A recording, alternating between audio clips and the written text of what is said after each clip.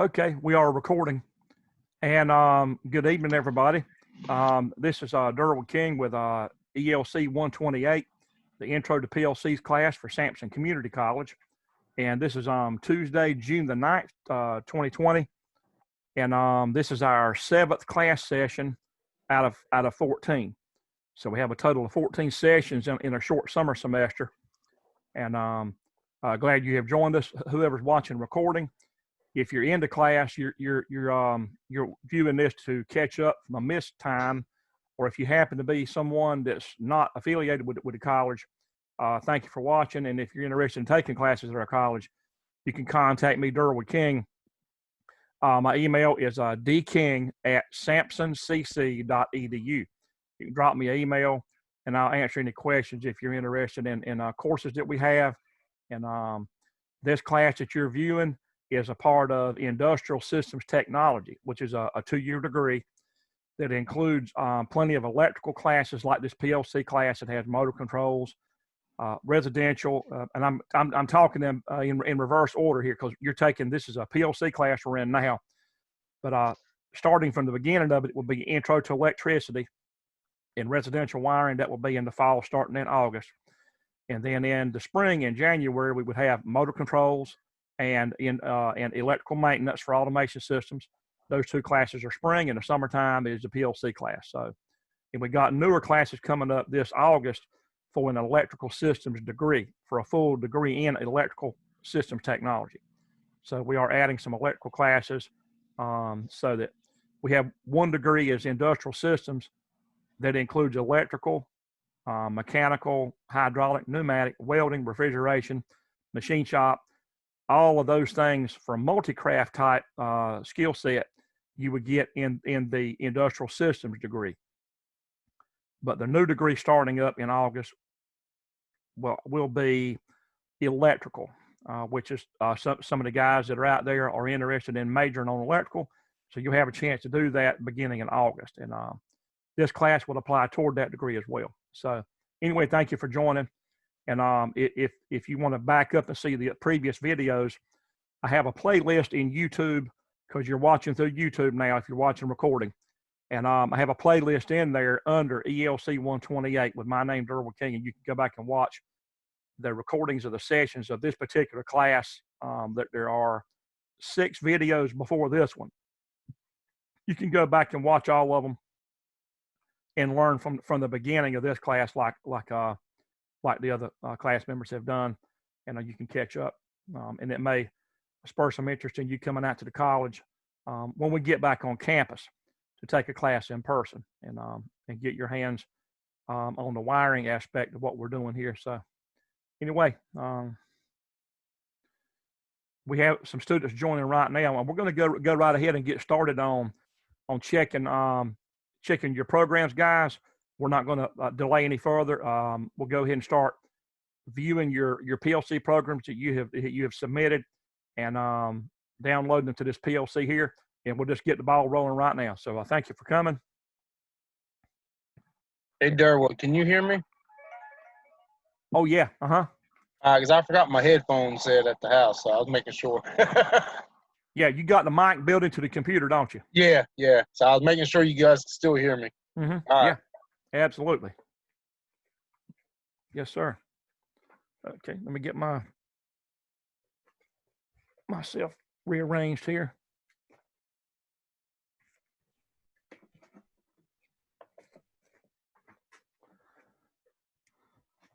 Okay, so if I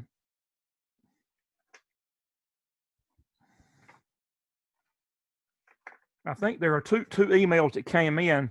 Let me switch over to email and save any programs y'all sent this afternoon. Let's check that first, and then we'll get started on whoever's in the session now on testing your programs.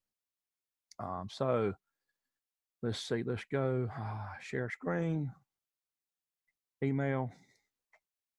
Okay, y'all see my email?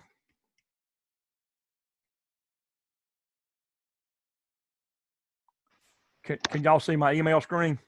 I can see it. Okay, good. So this afternoon we had let's go back. Okay. So the earlier one would have been Dylan Shook. There.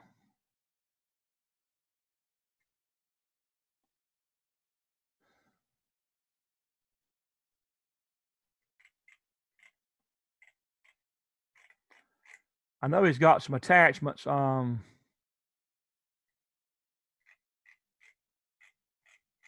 I saw them from my phone.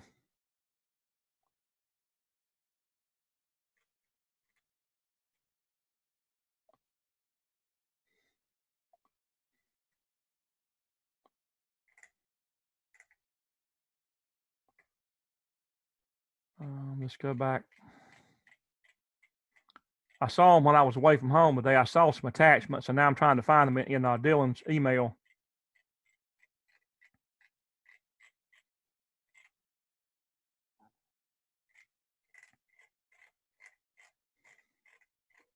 Durwood. Uh-huh. Yes, we had, and right like today and all this week, I bet my internet's sort of coming cutting out and mess. And I've tried hardwiring it. It don't really want to work, but I miss like a few seconds each time. So it ain't a big deal. I just want to let you know. Okay. All right. I think we can manage with it. Yeah. I mean, I haven't missed.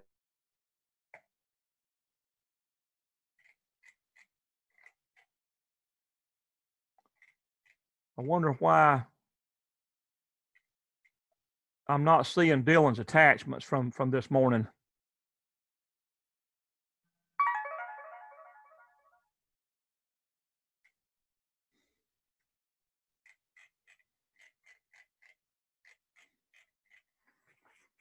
Somebody just buzzed me. Okay, I see.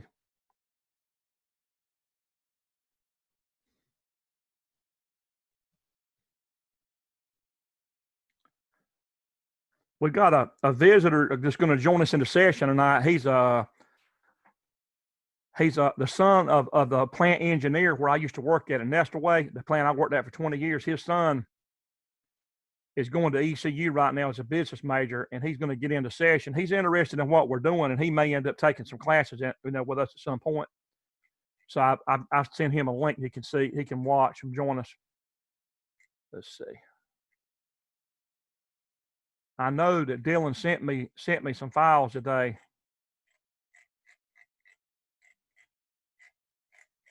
But for some reason, I'm not seeing them. I'm not seeing them here now.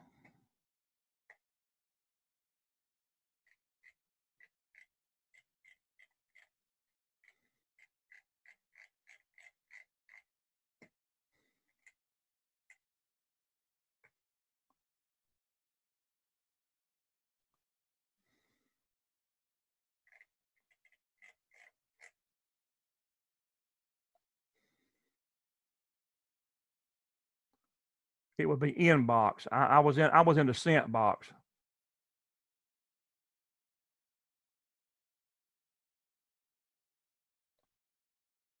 Let's see. Let's go.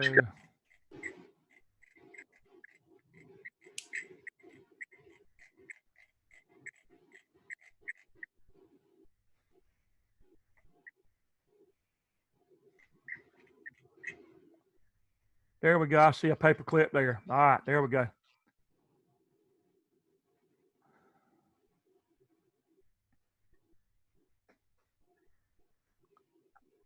I know he sent other ones too after that. Let's save that one. Let's go.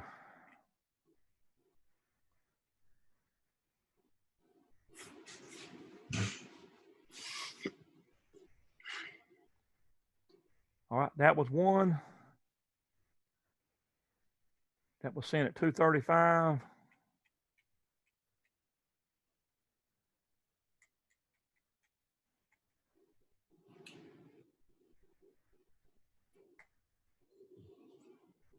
That's only one attachment. I know he sent some after that.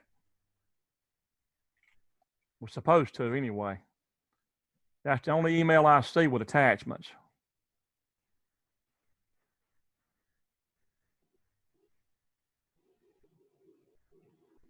There it goes right there. I see it. I found it. Okay, save as. That's your sump pump. And then there's one for the actual PLC. Okay, so we got Dylan saved, and then I think Jamie sent something today.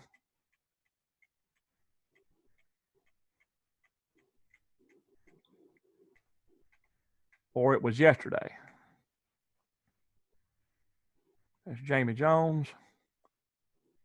Go back to there.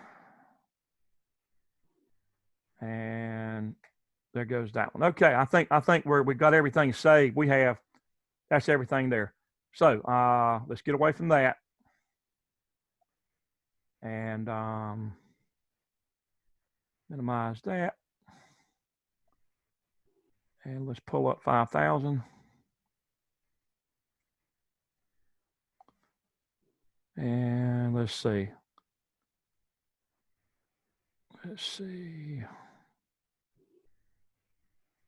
New share.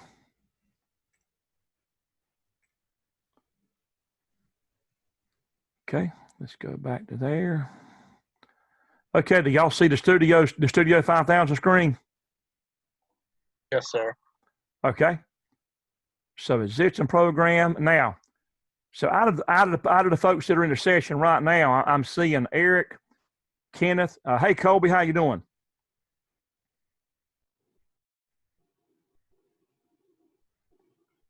I don't know if Colby's got a microphone on, but anyway, I see that you're here. You can enable your mic if you want to talk, any Colby, or if you just want to listen, that's fine. It's up to you. But you can jump in with us and talk if you want to. It's up to you. It's your call. There will be an icon. There would be a option at the bottom of your screen to turn on your mic to talk if you wanted to. So out of Eric, Kenneth, and Benjamin, let's go ahead and mark you down that you're here. So Eric, Kenneth, and Benjamin.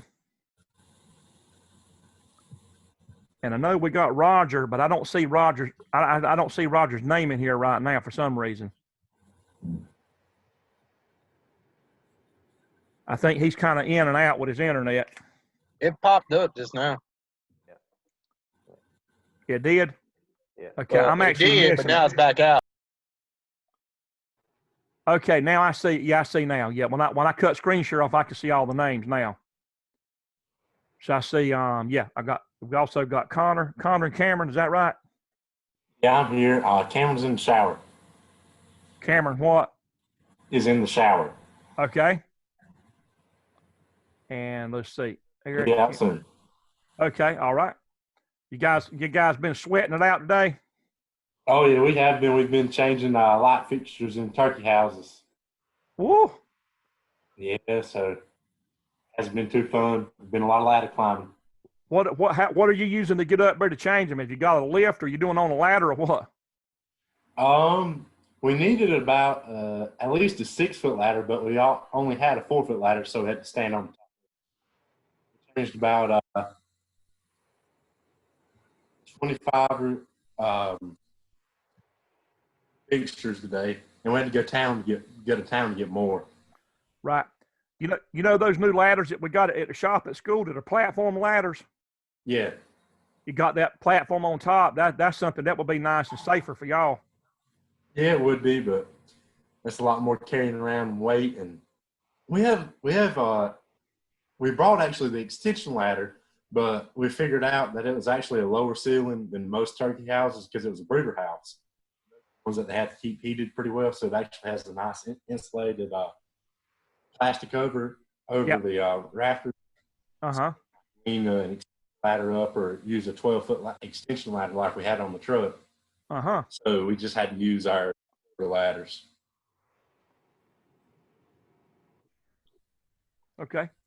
All right. So I've got everybody marked present that's in now. And I know there'll be other people probably coming in as we go. Colby, we got 18 people in this class, and right now we've got 1, 2, 3, 4, 5, 6 6 counting Cameron when he gets into the room. But there'll be Is other ones that kind the of Kobe pop. Pope? Huh? I said, is that Kobe Pope? It is. Hey, can y'all hear me? Yeah, Yeah, I hear you. Okay, all right. I had to fix that mic. Oh, we're all good now. I don't remember if I've met you or not, Kobe. I think I might have met you when you were a lot younger. I think I did when you were a lot younger. Yes, sir. Yes, sir. Are you tall as your daddy now? I'm about right up there with him. Me and he's a little taller almost. Yeah, me and Tyler are both right up there with him. Really? Yes, sir. Yes, sir. So there's Tyler and Kobe. Yes, sir. And then Okay. we got Lindsay, our sister. Lindsay's your sister. Okay. Well, that was named after your granddaddy, right? Yes, I believe Okay. so. Yes, sir. I think your granddaddy's name is Lindsay Pope.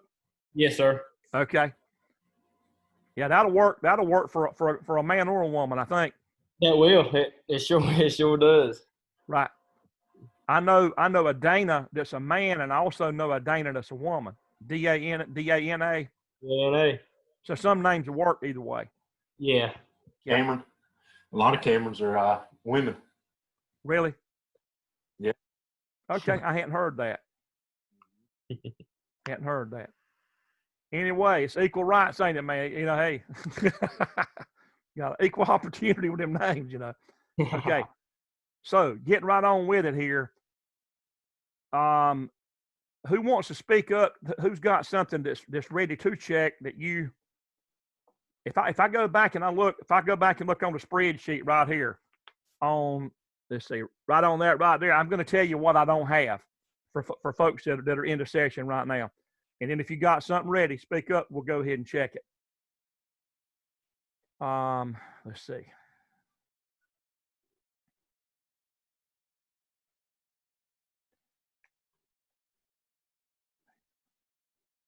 Okay. Benjamin, on the sump pump emulator program, I don't have you down for checking that one. Am I right on that? You checked me last. Do what? That day you had checked my program last. Okay. I think I checked the real one with the PLC. I don't think we did the emulator. Remember that? Oh, okay. We went right straight to the real one. Oh yeah. Which did you do it on the emulator, or did you just skip that one? Yeah, I haven't done it in the emulator. Forgot about it. Okay, just save that. Let's just move on tonight. You can kind of back up and create it in there if you want to and run it, and then if you can let me see it. Okay. Not that you particularly have to, but it's just a good thing to create it in there, and then you actually toggle the bits to see it run right there on your laptop. You know. Yes, sir. So you can run it yourself, even though you sent me the real one to run on this PLC here. It's actually neat. You really need to be running them on the emulator too, so that you've actually got your hands more on it than seeing me run it. You know. So even though you created the program, so just make your notes. You can just catch that one up sometime, and then and just show me at any time. We'll back up and I'll give you credit for it. So yes, sir. okay. So. See. There.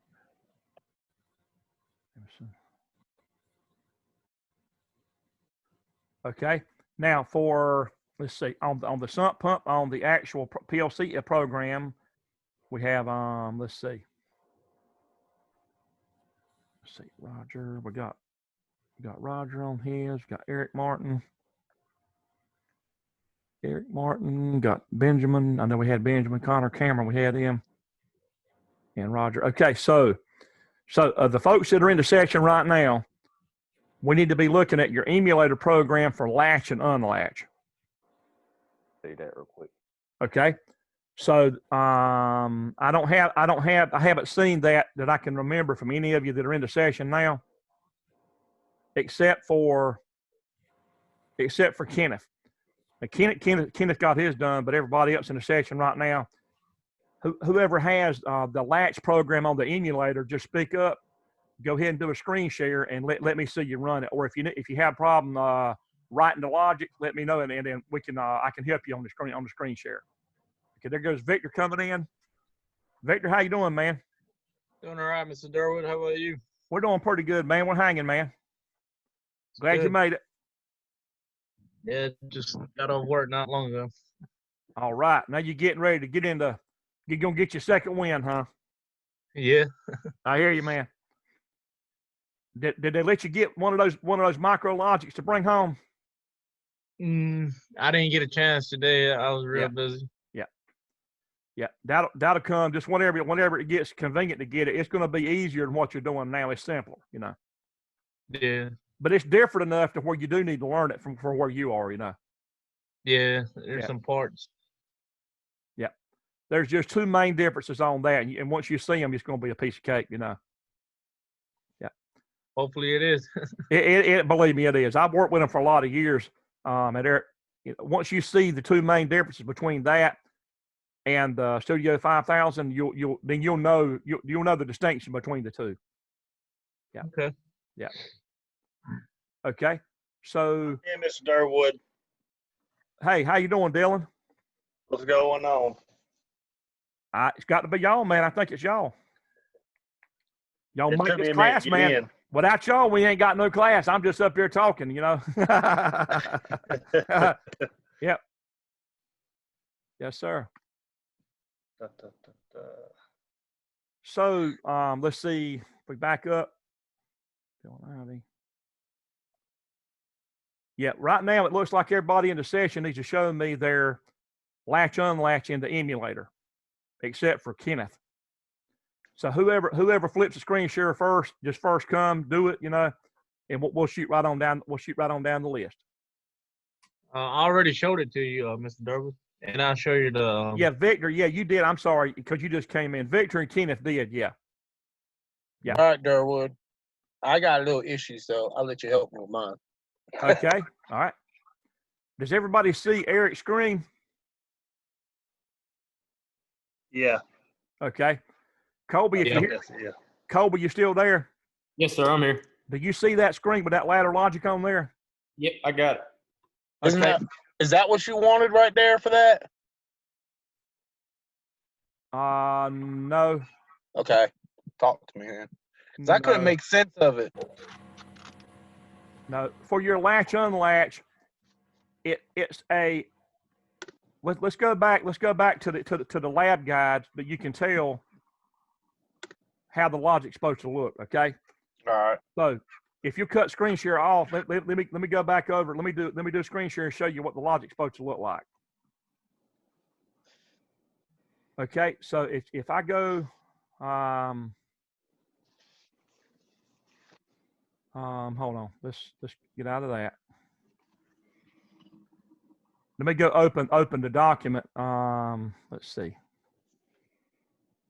Is it the one with the figure 5-1? Yeah, it's 5-1. It is 5-1. Okay. Okay. Now, Okay. do y'all see my screen there? Yep.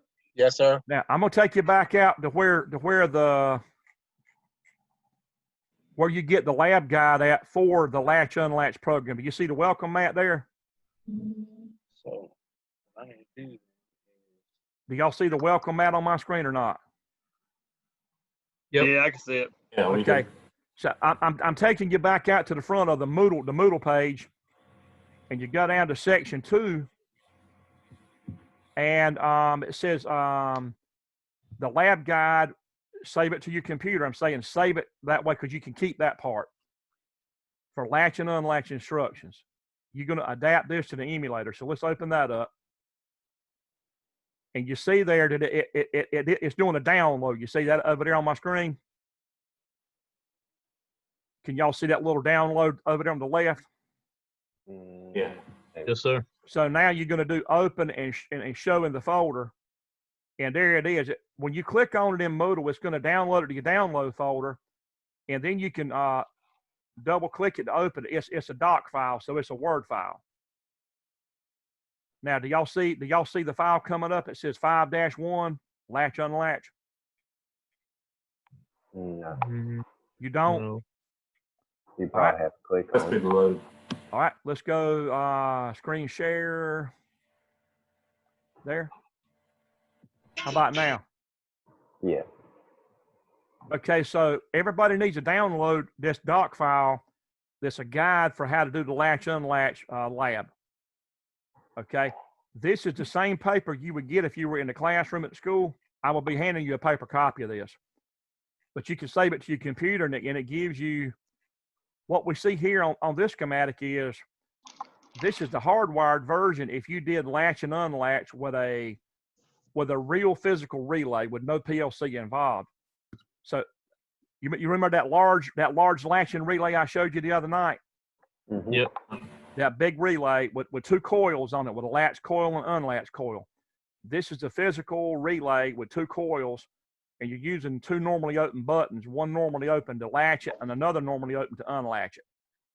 Oh, And then we got some auxiliary contacts to turn on a green light and a red light. So that would be hardwired with no PLC. Now let's go forward in that lab guide, and it's going to show you this is what the program is going to look like, but not with these addresses. Now these addresses are for RS Logix 500. Victor. Yep. These addresses are if you were at the school in our classroom, you would have started out with the RS Logix 500 on those micrologic controllers. That's what you'd have started out with. And then you would have worked into the 5,000 controllers. But we're going to change these addresses. But what you want to see here, Eric, is you're going to have a push button 1 and a push button 2. That's going to push button 1 is for latch, push button 2 is for unlatch. Yeah, that's what I'm working on right now. I'm changing it now. So basically, the logic needs to look like this: an examine on contact for latch and examine on contact for unlatch. But these addresses are going to be different now, because again, what we're working with the PLC here, just on your emulator, it's not going to be addresses at all. It's just going to be tags, and you can just call it latch unlatch motor starter. For a tag over here on latch and unlatch, you can just call it latch unlatch motor starter for a tag, because you're doing the emulator, right? Yeah. Okay, so again, there's no physical addresses involved. Over on the left, you can call that push button, you can just say latch PB. And over here on that latch instruction with an L in there, you can just call that latch unlatch motor starter, or L/U motor starter, however you can abbreviate it. And then for PB2, you can call that unlatch PB push button, or unlatch PB. And then the unlatch instruction is going to use the same tag that you created up here. So when you get down for that unlatch instruction, instead of right clicking to make a new tag, you'll double left click on the question mark, and you're gonna go down and you're gonna choose the same tag you created up here. Okay. And that's gonna be the same thing when I go to my next two lines too. It will, because down here you're gonna reuse the same tag that you created up here. Right. So that when it latches, you're gonna see these auxiliary contacts change, and you'll see the green light and the red light alternate. Okay. And so does that make sense? Your program logic is going to look exactly like this, except for the addresses. Right. And just remember that down here is going to be examine on, and that'll be examine off with the normally closed slash in there. Okay. All right. Did everybody get the picture now? Oh yeah. Yeah. Do we need one for both to do one for the emulator and for the actual PLC? Yep. My plan is that you run it in the emulator that I see you actually running on your laptop, that you run it, that you screen share and run it from home, and then that you tag the real addresses to it that I've given you. If I take you back out to the Moodle front page, okay, do y'all see my Moodle page again? No. Nope. You don't. Okay. Let's go back. Let me switch screens. How about now? Yeah, I can see it. Now, so after you do the emulator version just with plain base tags, come back up here and get the real addresses here. It says latch unlatch PLC schematic with input output addresses. Y'all see that? Yep. Now, so if you click that one, then it gives you the drawing of the real physical input. So can y'all see the schematic? Yeah. So Eric, you see that the normally open latch button here? Yeah. That physical normally open button that's out here on my PLC in the room here, it's going to feed input 1. Right. And then the unlatch is going to feed input 7. Right. And that's because I chose 7 because I don't want to change any other inputs that I've already got wired for previous labs, because there's some people that haven't even finished up on the very first lab that are that far behind. Right. I'm still waiting on some people to do the first lab. So Now you said on the emulator for the motor starter wise, you want me to put the B3? no, because the B3, those are addresses, those are internal addresses for RS Logix 500. So just put latch motor starter then? Yep. Okay, and then just copy it to the rest. Okay, gotcha. Right. You'll reuse that same tag on the rest of them by double left clicking on the other ones, and then going down your tag list and choosing that same tag once it's been created. Right. And then that will cross-reference those other circuit elements. It'll cross-reference them off of that first one that you made. And every time it latches, all of the instructions that you reference to that address, they're all going to follow the state of that latch instruction. They're going to toggle back and forth as you change the logic as you run it. So basically, you're going to have two different programs. Like you'll have the one that's just the instruction, and then you'll have a separate one with the IO addresses, right? You don't put it all. That's right. That's right. Was that Dylan Shook? Yes, sir. Yeah. Okay. Yes, sir. That was it. The reason I'm doing that is because I'd like to see you run it yourself on your own emulator, and then tag some real addresses with it, send it to me, and then we'll have you to help tell me how to download it in this real PLC, and so you get to see it both ways, emulated and real, So if I did have to like send you one of the labs, I don't need to send both, and I just to send the one with the IO addresses, right? That's it. Yeah, the emulator. Okay. I would like to see you run it, because if you just simply send me everything and I don't see you run it, I'm not for sure really how comfortable you are running the emulator. Gotcha. And then it's just another file I have to open up and run anyway, when it really should be. It's going to take part of the fun and experience out of it for you if you don't run it, and just let me see you run it.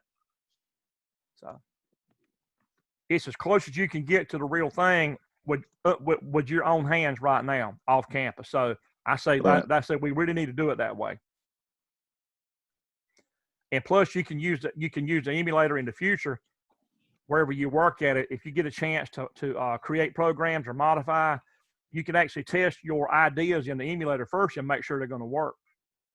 Right. Before you run them on a real machine, that's going to tell you whether it's going to even do what you think it's going to do anyway. So I think it's a good thing to have the emulator for debugging. It's a good thing. So on that schematic there, do y'all see the output? You're going to have one motor starter there for latch unlatch motor starter, output 1, slot 2. And then the green light and the red light, they're going to be output 4, output 6 in slot 2. Everybody okay with that? Yep. So I scaled the drawing down just to show you just the devices that you're gonna be involved with.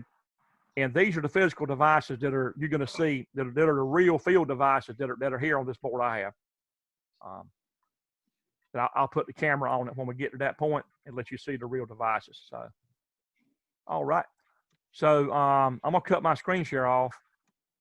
And so who wants to show anything? Who wants to show a circuit at this point? I know about to finish mine up right now. Okay. Now I know Dylan Shook. I know you sent me one today for. I saw for. Let's see. Yeah, I'm pretty sure I sent. I revised the number 1, and then I did the second one. We already showed the number. The first one, the 7 different ones. I showed that one time, but the second one, whichever, trying to remember the name of it, whatever the second lab was, I haven't showed that one yet. Well, I don't think we've actually run your basic logic functions on the real PLC.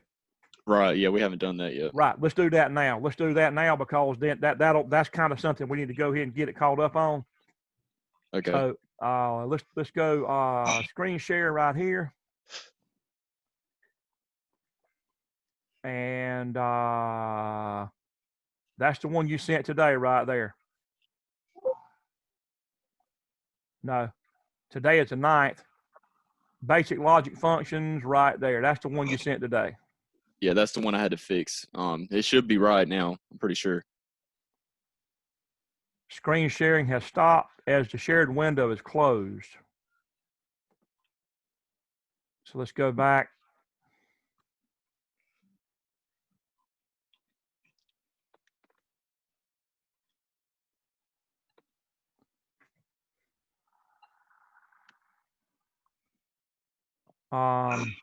Let's see here. My screen share is playing a game with me here. Hold on. I see Mason coming in. Let me check Mason as being. How you doing, Mason? I'm all right. How are you? Pretty good, man. Hanging in there. Yes, sir. Dylan Ivy. Sure, Dylan Shook. I'm checking y'all on the roll as you come in. So right now we got 1, 2, 3, 4, 5, 6, 7, 8, 9. We've got 10 people in the session right now, plus Colby Pope. So And Colby, I'll we be- do what now?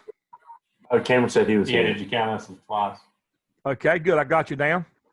Yeah. All right, glad you made it. So let's flip over now to the 5000 screen here. There. Okay. And we're looking at Dylan Shook's basic logic functions with real I/O. Okay, do y'all see his program?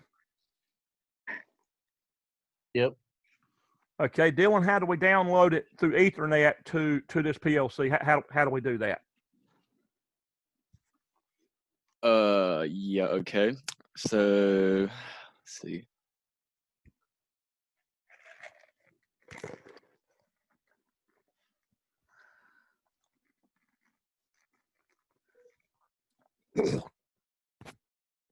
Trying to remember here.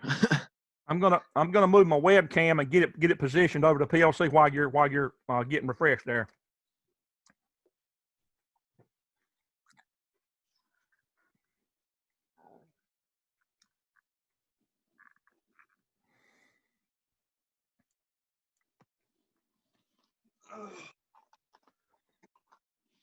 I'm gonna flip back over to my webcam just for a second. All right, let me know when you're ready. Okay, let me flip back over this way. Stop share. Let me go back up. Let me get my webcam position right.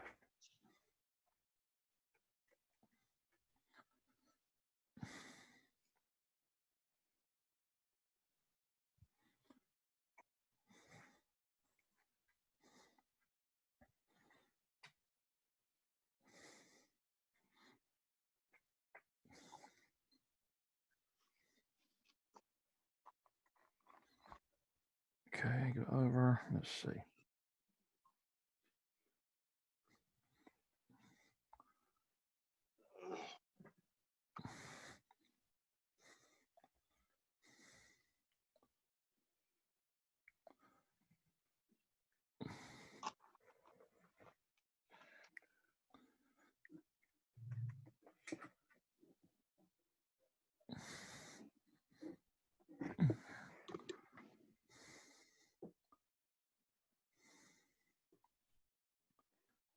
Y'all see me moving that webcam around?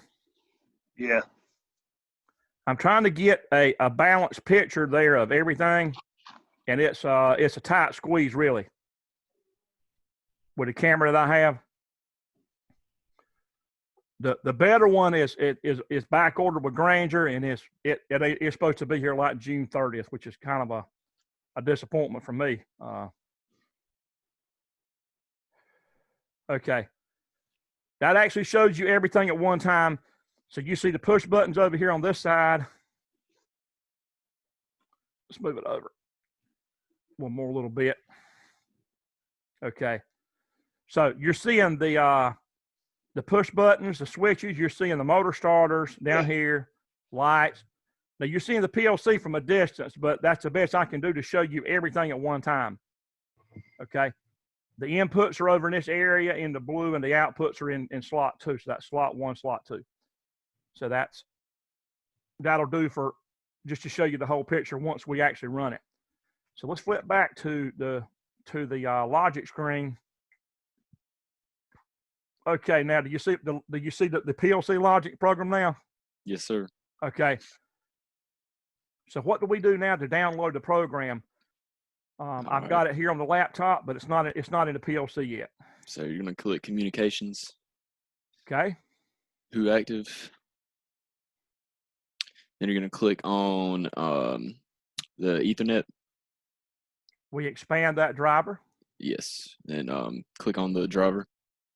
We'll We're expand going to it. click on the IP address of the PLC, right? Right. That 130.130.200, that's the IP address of the Ethernet port on the PLC. Okay. Then you're going to click download. Download. So Colby, just so you'll know what we're doing here is he's created a PLC program on his own computer using the same software we use on campus. Rockwell has let everybody download it at home. He sent me a real program with real addresses for input output. And now he's telling me how to download it into a real PLC here at my house. I'm at home teaching in a back room here. And so he's telling me how to download it through an Ethernet cable from the laptop into an Ethernet cable. You see where I'm pointing in the webcam, I got a blue cable down here. Yes, if you look in the camera, that blue cable in the bottom is going to an Ethernet port on that controller from the laptop. Okay, I got you. So when they run the emulator at home, they have an emulator software package that's separate from the PLC software that acts like a real controller. So he can actually download from Studio 5000 software where he creates it and download it into an emulator package that acts like this PLC up at the top where I'm waving my hand at. This rack up here is a real PLC system. Yeah. And so the emulator package actually mimics this up here on their laptop at home. So they get to emulate it and run it. And if it looks right, then they put real addresses for push buttons and float switches and things like that, and lights, starters, and all. And then we run it on the real thing. So Okay. Yes, okay. sir. All right. So Dylan, it looks like it's downloaded and it's actually in run mode already there. So you got the green. The green tells you that you're online and you're running. All right. Okay. So I'm going to turn on. If you look in the webcam where my hands are, that first switch is going to be your safety gate. That's safety gate 1. That's like a safety gate on a machine closing. It's lit, but you got to have 2 more safety gates for the AND logic here. On the OR logic, that same address coming in here, what you're calling it thermostat, but it's the same address. That same address on that switch, that physical switch I have over here, is pretending like it's a thermostat in zone 1 in a hog house. So you got 3 thermostats in parallel in a hog house, and if you get one of those on, then it turns on what you call MSC1 to turn on a fan or a heater. Okay. A fan in this case it would be. So this is OR logic and it's satisfied right now. Let's go ahead and turn on safety gate 2. That's on. And now at the bottom you see my hand, safety gate 3. So with all 3 safety gates made, it's going to let a certain machine run because all the gates are closed. And then on the OR logic, all it takes is 1. If I drop out, all of those but 1, it's still going to run. So it only takes 1 out of the 3 to run there. That's called OR logic, Colby. Called OR logic. You get here 1 or 2 or 3 that are in parallel. It can run a fan. Okay. Yeah. When they're in series like that top one, it takes 1 and 2 and 3. You got to have all 3 of them to ever get that output there. If you go here again, You got to have 1 and 2 and 3, and then you get an output. So that's called AND logic. This is called OR logic. Okay. That makes sense? Yes, sir. Okay. So, all right, now go down here. You got combination with OR and AND.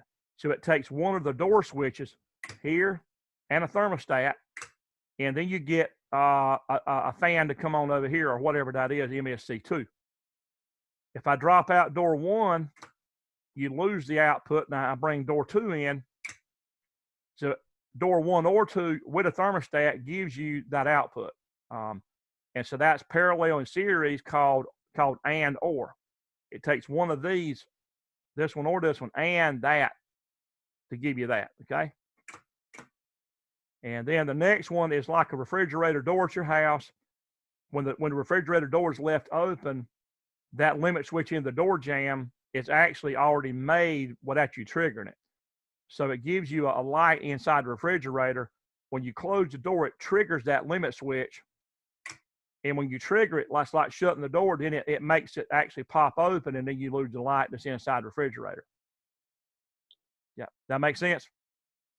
Yes, sir. Okay, yep. And then here that's called NOT logic, NOT. So what it means is if you don't trigger that switch, you're gonna get a light if you don't trigger the switch, because it's a normally closed contact that as long as you don't physically touch that switch, it's going to be made, and you're going to get a light until you actually trigger it, and then it actually pops open at that point when you shut the door. So it's the opposite of a normally open. Here you got 2 normally closed called examine off, and if you trigger either one of those, they'll pop open, and you'll lose that light over there. So if I pop open 1, you lose the output, the yellow light. If I pop open 2, then you lose it over there. That's called NOR logic. If you want the light to run, you don't want to trigger this one nor that one. That's called NOR. And then NAND is 2 normally closed in parallel. That's both of your doors on a vehicle, your driver and passenger door. If the doors are open, you get an internal light in the vehicle. And if I close the driver door, it pops, then it actually makes that limit switch in the door jamb pops open. You still got a light because they got the passenger door open. If you close the passenger door, you trigger that limit switch, it pops it open, and then your internal light in the vehicle goes off. That makes sense? Yes, sir. That's called NAND, N-A-N-D, not AND, but NAND, which means if you want the light to run, don't trigger that one and that one. There's an N in there for not. It means do not trigger this one and that one if you want the light to burn. You know, like now. That's kind of what you call that logic function. It's called NAND. And then the last one is called memory logic. It's got a momentary. If you look in the webcam, I've got a green start button, momentary, and then a red stop button in the screen. So if I press the green start button, I press it and let go. That's a momentary button coming on input 1. I press it, it makes the output come on output 3, slot 2, output 3. And when that comes on, that address there, which is the same address here, that output causes that holding contact to pull in, and it seals in around the start button, and it allows me to let go of the start button, and it's going to keep the output running without having to stay on that green button there like that. I don't have to keep it held in. You know, when I let go, it's just going to stay running because the output triggered a holding contact here with that same address. So slot 2 output 3, slot 2 output 3, that output triggers this contact, and it makes it go parallel to bypass to give you an alternate path around here to keep the output running. So if I cut it off, the stop button goes away. See the stop button going away? Now press the start again, start and let go. And that triggers the output triggers the holding, and that kind of seals it in around here until you hit stop. And that's it. So that's called memory because it remembers that you hit it. Right there. It remembers that you hit it. That's what they call that. Okay, so that's good, Dylan. All right. That's a 100.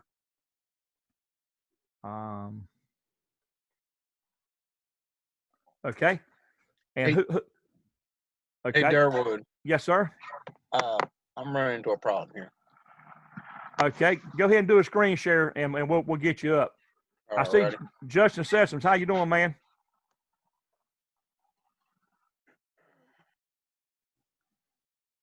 I see Justin's name out there.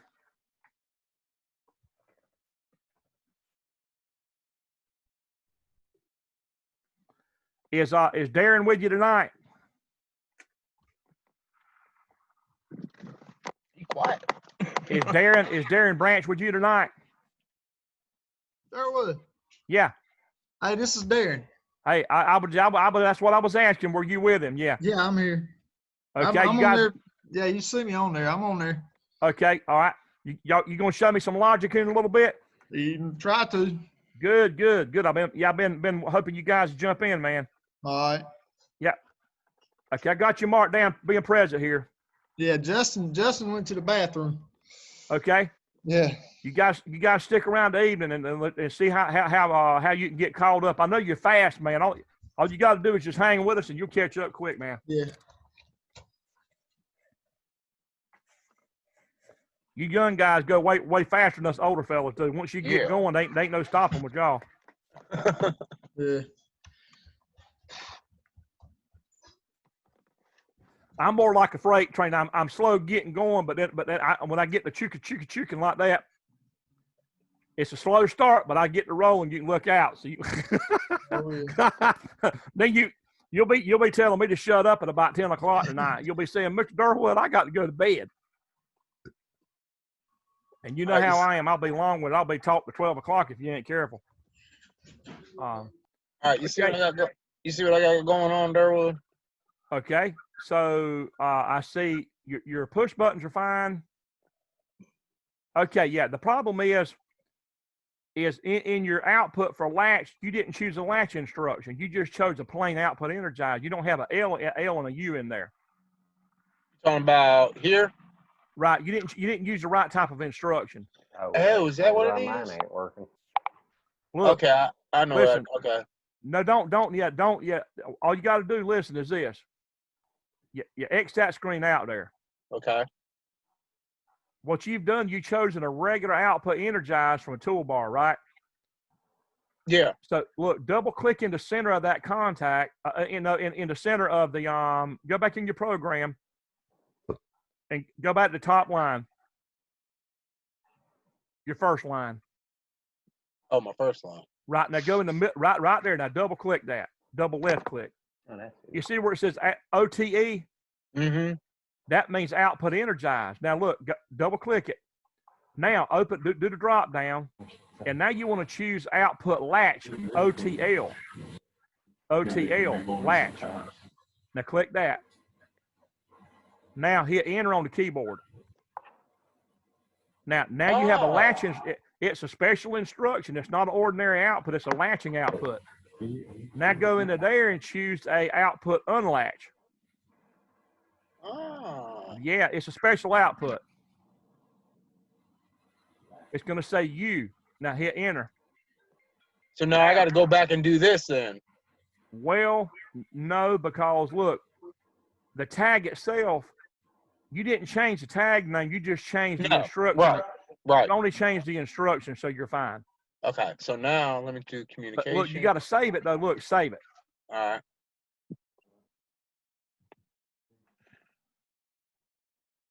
Mm-hmm. Then once it's I saved, have mine ready. I think if you want to check it next. Okay. All right. Now go to communications. Right. That's right. You can go download it now to the emulator. So Colby, what he's doing now is he's going to download it into an emulator software package on his laptop that's going to act like a. Do you see the little rack on the right side of his screen there? You see what came up? Failed to go online with the controller. The controller slot specified in the project does not match the connected controller slot number. Okay, so that's an easy fix there. Look, on your controller over there on the right, what slot is the controller in? It's not in one. It is the controller. Oh, it's got the number 2 red. Right. That's the slot number of the actual controller. Yeah, it's got it in red. Okay. Now, so look, you got to go back over to your program and go up to the left where it says controller E-Martin basic logic functions. In your Right here? organizer. No, over to the left. Left. Okay. Go Down up here. a little higher. Up Right here. there. Right click on that and go into properties of the controller. Right. So Okay. look at the slot number. So you know it needs to be in slot 2. I gotta change controller probably because it won't even let me put it in slot. Right. Listen, look at here. You've actually you've got a real PLC there. Yeah. You got to have the emulator PLC, not the real one. I never changed it back from the other night. Right. So you got 2 problems here. All right. So you got to go way on down to the bottom and choose the emulator controller. I keep forgetting to do that, Durwood. I gotta make a mental note of that. Right. Oh, you're gonna get it down, Pat. You're gonna do it so much you'll get it down, Pat. You'll be able to do it in your sleep when you get done with this class. All right, here we go. That okay. Right. Yes. Right. All right. Now what? Oh wait, So, I gotta wait for it to download. Yeah. Once it quits swirling like that, you got to tell it slot 2. Yeah. So every time I go from emulator, I gotta put it in the emulator in here, then go change it back when I send it to you when I make the what's name, right? Right.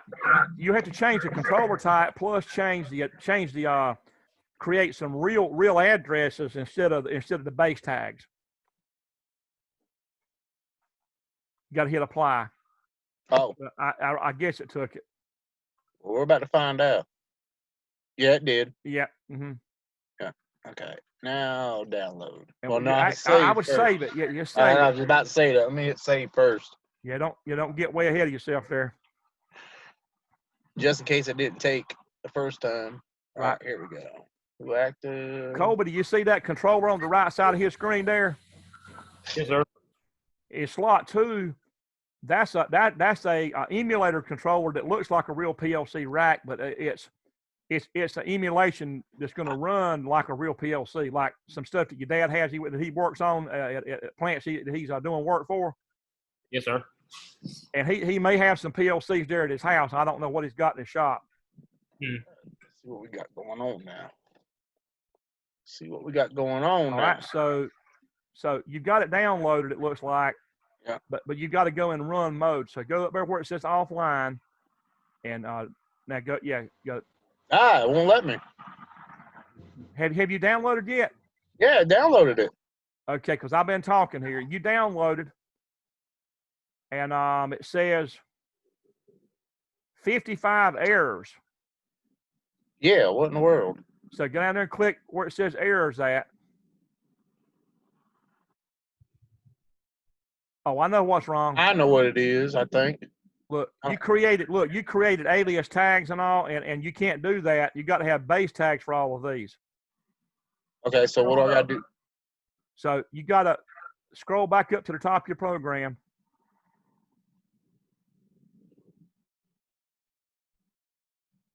You actually downloaded the wrong program. Oh? Yeah, you did. You're looking at this is not the program that you want right here. Oh. Oh, wait a minute. You got way too much going on in here. All right, so I need to change all this. Hey, look. I'm listening. You're sitting down there on line number 7, 8, 9, and 10. Yeah. When there's not supposed to be any other logic going on in here. Okay, so you want us on a separate one. Well, I'll say this. Look at where the errors are. Scroll up. The errors are on all those other lines that are above it. You see all that? Yeah. Listen, delete all those lines by doing this. Go over to the left side and go over to the left side, right click and delete.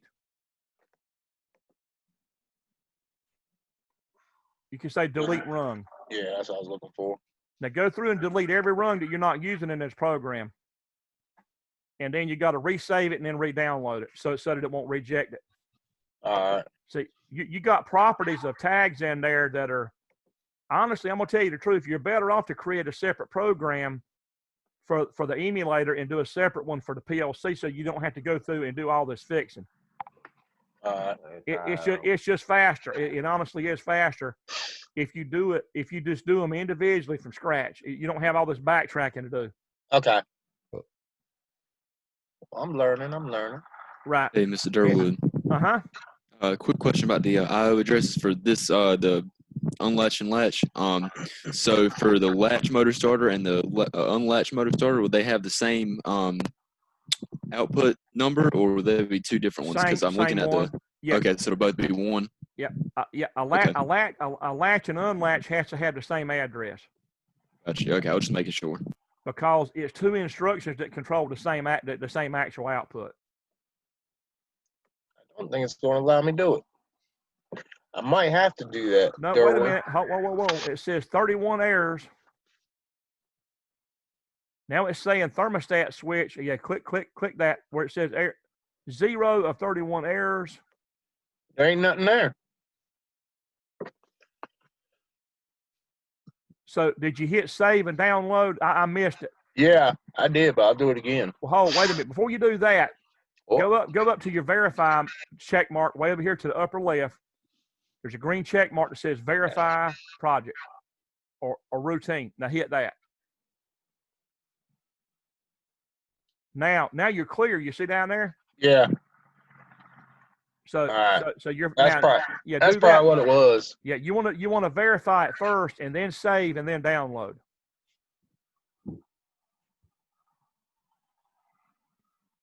Well, gee.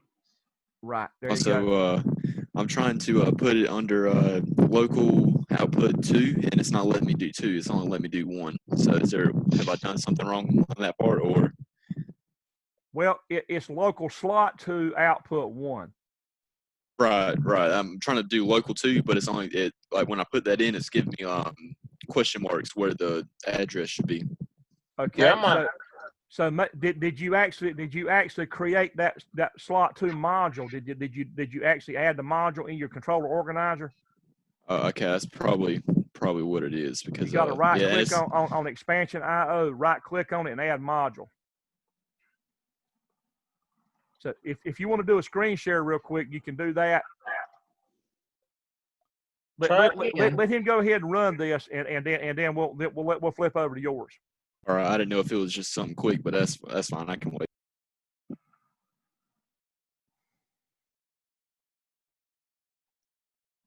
Yeah, look on the left side of your screen at the bottom for and right click on expansion IO, and you'll have to add a module in there for slot 2 if you hadn't done it. Because the software doesn't know that module's there yet. It won't let me do it. Just a minute ago it did. Wait. Listen, you've already downloaded, right? Yeah. And what's it saying here? You got 31 errors? Yeah. I'm gonna try and verify this controller again. Change anything? It's saying 31 errors. Oh boy. Well, look, click the errors and let's see what does it say. That's all it says. It's saying about old tags. The tag doesn't reference a valid object or target. Mm-hmm. So you've still got tags that are existing in the program. They're not there. Well, they actually are. Look, I'm gonna show you where they're at. Oh, okay. Go over to where it says main program, and hit the arrow to the left of it, and now click into the local tags in there above routine. Double click that, and go under edit tags in the new window. Go at the bottom of the new window for edit tags. And it's not showing any tags. Not showing nothing. And go back under monitor tags. It's not showing any tags there. What did I do wrong? Well, the mix-up is coming from you're trying to convert a program from real to emulator, and it's getting real hairy. Okay. Oh, So go under. I'm trying to find where those tags are so you can get rid of them. So go under. Open up your controller up top. Look, go to the upper left where that triangle is, to the left of controller E Martin. Click that. Open that up. Now go into controller tags and see are they in there. Ah. So that's where they are. So you're going to need to delete the tags that you're not using. So right click and delete. Or hold on, we got to see. Just try to X them out. Just click outside of that window and hit the X to see if it gets rid of it. Nope. Okay, listen. Okay. Hit the edit tags tab at the bottom of the screen there. Edit tags. Okay, now go over there and hit the X and see if it'll let you get rid of it. Nope. Right click. Yep. Now delete. Go through and delete all the tags that you're not using. Jeez, Hey, Mr. Durwood, I'm ready to show you mine while he's doing that if you want to. Yeah. Here. Let me go ahead and see you finish it. Well, okay, all right. But I'm just ready get rid of all after the you. ones. Get rid of all the ones that you're not using, and then resave the program, and then verify it again and see if you have 0 errors. Okay. But this is for everybody watching. This is a lesson, a hard lesson that you're better off not trying to go in and modify a emulator, not trying to modify from emulator to real using the same file. You're best off to create 2 separate files, and you're going to save a lot of time. Okay, you ready, Mr. Durwood? yeah. Okay, so you got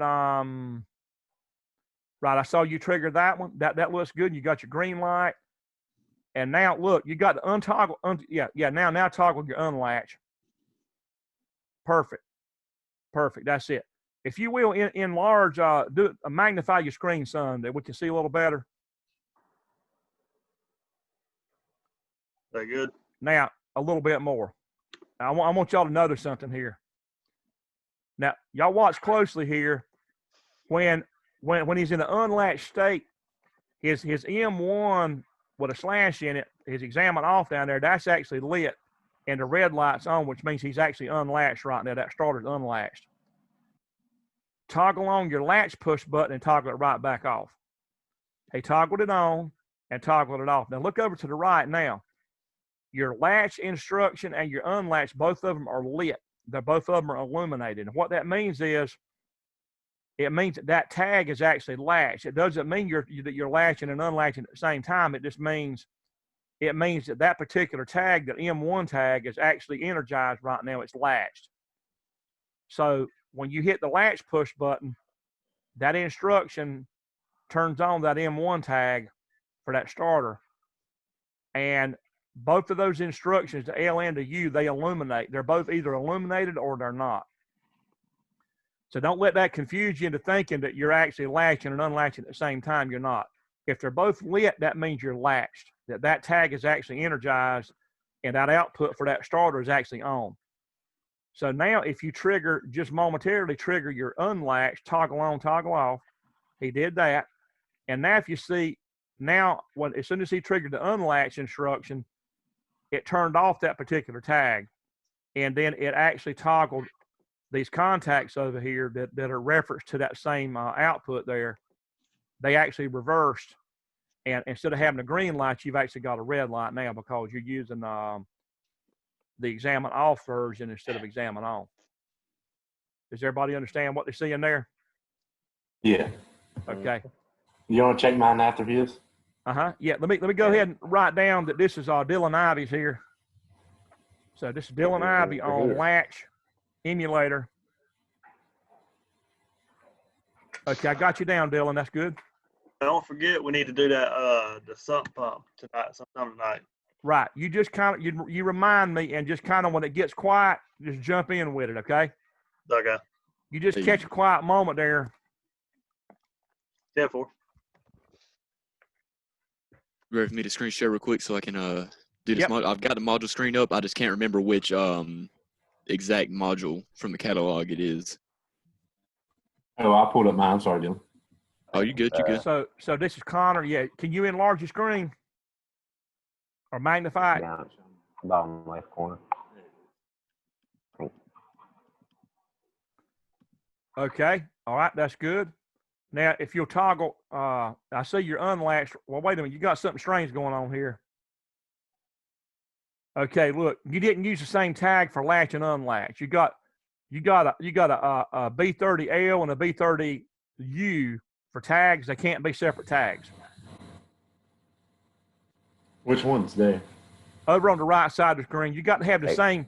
Okay. The latch You and gotta have unlatch. the same tags. It has to have the same exact tag. For all four of them. And look, for All all four four of 'em? things, all four things have to have the same tag. Yeah. All right. All right. Well, I'll change that real quick. Okay.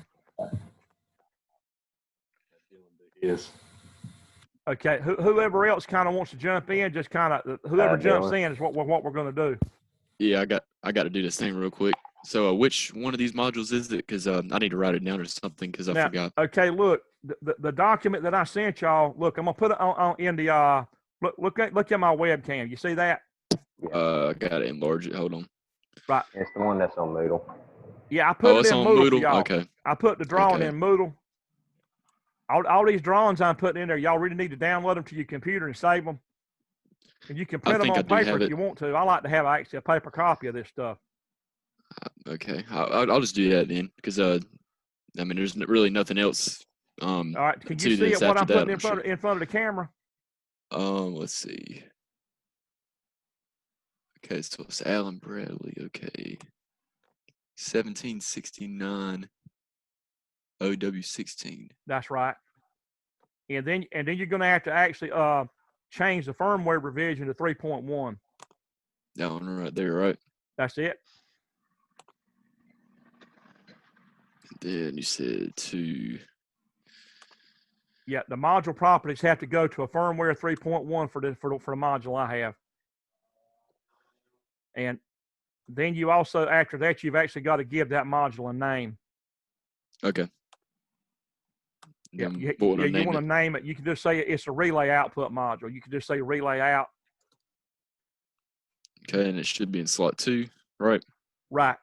Yeah. Okay. Colby, if you look on my web camera here, you see that where I'm pointing at? Slot 2? Yes, sir. That right there, if I open that up, you see those black wires in there? Yeah. That slot has to be, you got to tell your project that you've actually put that slot in there, because everything from slot 2 over is add-ons to the main PLC. The main PLC has a slot 1 built in. Okay. But everything outside of slot 1, 2, and on out, that stuff is add-on.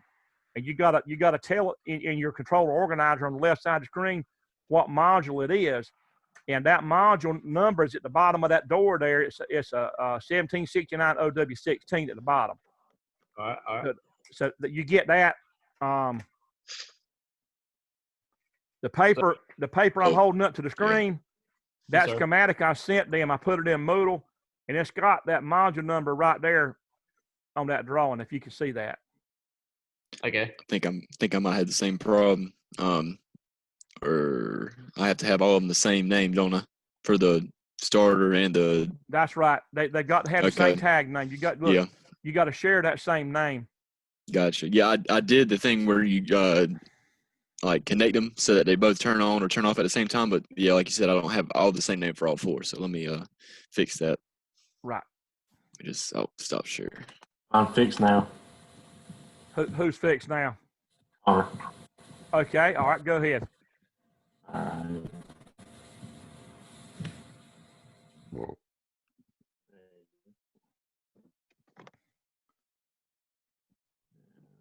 Yeah, I see that. Okay, so yeah, so toggle your latch.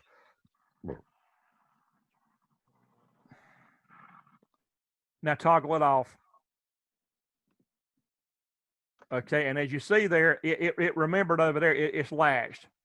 So your B30 output for your motor starter, it's latched, and then you also that same bit over here, that auxiliary contact's got that green line on too. Yeah. And now if you will trigger your unlatch, I would have called that latch an unlatch, but it's okay. Yeah, I just saw them. Okay.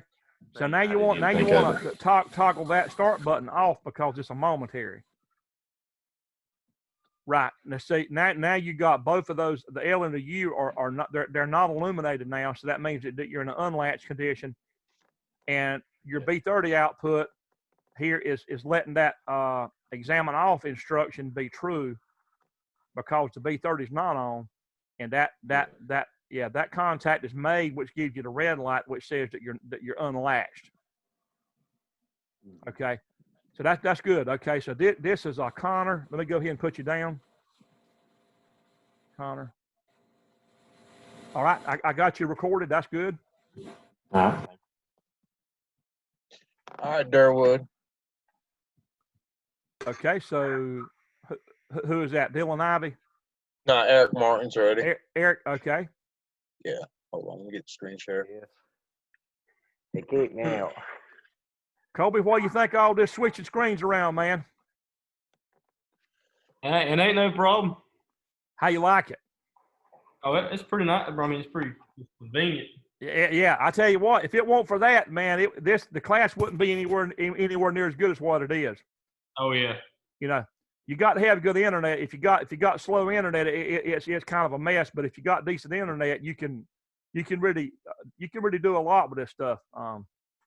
Yeah. Let me show you what I can do. And see, I'm showing the real thing here on my webcam, and I actually take them through the wiring. I've already took them through the wiring the other night, how to wire your field devices up, your switches and your lights and your starters and all.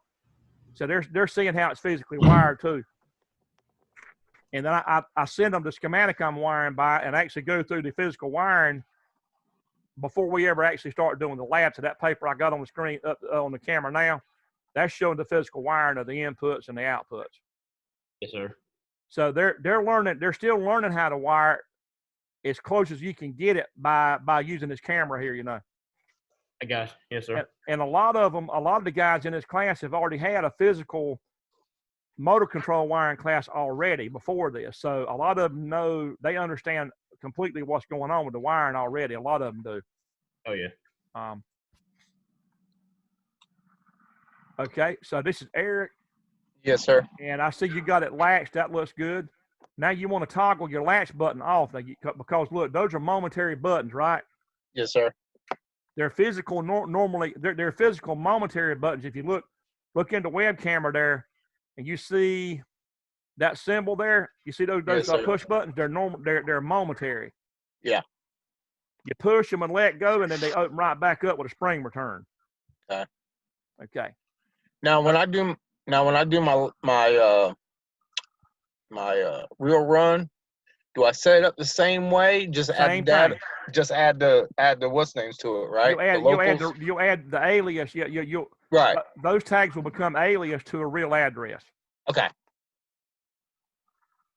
And the addresses are on the paper that I got in front of the camera right now. Yeah, I got it. I got a copy of it. Right. So that I scaled the drawing down to where all you got is just what you actually need. You know. Right. So I did a whole new drawing with just the bare bones of what you need. You know. Okay. One question I have for you. All right. Same way I got this set up, right? But this will be the motor starter itself would be the local 20 data 1, right? Where my arrow is? That's exactly right. Okay. And then same thing with this one, right? That's exactly right. And then this one will be the 4 and the 6. That's right. Okay. Okay. I'm on the same page. And then how about your push buttons? Then that would be the 1. That'd be the 7. That's right. And then 1 and 7, right? No, that would stay with whatever these are. That's exactly right. Okay, gotcha. That's it. That's a big 10-4, man. That's it. I'll make that for you and send it to you then. All right, good. I go next. So we good on this one, Durwood? Yeah, you got that one, Eric. That's fine. Let me go ahead and put you down here. All right. I'll work on the next one and send it to you. All right. Okay. Anybody else, you can jump right on in. There. Okay. I think so. Yeah, and now you'll toggle that button off. Okay, that's Yeah, good. yeah. So it stayed latched like it's supposed to, and now you got a green light. That's good. Exactly, perfect. That's it. That's perfect, man. Do you understand what you're looking at?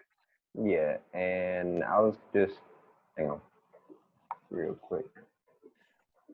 So I was just gonna, let's see, is it down here, controller properties? Oh, never mind. I'll figure it out. I got something to Evan. What I'll be right I back. would do is just create another program for the real one instead of trying to change all that over. It's going to save you time. I mean, You won't have to yeah, go that's through how. you won't have to go through and change the properties of all them tags. Yeah, yeah. I'm busy with. It's faster, in my opinion, if you just create another program. Gotcha. It's less button clicking, less typing. You know. Yeah, I'll do that. Okay, I've got you down here for the emulator on latch. That's good. I got it recorded.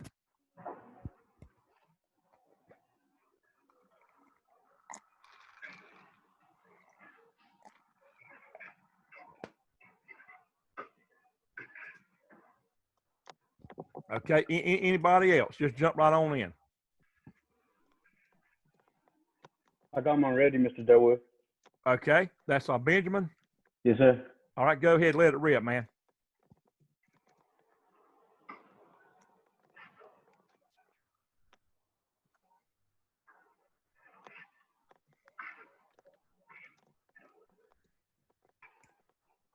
Okay. Yep. So toggle that latch button and then untoggle it. Colby, what he's doing is he's toggling a bit with his mouse, just like he's hitting a button on a real machine. Yes, He sir. can actually manipulate inputs like that on the emulator just by toggling a bit, toggle on, toggle off. Okay. So toggle that the latch button on again. Let's see it.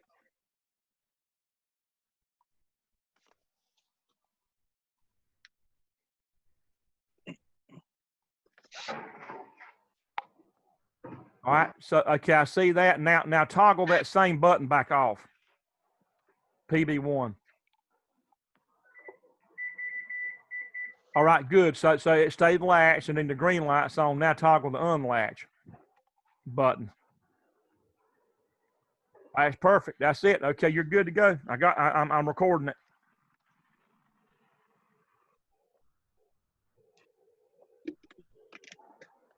All right, I got you down, Benjamin. That's good.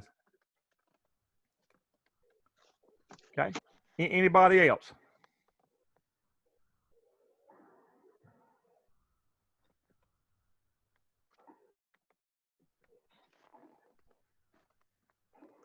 How about Justin Systems and Darren? Do y'all have anything ready? No, not yet. There were. Do you We're need some working help? on Do you need some help getting something finished? We're working on it. We're gonna figure it out here. Okay. If you need some help, you can do a screen share, and I can help you. Okay.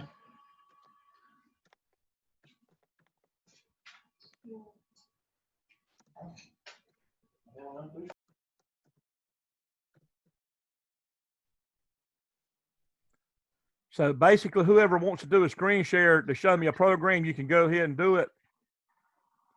Or if you have emailed me a program to run on the PLC, then I can go ahead and do that. Hey, Durwood. Yes, sir. I'm having a problem. I keep trying to download this latch and unlatch stuff, and it keeps saying failed to go along with the controller. Okay. Do a screen share. All right.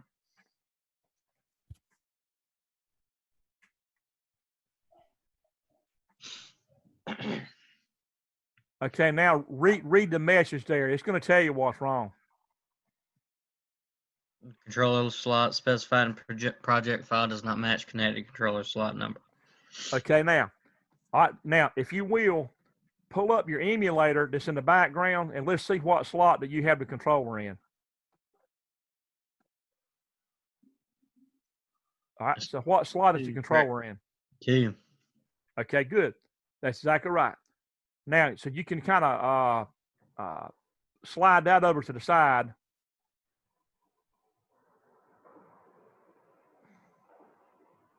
Okay. Now let's go into the property. You close that out. You can just close that one. This. Yeah, that do right I- there. X that out. Go over in your controller organizer. Now you can leave the emulator alone.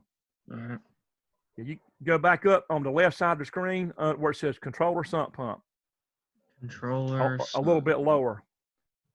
A little bit higher. Oh, there it is. Right there. Now right click and go into properties of the controller. Properties. Now, so do you see what's wrong?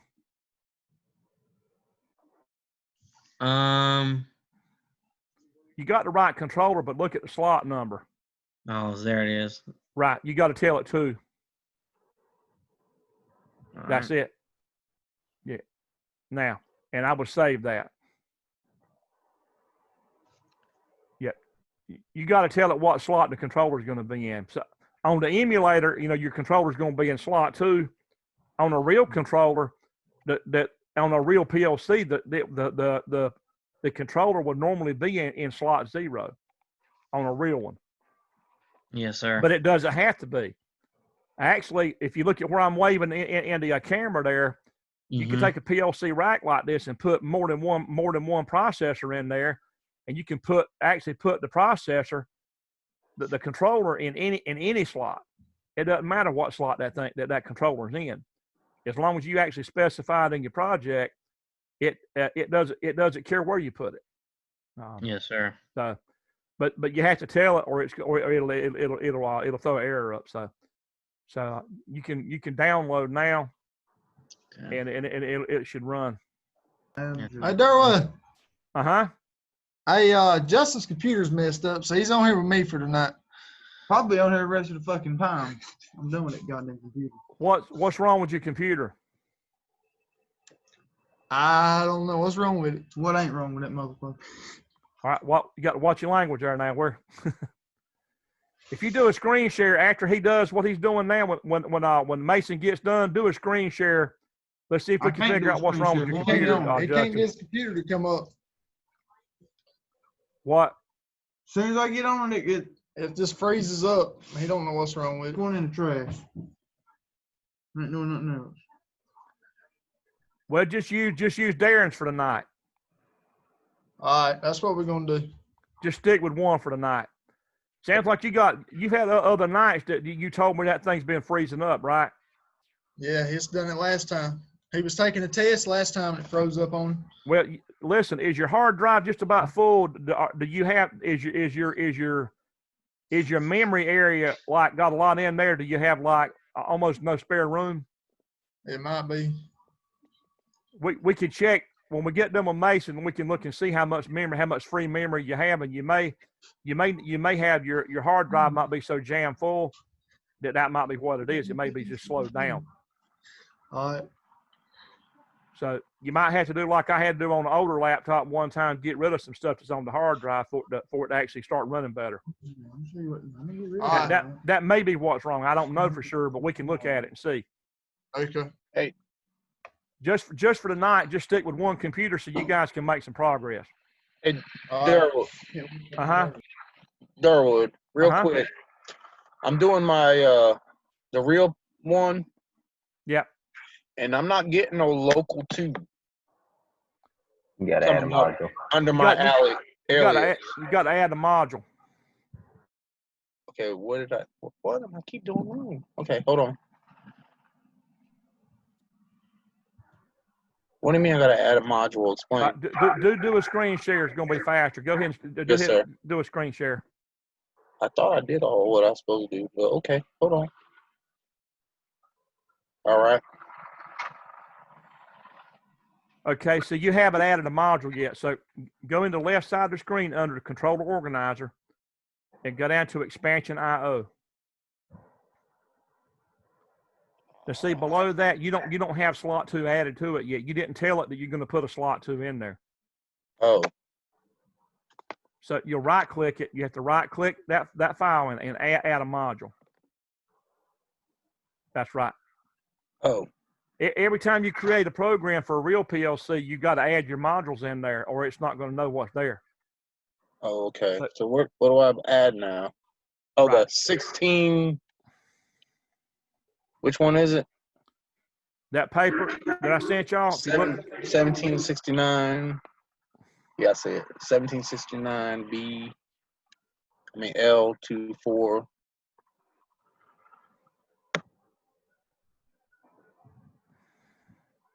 I might have passed it. Yeah, I did. you've already passed it. Yeah. You passed it again. Did I? Look on my webcam. You see on the webcam?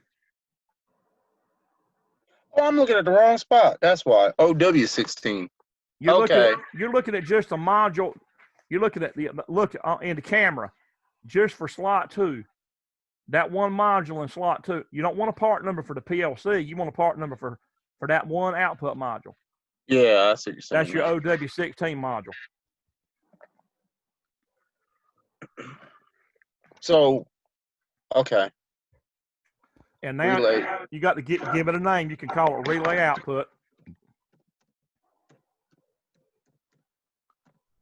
And then you want to actually change your module definition to a 3.1 firmware, because So you got to do that every time you do this? every time, look at, you see that box I'm holding up in the camera? Yes, sir. That's a physical box that module comes out of. That module is sitting in that rack, come out of that box. Okay. You got to tell it the firmware revision of this new module. Oh, Because this is a newer module I'm holding up. I'm shaking here. That module is newer. It's newer than the software. Right. So the default in the software is older than what I'm waving here in front of the camera. And every time you create a project, you got to tell it the specifics about the modules that you're adding that are in that PLC chassis. There, you got to tell it on each one.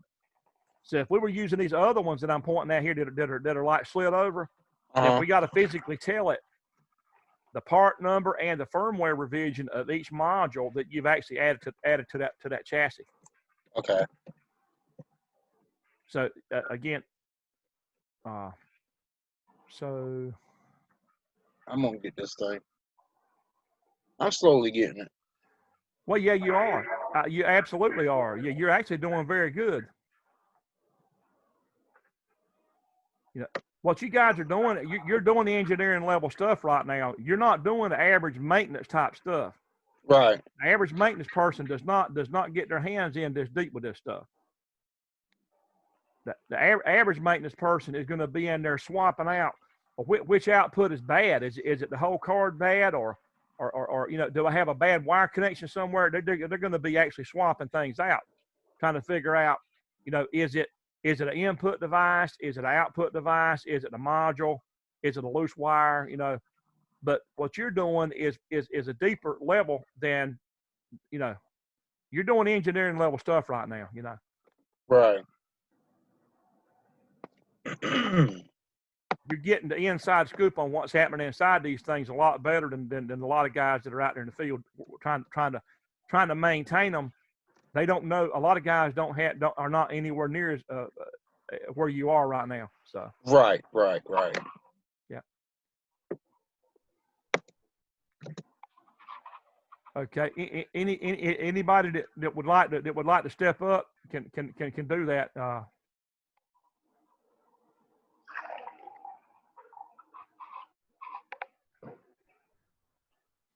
Hey, Mr. Durwood, did you get my email? I did. Yep. So you want let's open up one of your programs. We can go ahead and do both if you want to. Okay. So we're going to go under Dylan Ivy, right? Yeah. Okay. So hold on. I think we've already done your We've already done the basic logic. We just need to do the sump pump and then Okay. latch and unlatch. All right. So let's do now your latch and unlatch. You sent that in an email? Yeah, I sent it to you earlier. I don't All right. know if it went through or not. Let's see if we can go grab it real quick.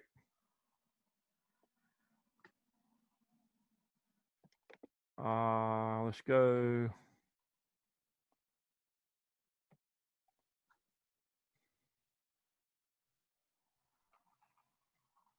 Okay, let's go.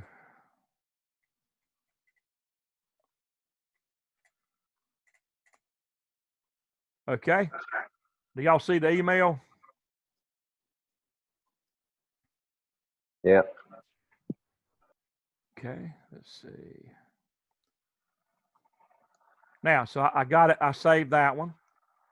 And now let's go back to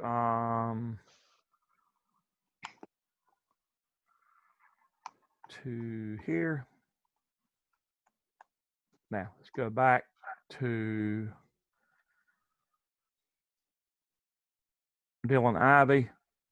Now, I've got both of them now. You see that? Yeah, I see it. Okay, now, so we're going to do your sump pump first.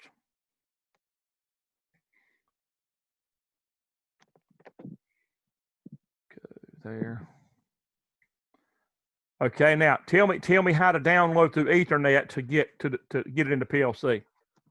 So you're going to communications? Who active? All right, now you're going to click on the Ethernet. All right, now you click right there and then download. Okay. So Colby, we're downloading to a real PLC now. What I'm waving my hand in the camera, he's downloading through this blue cable from the laptop into an Ethernet port to the real thing now. Okay. Yes, sir. So the screen looks the same. It shows a green bar downloading, but this time we're downloading through an Ethernet driver. We're not downloading through a virtual driver, but we're downloading through a real Ethernet driver through a real Ethernet cable. Okay, I got you. And so the green line, do y'all see that green line over here on the left of the program? Yes, sir. Yeah. So that means it's actually online right now running. So if I go over here and press that stop button, you're going to lose it. If you see my hand in the web camera, I'm going way down here at the bottom, and that red button, I press it. Y'all see it go away? Yeah. I let go of the red button, and now it comes back because that red button is normally closed. So we're let's get the right schematic back up here. So we're back on this schematic now for the sump pump. So you see the stop button, the start button, and then the 3-position switch, all that stuff in the web camera there. So, all right.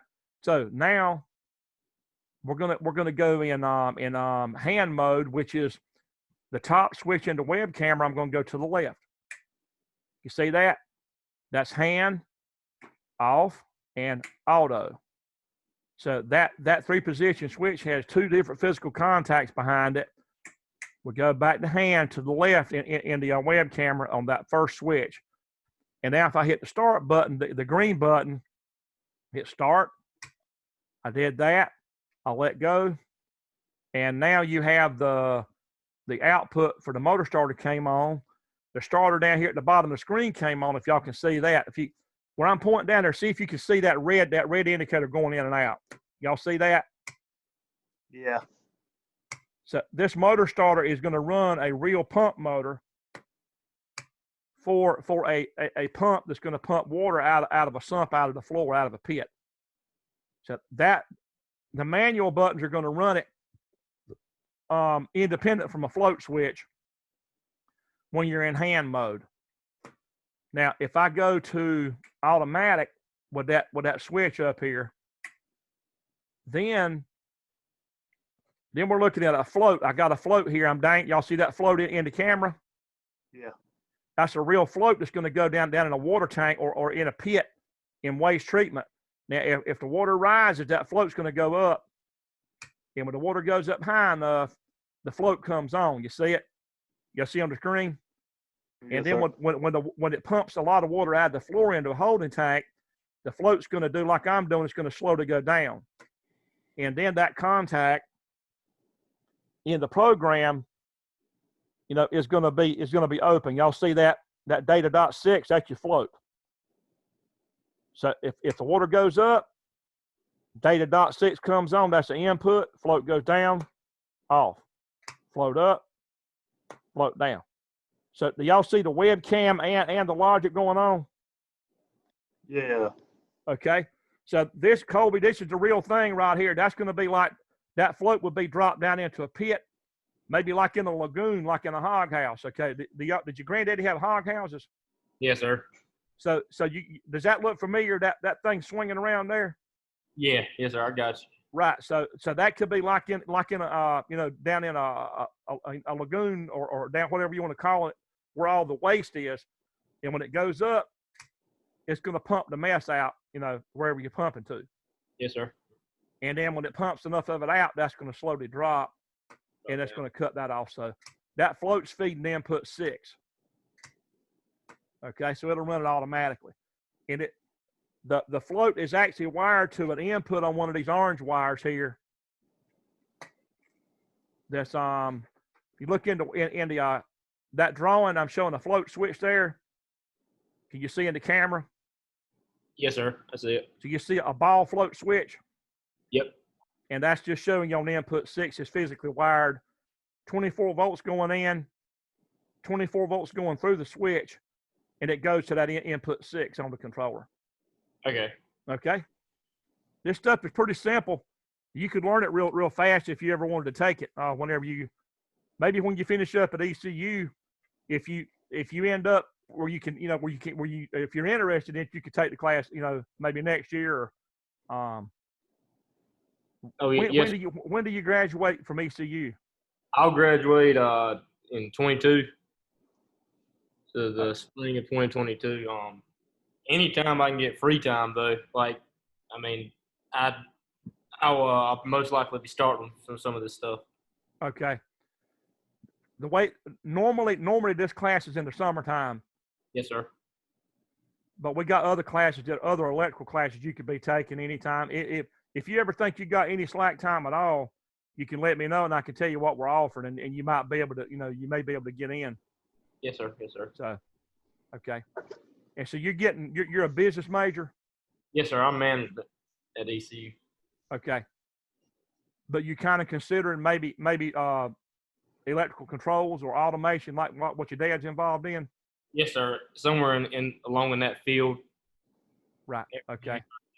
After I'm done at ECU. Okay. Well, good. Yep. Okay.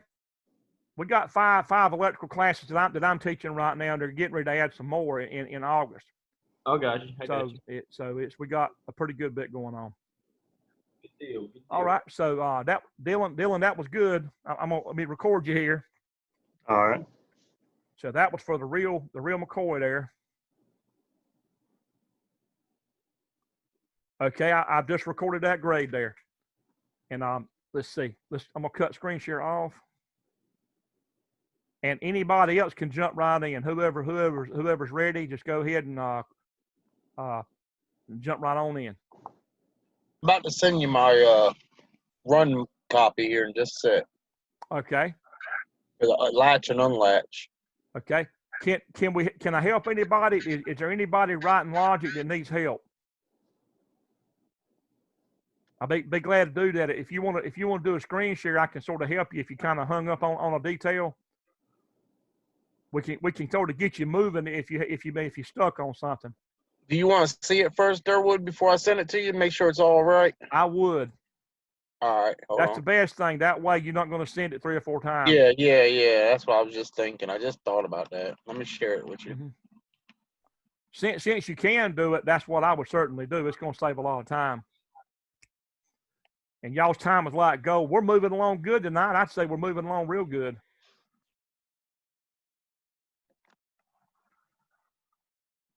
Okay, so your 2 inputs are good. Yeah. Oh yeah. Yeah. All right, well, I'm about to send it to you then. Yeah. That looks fine. Good. I'm proud of myself. Yeah. You're doing very well for and you don't really have a background working in a plant. No, besides where a house at. But Right. I've been under Jamie and Justin, so it's really helping me out a whole lot. Right. Good.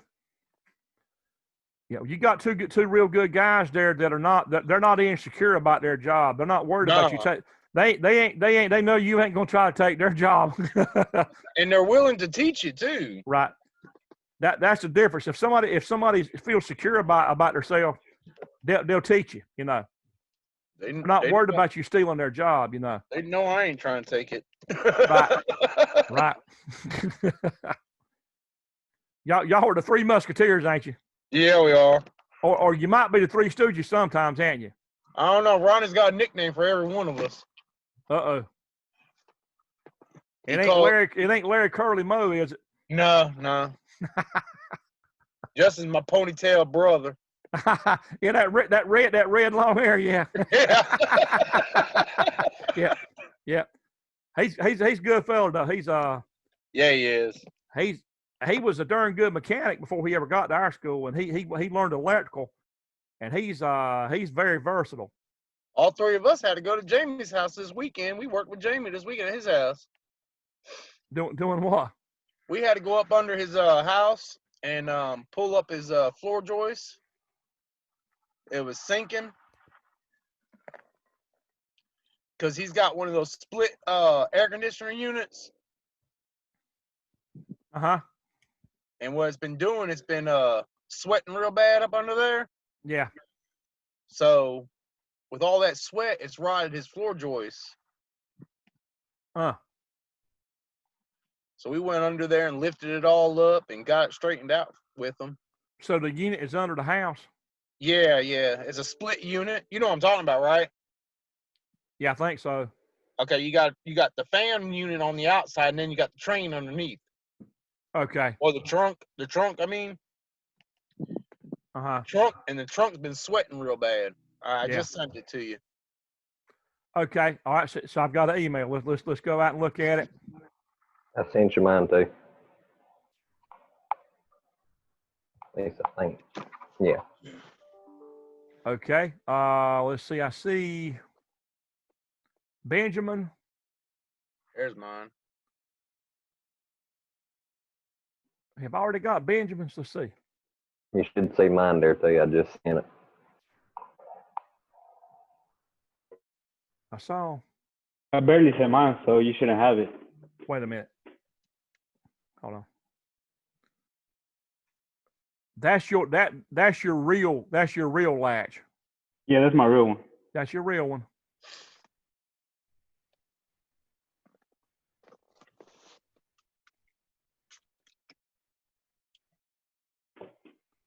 Okay, I got that one. And then Roger, that's your real latch.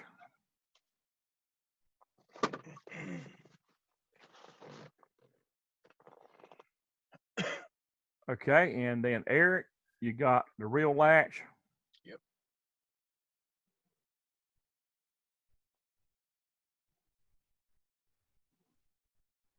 Okay, I just saved those three right there. Okay, so go back out of that. I wish every class was as fun as this one. Yeah. What I decided was, as soon as I found out that we could use a Zoom software, video conferencing, I decided at that point right there that we were going to be 100% live. I was not going to run a class to where I just give y'all stuff to do and me just sit back and watch TV and hope you do all right. You know, to me that ain't hitting on much in my opinion. Not for what I'm teaching. For other classes, they may get by fine that way, but it ain't going to cut it for what we're doing at all. Thinking about sitting back and watching videos, I got to go dig my well and homework sometime.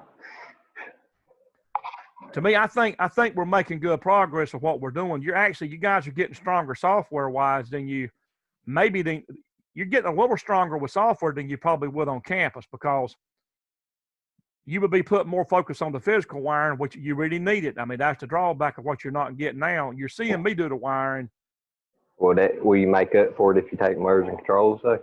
Yeah, you pretty much do. If you've had motor controls already, then the physical wiring of what I'm showing y'all on these drawings is actually just a piece of cake. So what I'm showing you in the web camera right now, the physical wiring is actually a lot simpler than regular motor controls. Would y'all agree with that? Yeah, I agree with that. It's a lot more simpler than really a lot of the motor control. It is. When you get the PLCs, you don't wire things in series or parallel no more. Not very, very rarely. You got separate inputs and separate outputs for every component, and then all of the intricacies of it, all the logical part of it is actually done in the software instead of you wiring it like you did in motor controls. So you're taking the motor control aspect and putting it in software now, which makes the wiring like 10 times simpler, you know. So anyway, but you need to know both because look, in some machinery, that simple machines, they're going to be hardwired. There won't be a PLC on certain machines. Yeah, but it's a very small percentage. You know, 98, 99% of what's in a plant is going to have a PLC nowadays. You might have that 1% or 2% that's just plain hardwired, but it's going to be something rare and something small. If it ain't got a PLC, it'll be something real small. Or something old. Yeah. Or something old. Yeah, exactly. Just something old. And you can go to Hogslat in Newton Grove, and you can find machines in there that are 50 years old. And then you'll also in that same plant find machines that are brand new that's got ABB robots on there. That the robotic welders is the newest thing you can find anywhere. They've actually got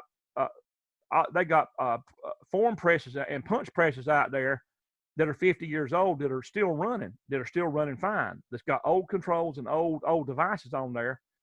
And in the same plant, you walk down 20 or 30 feet, and all of a sudden, man, you got an advanced robotic welding machine in there. That's the highest thing you can buy now, and with the most advanced PLC in it. And so you got the old and the new in some of these plants, particularly Hogslat and Newton Grove. Would you agree with that, Eric? I don't know, Eric. Have you ever been to Newton Grove to that plant? I don't think he hears me right now, but Jamie Jones works in Newton Grove at Hogslat, and Jamie will tell you that they got machines over there that are 50 years old, still running, still putting out parts, and and they're not going to change it until the thing gets to where they can't get parts for it, you know. So, but then again, they got new machines that are using stuff like what we got probably, and so you really need to know both. Okay. Mm-hmm. So, so we saw Dylan Ivy's. Now let's go back. Who wants to show one next? Are we doing? We're doing the real ones or the emulator. Whoever speaks up first. I'm ready for you to show my real whenever you're ready. Is that Eric? Yeah. So we're going to do your real one. All right. I'm just going to go based on whoever speaks up first. So we're going under Eric, and we're looking for the real latch and unlatch. Yep.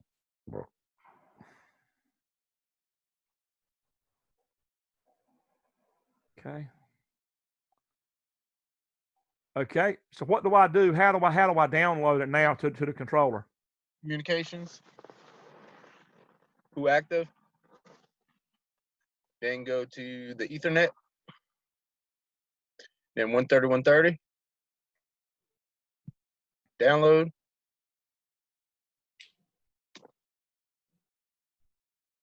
It's good that I still remember that. And then hit that. You're doing enough repetition, you're going to get that down. Yeah. I just got to remember how to change everything over when I'm doing the logic and then doing the real one. Right. Well, you're doing the emulator or Yeah, versus the real one. I gotta learn how to keep changing that over. Well, That's you will. You will. You're slow to getting it. It's gonna sink in. It's that old age. It's all right. Hey, I'm 56. I ain't gonna ask you your age, but I'm getting on up there. I ain't that old, but Well, I can tell you, you just need to be eating more fish. Is all I can tell you. yeah, I need to. My doctor tells me that all the time. I just had some old fish fish sticks. plate. Does that count? Need old fish plate. Get that brain recharged with some fish oil. That's what that timer was going off. That's all. right That's there. all that's wrong with you. That's it. What, Roger? I said that's what that stove was going off for. I was cooking with some fish sticks. Cooking some fish sticks. Yeah, I'm sitting right in here next to the kitchen. So. Oh man, I bet it smell good. Yeah, tastes good too. Man, growing up, my mother would fix fish sticks and mashed potatoes, and that was good, man. Very good. I love them with slaw. I switched over to slaw now. I'm trying to lose weight. I can't eat potatoes much now. Yeah, I gotta have it. I'll switch it out and eat slaw. I won't gain weight. I'll lose weight eating slaw, but I'll gain weight eating potatoes, man. So Well, we helped dig up a pile of taters, so we got a bucket sitting right there full of them. Yeah. Well, Durwood, you could be like me, gaining weight and eat rice all the time. I got a Filipino wife, so she loves that rice. I can't eat it. I'll be as big as the house, man. I had double knee replacement last year, and I've dropped about 38 pounds. Right. And I've done it mainly by staying away from potatoes and bread and rice. Yeah. I gotta go through back surgery in January or February. Yeah, I'm looking at lower back fusion, lower lumbar fusion in November. Yeah. Yeah. So my weight is really, it's got to come off, man. I ain't got no choice. If I'm gonna keep functioning, and I am, then it's coming off. So. Yeah. Yeah. So I don't burn it like I used to. Yeah. Yeah. When I worked in the plant and I worked 10, 12 hours and I was on my feet all day long and sweating, I kind of burned it off, but I ain't doing that now. So kind of different. So, okay. So this is the real thing here. If you look at my hand waving in here, and the red button, this bottom red button, I got it wired for latch, and then the top one's unlatch. Okay. So I'm going to hit latch momentarily and let go. I hit latch there and let go. You see how I let go of it? Yes, sir. If you notice in the program, you see me kind of pushing it in the data dot one. Y'all saw that? Y'all see that illuminating in the program? Yeah. But you don't have to stay on it. You know, once you pulse it one time, that instruction remembers it. It's a latch instruction. And that particular output, slot 2, output 1, is the same address for the latch instruction and the unlatch. So one of the questions, there are questions in Moodle that you need to answer about this lab here. So once you finish this and before you move on to the next lab or say later on, another day, you go and answer the questions about this lab here. And one of them is going to be, does the latch and unlatch instruction use the same address or separate addresses? And it's going to be the same, you know. Yeah. Because those two lines are controlling the same exact output. Right. And then you're using the status of that output here on these auxiliary contacts those auxiliary contacts actually trigger off of the status of that latch instruction. Right. Because you're reusing those tags. Right. And so whenever that latch comes on, this normally open actually closes, and then the normally closed opens. So it toggles to opposite. Okay. That goes from open to closed, and this goes from closed to open. Right. They actually switch. And so you switch from a red light to a green light whenever you're latched. Okay. Now, one thing I want y'all to see, and I won't do this on every lab, but I want you to look closely at what happens here. Do y'all see this output's on, right? Yeah. You see that green light on my webcam? Yes, sir. And also this starter down here. I want you to see that starter, to watch it. It's not a stop button. It's actually unlatch. Unlatch and latch. Yep. So do you see that starter kicking in? Yes, sir. And kicking out? and then you see green and red. Do y'all see the buttons I'm pressing over here? The Yes, lights change and the starter change. Latch, unlatch. So does everybody see the real thing going on here? Yes, sir. There. Now, here's what I want you to see. So right now we're latched, aren't we? Yes, sir. Now, watch what happens when I kill the power. Do y'all see my hand moving in the camera? Uh-huh. Yes, sir. I'm gonna go over here and kill the breaker. I'm gonna kill the power. I just killed the power to that PLC. Do y'all see the lights going out? Yeah. Yeah. Now we're gonna say right now that we had a pump station that's remote, that's way off, 500 foot away from a building, and that pump went off because the power went out and you had a storm in the area, and that storm caused a power outage for the whole plant there for, say 5 minutes. And all of a sudden, I'm not going to hit no buttons over here or anything. All I'm going to do is cut the power back on that breaker. Now watch.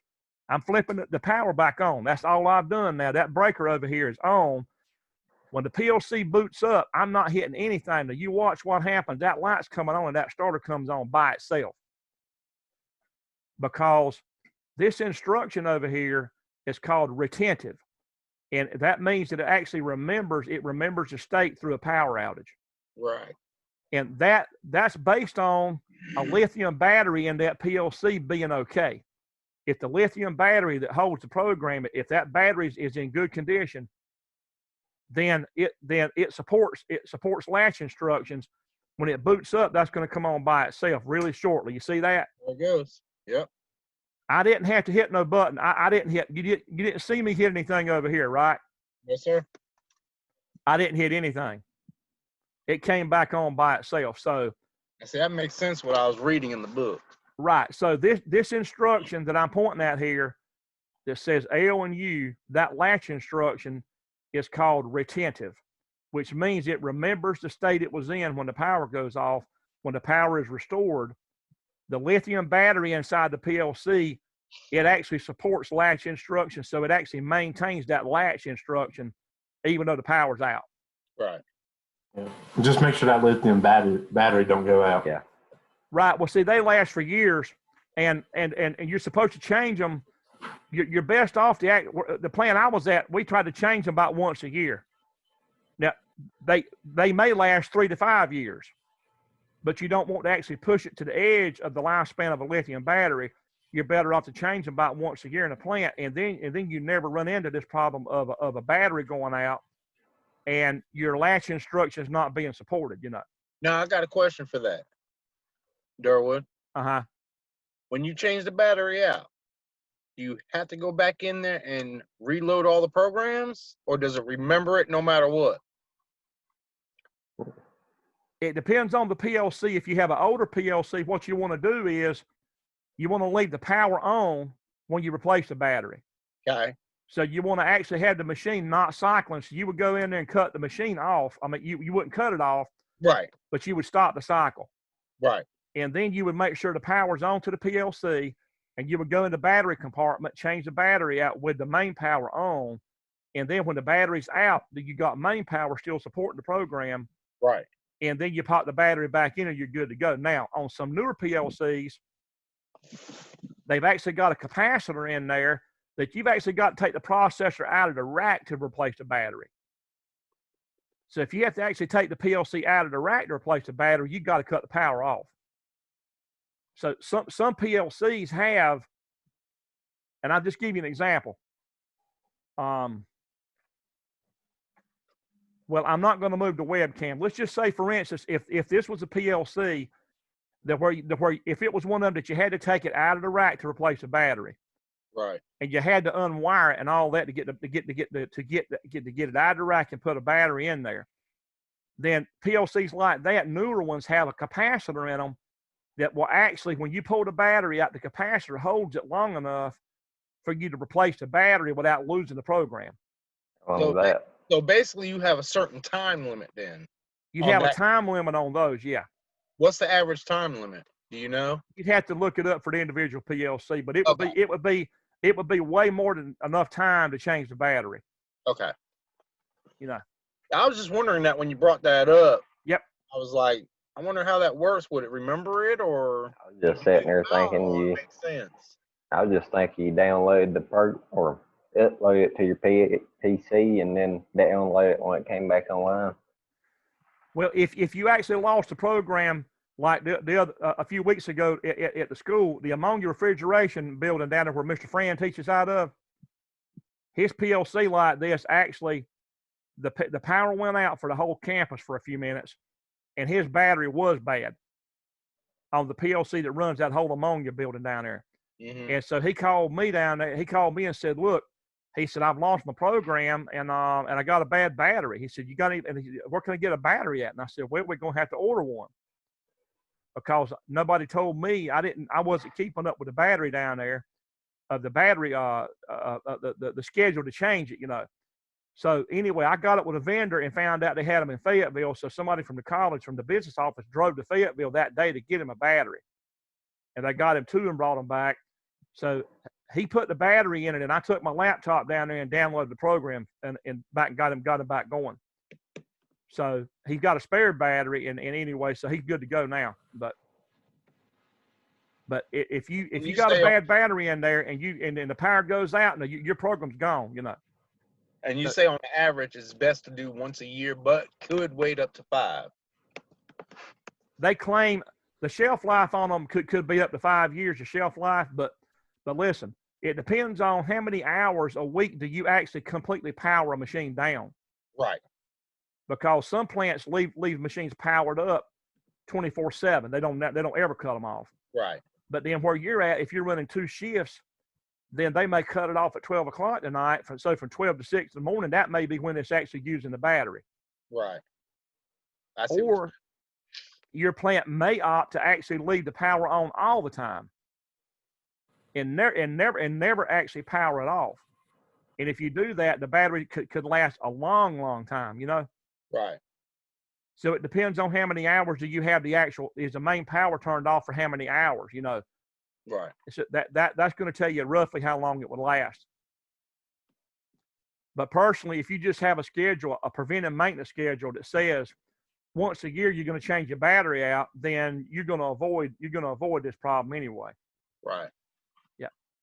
Well, that was going to be one of the questions I was going to ask. I thank God you brought that up because I was going to ask you that. Yep. We've got a chapter coming up. Actually, the chapter on the processor, chapter 3, it actually gets into the batteries. And what I'll do tonight, I don't think I'll take time with it tonight, but maybe Thursday night I'll actually show you how to get a battery out of one of them, and we'll go over that. All right.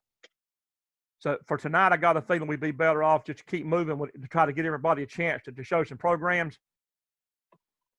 But we'll get into battery replacement. We'll do that soon. Maybe say Thursday night. Okay. All right. You'll see them in chapter 3 when you get into chapter 3 reading. I've already put that in Moodle. I put the book copy for chapter 3 in Moodle, and I put the worksheet in there I got the book. Okay, yeah. But chapter 3 gets into the pictures of the batteries and the precautions and all. Like you can't get the batteries wet; they could explode because they're actually lithium. They're radioactive. Right. And so lithium is something you don't want to get it wet, or it could actually explode on you. Right. So, but anyway, so anyhow, as you saw, I cut the power off and back on, and it remembered the state that it was in. It remembered I had it last, right? Yep. So if you notice on the screen there, it lost communication. Do you see that? Yes, sir. Yeah. So once it loses it, you have to hit OK to try to reconnect with it with the laptop. And I didn't on purpose. I didn't do that. I wanted you to see that the laptop didn't have anything to do with this thing coming back on by itself. It just did it by itself. Right. Okay. So that's fine. That's Eric. Let me put you down that you've done the real one. Sure. Okay, I've got you down for that one. So you want to go in Moodle and do. I'm gonna show you real quick here. If I go back out to here, do y'all see my Moodle page? Yeah. Yes, sir. Now, right in here, it says lab questions for latch and unlatch. Y'all see that? Yeah. So if I double click that, it's going to get into the questions. Explain the term retentive. What does that mean? It retains. It remembers the state that something was in even when the power goes out, you know.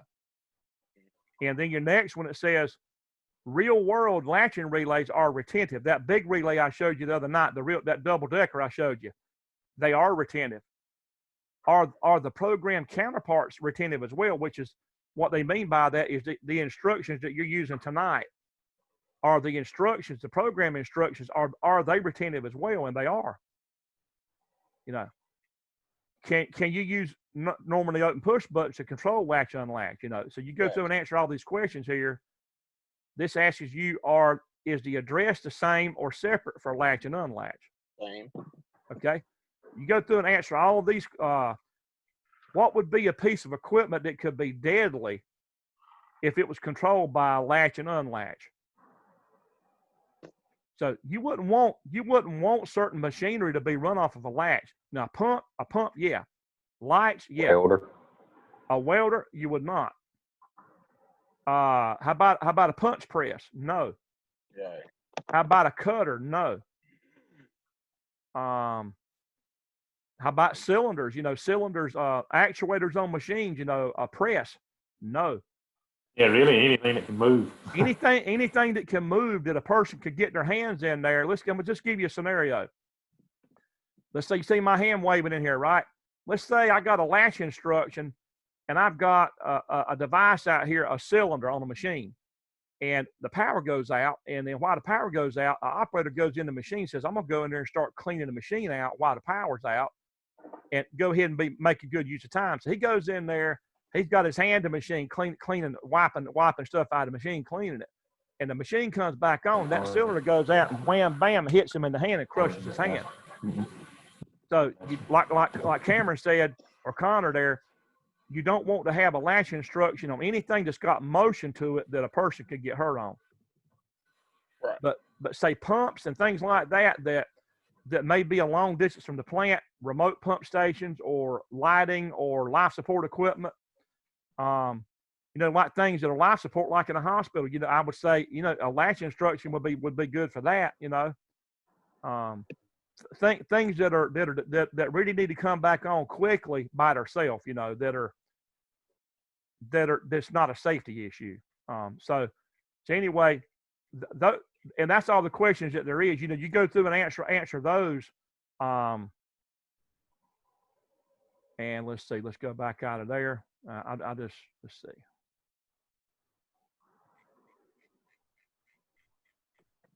And section 2, you have the schematic that we're looking at for this lab. You have the lab guide. I want you to, if you'll save this one to your computer, save this one. And the questions, you know, those are, you're going to do those electronically and submit them. This is a copy of Chapter 2 book. In the book, Chapter 2 worksheet. There's more stuff coming up. I got more stuff on labs coming up for timers we're going to do on next. There's Chapter 3 in the book. That's the book copy. If you don't have the book yet, I'm actually copying the whole book I'm copying all the chapters for you. If you don't have the book, that you can keep rolling. Okay. So even if you ain't got a book, you're still okay. Just get it out of here and download it and save it. And then that's Chapter 3 worksheet on the processor. That chapter gets into the battery. So we'll touch on that Thursday night. So let's go. All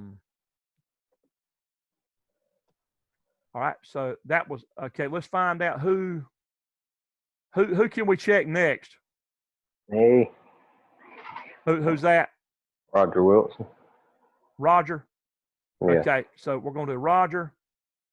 And I'll go after him. Huh? I said I'll go after him. Okay, so Roger, we're doing what? The latch for the real PLC? Yes. Okay.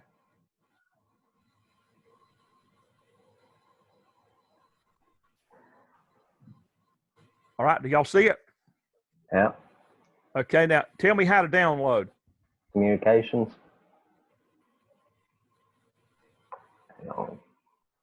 Who active? Let's see, Ethernet 1, I believe. 130.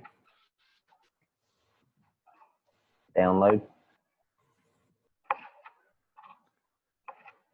And Kobe, what we're doing, we're pointing at the IP address for the controller. Download. There could be a lot of IP addresses in a plant. You may have 20 or 30 or 100 or a couple of hundred IP addresses in a plant, but every one of them is going to be different. You got to point to the right IP address on the Ethernet network to download to the right machine. So there's one plant I've been in that had like 350 IP addresses just for variable speed drives. So they had like VFD drives for motors, 350 of them on one network. Every one of them had a different IP address. And that was down in Rayford, and that's not counting PLCs. That's just drives. So, I got you. So what I got here at home is real simple compared to what it's in some of these plants. And you're going through who active to identify what's in the network, and you've got to really point to which one you're going to download to and go online with specifically. Okay, yes, sir. Because most of the time there's going to be a lot of IPs you got to pick from. Okay, so we're online, we're running, we got the green bar for power, and now I'm going to press the latch button. If you're watching the screen over here, I'm doing the bottom green one here. I go latch momentarily, right there. I let go. And it remembered, right? So I'm not going to cut the power off again. Y'all seen me do it one time, but it does remember it even when you let go of the button. You don't have to have power. You don't have to sit there and lay on that button, right? You see that? I don't have to sit there and lay on that for it to remember. That instruction is a self-latching instruction, just like the real relay is. That's a true latching relay. It actually mechanically latches on a real one. To where in software, it remembers, it's a self-retentive type instruction. And so you don't have to have the whole rung ahead of it doesn't have to stay true. You just pulse it one time and that's it. That's all it takes. And then you hit the unlatch up top here, and then it actually unlatches that instruction like a real physical latching relay. So that's latch and then unlatch. And that's it. So you see the lights that are alternating on latch, the green, and then the unlatch, and so it's perfect. Okay, that's it. So let me document this.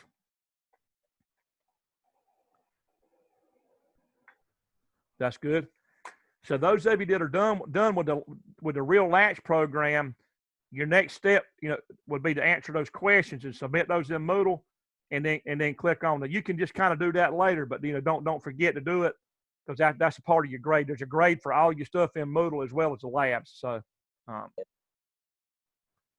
okay, who can we check next?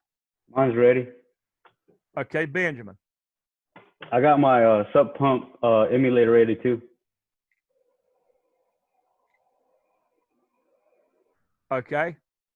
So did you just send another one, or is that the right one there?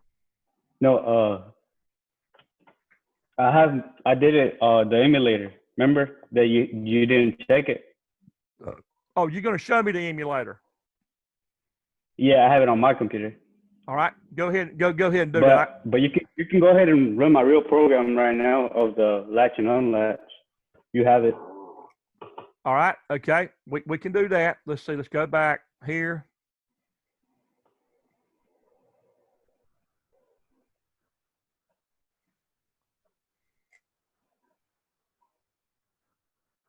All right, that's you right there.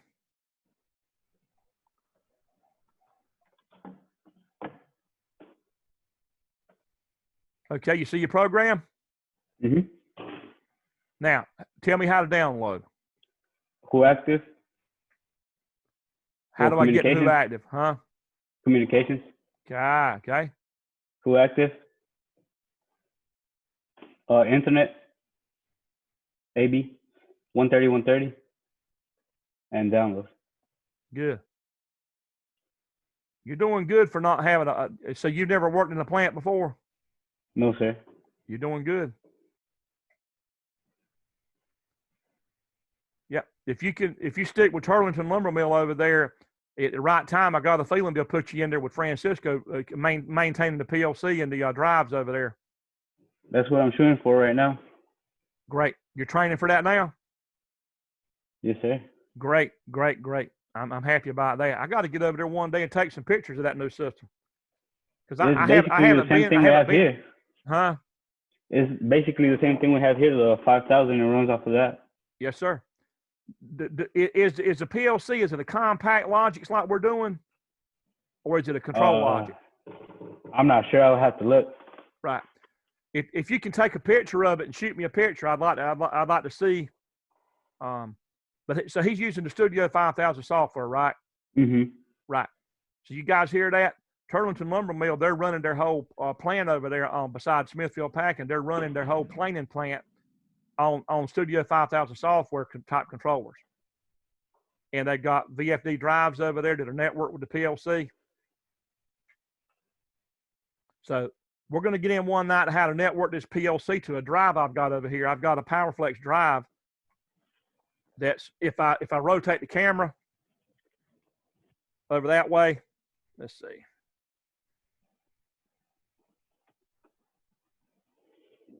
Y'all see that VFD drive over here? Yes, sir. I've got a PowerFlex there. It's hooked up to a motor here. I've actually got a PowerFlex that I got at the school that takes 120 volt coming in single phase. It puts out 3-phase 240. And I brought a real motor in here. I got a 3-phase motor in my house. It'll run. You'll run a 3-phase 240 volt motor right here in the house. And that PLC can run it. So coming from the PLC, we're going to have an output, an analog output going to that drive there. And it's going to modulate the speed for that motor with an analog output on the PLC. So I'll get a temperature probe. I'll have a temperature probe right here hooked up. I'll heat it up with a heat gun, like with a hair dryer, and then you'll see the speed on that drive change based on temperature. So we're going to get into analog in, analog out to run a VFD from a PLC. So, cool. Mm-hmm. Yeah. So the stuff that you got out there at Turlington's is, like you said, it's similar to what we're doing here. Yes, sir. Let me move.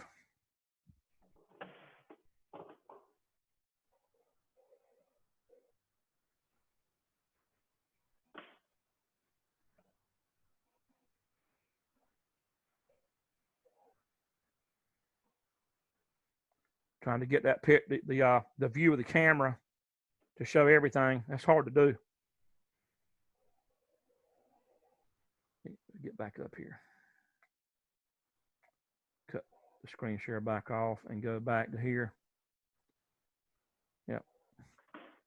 I'll be glad when I get that wider angle camera. I think I've got everything in the camera again. You can still see the starters down there. Yeah. Plus the PLC. Yeah. Yeah, that's barely got it all in there.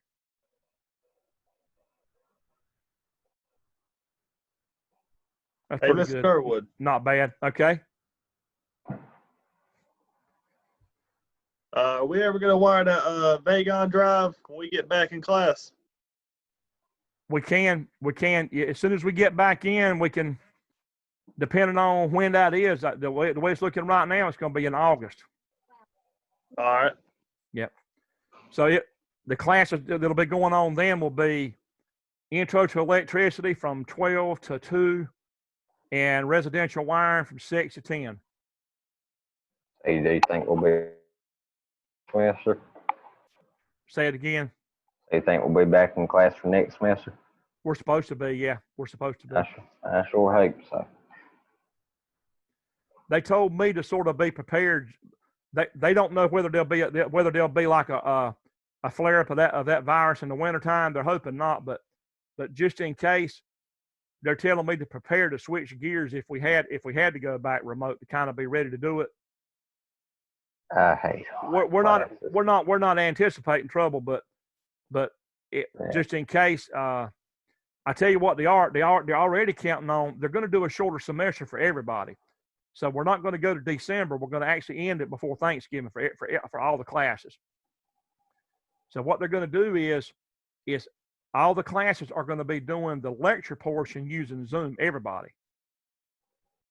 So the lecture portion, even for residential, is going to be using Zoom, but the lab portion is going to be like for the nighttime class for residential wiring is going to be, the physical labs are going to be from 6 o'clock to 8:55. So you'll have I think it's 3 hours of lab time, and it'll be a 3-hour lab each night, physical lab. But the lecture is going to be using Zoom online. So I'm going to have to it's going to be a hybrid class. Everything we're doing is going to be hybrid. It's the way we're going to have to do it now. They want the lecture to be online, and I'm going to do that, and we'll figure out how to work that out. And then the actual labs are going to be there at the school. So that's what they're requiring. They're wanting us to go hybrid on this stuff and do so that everybody's not jammed up in a classroom close tight to take a chance on spreading germs and all. Because when we're in the classroom, we're sort of elbow to elbow in there, and there's the chances of spreading the virus are going to be more. But in the shop, we can actually spread the equipment out and not be so close together. We can keep that 6-foot distance. That's what they're telling us that we have to do now. So. Well, then what about the core classes like English and math and stuff like that? I'm not sure because I'm not teaching them. All I know is what I've been told is that the whole campus wide they're shooting for doing lecture-based type classes. They're doing them in Zoom. They're wanting every instructor to be using Zoom. Everybody. And they're wanting lecture, like classroom lecture. That's what they want. They want that to be online. Like what I'm doing, what I'm doing right now, talking to you live through a camera. That's what they want the people to do for lecture. What I've been doing the whole time is what they're wanting everybody to start doing. There's plenty of people now that are not doing what I'm doing. They're just giving people work to do. Oh yeah. They're just giving you something to do, and they're not really interacting with you like I'm doing, which, I knew from the start the only way to do it decent at all was to do like what we're doing now. If you ain't going to do it this way, it's not going to be much to it, I ain't never talked to a teacher that's teaching me right now. Mm-hmm. Yeah. But my understanding, based on the email Barney sent out for our division, for all the occupational classes, and that includes welding and everything. He's wanting all the lecture to be on Zoom, and all the hands-on at the school. So basically, your involvement with me on the campus is going to be doing shop stuff. It's going to be doing labs, and then we will have to do our lecture portion using Zoom. Which. So you're just saying next semester, right? Yep, starting in August. All right. I was about to say this semester welding is just everything's on that Miller weld. Right. I need to catch up on that. I haven't worried about it yet. I need to sit down and do some of it. Okay. So this was Benjamin. Was that Benjamin's program here? Yes, sir. Okay. So I'm gonna let me go back. See, did we do it? That's your unlatch. That's your latch. And there's unlatch. Okay, do you see what's going on? Mm-hmm. That's perfect right there. And then you pulse. All it takes is a momentary pulse on latch to latch it, and a momentary pulse on unlatch. So they're like momentary buttons. That's all it takes. Okay, that's good. I got my emulator ready too for the sump pump. So let's let me get your grade recorded here on the real latch. Okay, I got you down, and so now I'm going to cut screen share off and go ahead. So you go ahead and show what you're going to do.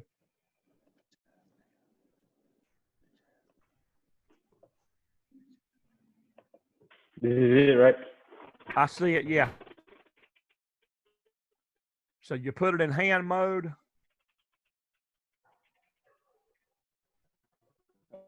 Okay.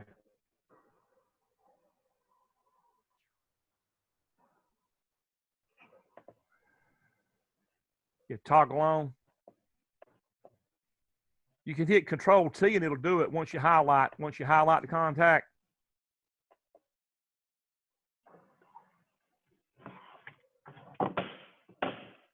Okay, and there you go. That's good. Now toggle start button on and off real quick. Now back off. Whoa. Untoggle the start button. Now that's giving you a true holding contact there. You press and let go of the start button, and then it runs to the stop. It runs around the holding contact parallel to the start button, and then it runs around to the output coil. See that? Mm-hmm. So that's showing the true function of a holding contact there when you let go of the start button. So now you can now cut the hand switch off, toggle that off, and see that you lost your holding contact when you did that. You see how that went away? Yes, sir. And then you lost your output. Now cut the auto switch on, and now activate the float switch. So Colby, what he's doing right now is he's simulating the float switch coming on, and when it did, it went around that branch and cut the sump pump starter on. You see that?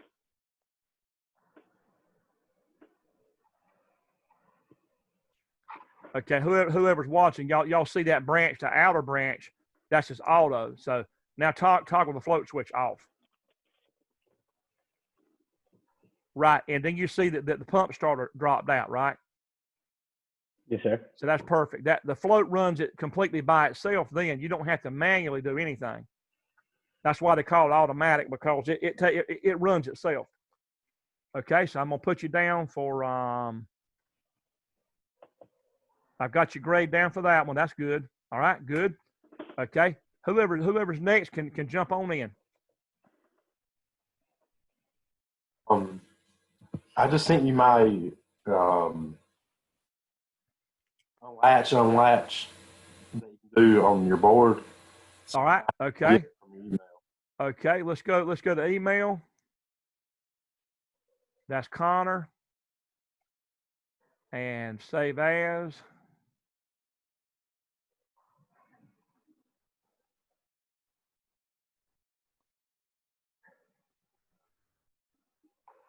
Okay, that's good. And let's go. Okay, and let's say Connor. Latch, unlatch. Yep.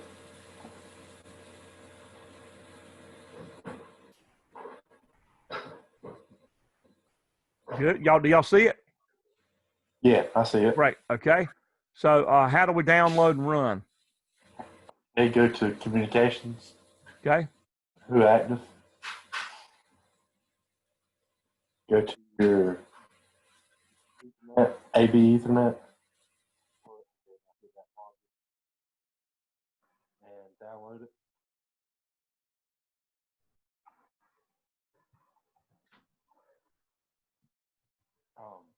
Download.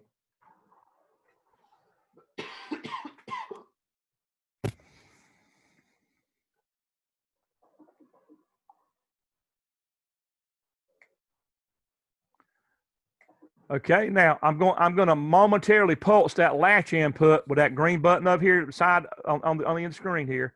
Here goes latch. Momentarily, I let go and it remembers it. You saw. Hold on. How come we ain't got no lights? The green light didn't come on. Oh, I put it in local 1, not 2. I'm sorry. I don't know what I was thinking. Hold on a second now. Hey, look. You got an eye for input over here. Yeah, you see that? I put it in the input, not the output. Whoa. Yep, that's not good. Lord have mercy. And we losing all this production time, Connor. Yep. Come on, man. Good gosh, man. You're killing me, man. You're killing this production, man. Yep. You got- Hey, the light don't have the light doesn't have to be on for the machine to work. that's a good point. They probably roll with it too. Who said that, Cameron? Yeah, Cameron did. Okay. So I don't. I'll go back and fix that real quick. You fix that. All right. Go ahead. You got to fix that. You got to hurry up and fix that. Okay. All right. So I'm gonna hit stop share. And anybody else? You can go ahead and do mine, Mr. Durwood. Okay, that's Dylan Ivy. Yeah.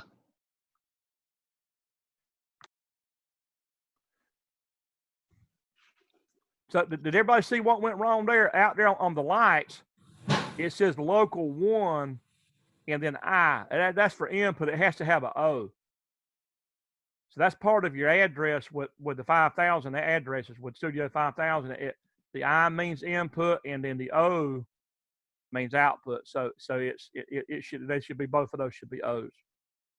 So that's a good debugging thing right there. If that hadn't happened, you might not even be thinking a whole lot about the I's and the O's, necessarily.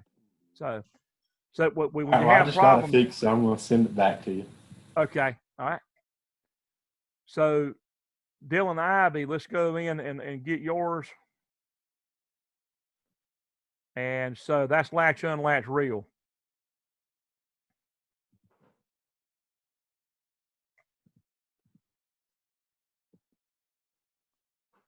Okay. You see it?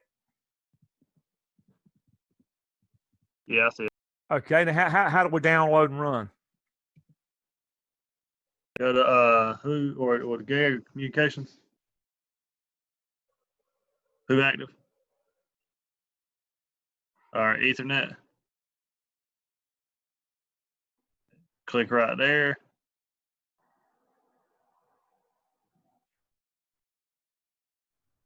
Well, you're supposed to be able to click download, but Right. Yeah, it's grayed out. So what's wrong? If something's wrong,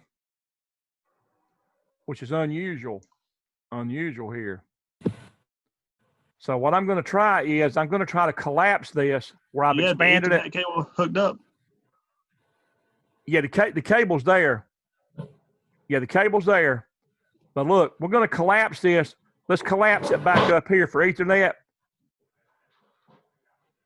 Now I collapsed it. Now I'm going to expand it. And now you see what happened there? So you see now you can actually do it now. You see that, Dylan? Yeah, I see. So if you have something grayed out and it doesn't recognize, it's not giving you the option to do it. Where we expanded that driver, you want to collapse the driver. You can expand or collapse it by closing it. And that actually closes it up where you don't really see what's happening inside that driver, even though you see the lights going on. You see the lights blinking? Yeah, I see it. So the lights blinking means the driver's actually active, but you don't really know what it's talking with until you expand it. Okay. And then when you expand it, it sort of gives a breakdown of where are you going. So this is the IP address of the Ethernet port. And then once you get inside, it shows the compact bus. It shows the embedded input output and then the actual second slot card that you've added. But your concern is the actual processor itself up here. But okay, you can collapse and re-expand that driver, and it'll basically refresh that connection, and so you can actually download like you want to. So this stuff is kind of finicky, man. Sometimes it's just that way.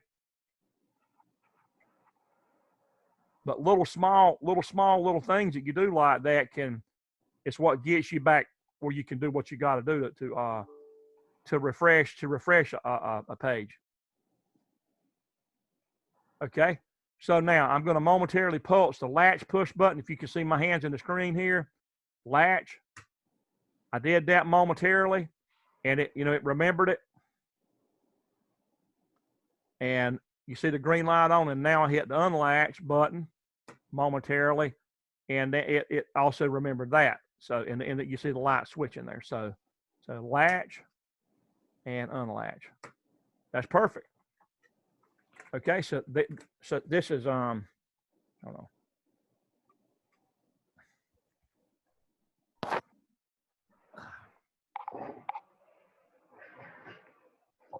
Hold on just a second.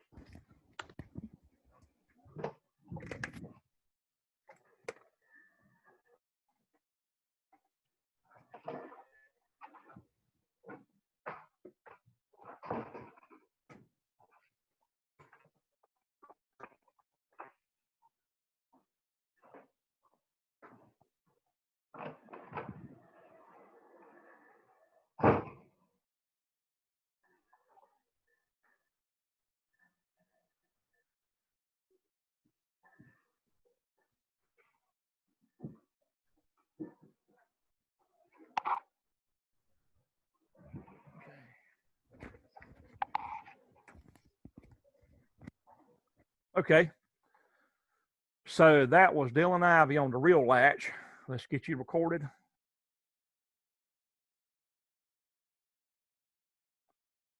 All right, that's good. And who else can we check next? I just sent you my new one that has the correct. Right, exactly. Yeah, and I think I've already saved it too. No, I haven't. No, once you fix when you fix it, I haven't done that. I haven't seen that.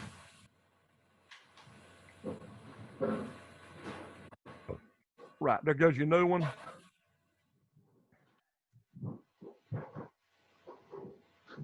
Well, I was actually already in there. Okay, go there. Back and here. Okay, so let's find your new one.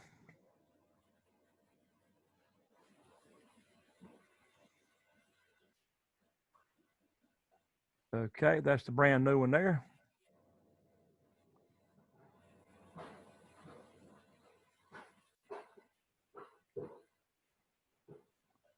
All right, do y'all see it?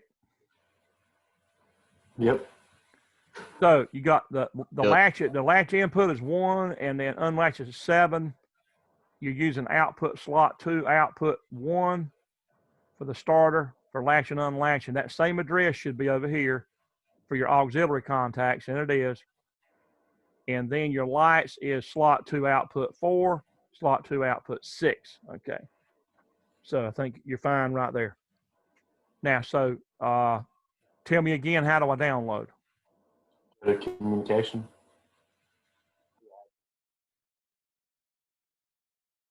The AV Ethernet. Hit that module. Download.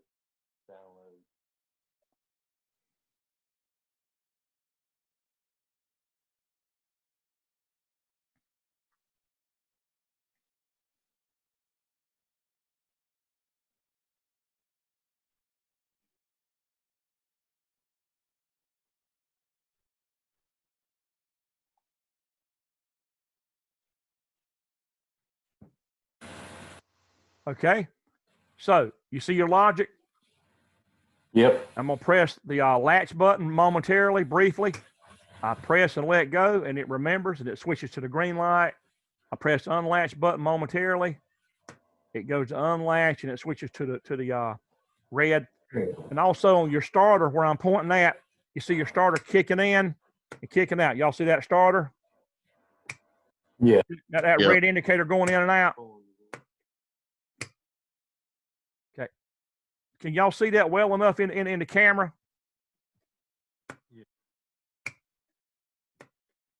Okay. Yeah.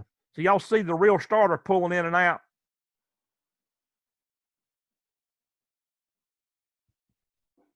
Yeah, just barely. Yeah, I can see it. Watch this. Let's make it like really big. So now, do you see a large screen now? Yes, sir. You do? Now watch this starter right here. You see it now? Oh yeah. You see it better? Let me bring the camera over a little bit. Let's see. Let me realign this thing just a pinch.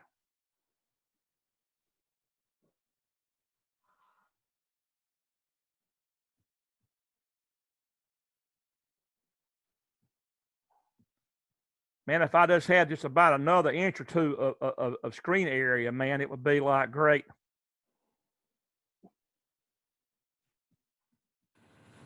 Now that's pretty good there. So where I'm pointing down here with my finger, that's the actual starter. So watch it. I go unlatch. You see that red indicator going in and out? See it? Y'all see the real motor starter going in and out? Yeah, I can see it just barely moving in and out down there at the bottom. Right. I can actually go down further. Oh, yeah, that's good right there. Now, and I'm not showing the PLC, but I'm showing the starter and the buttons. I'm gonna hit unlatch. You see that? And latch. Yep. So that's the latch button there, unlatch. And so this is the starter right here.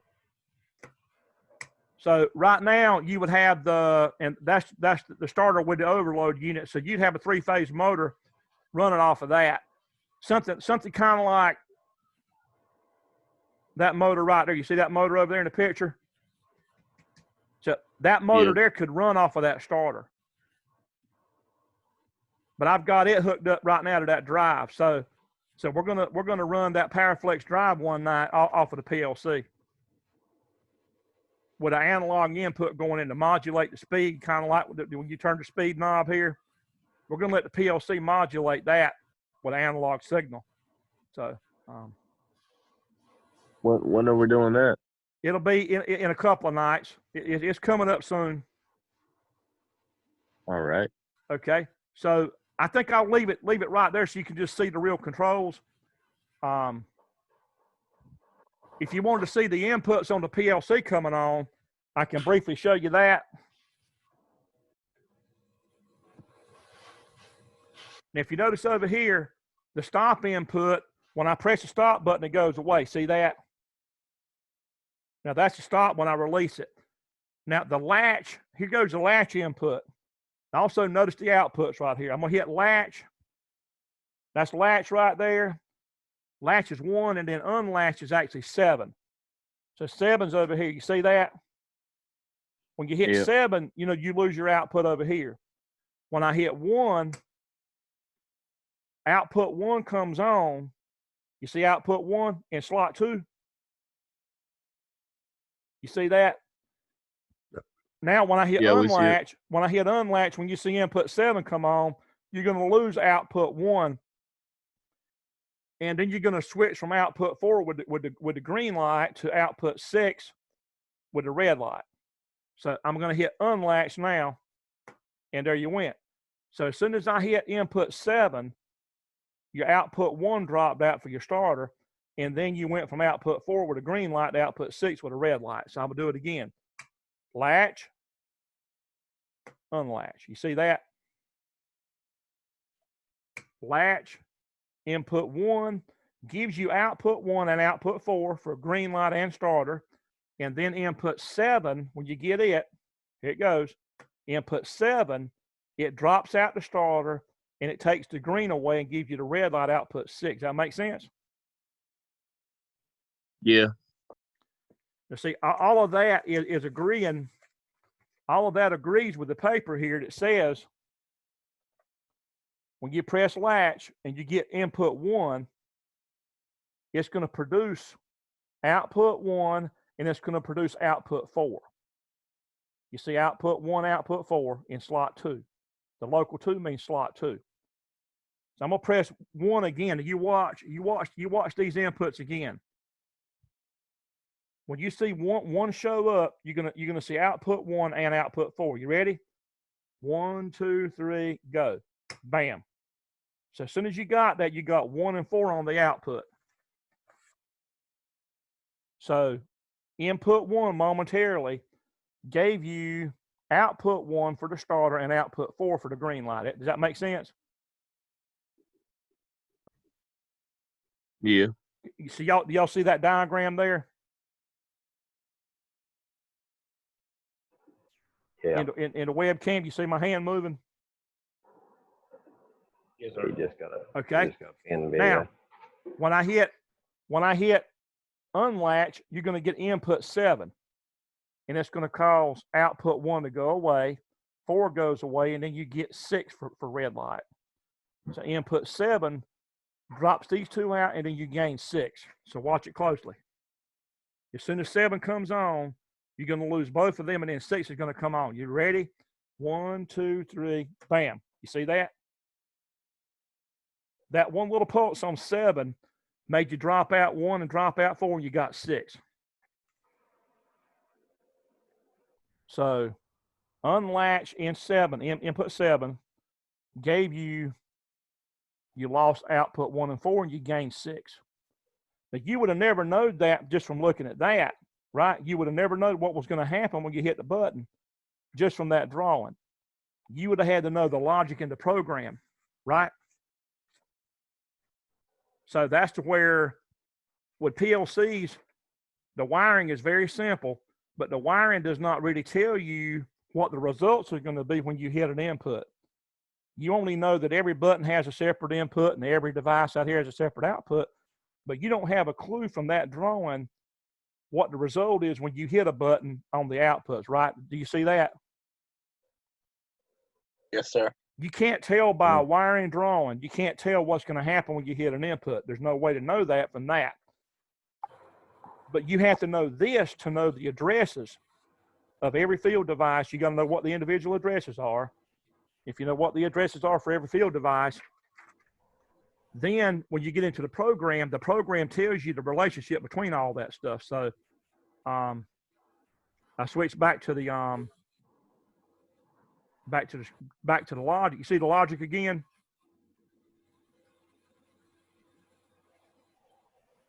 Okay. Y'all see the logic now on the screen? Yes, sir. Yeah. So you have to know in the PLC world, you got to know 2 things. You got to know the wiring here. You got to know the wiring, okay, to get addresses for every device, and you got to know the internal logic in the program, or you're not really going to know the functioning of the machine. So you have to know both. And that's what we're doing here over and over again is you're seeing that the workings of the machine is really determined in the program, isn't it?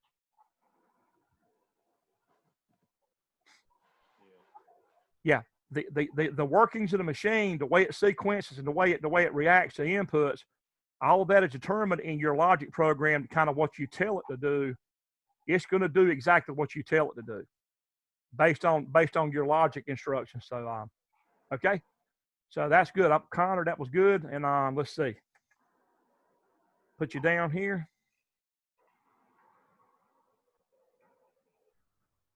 That's great. Yep. And let's see who else can we check now?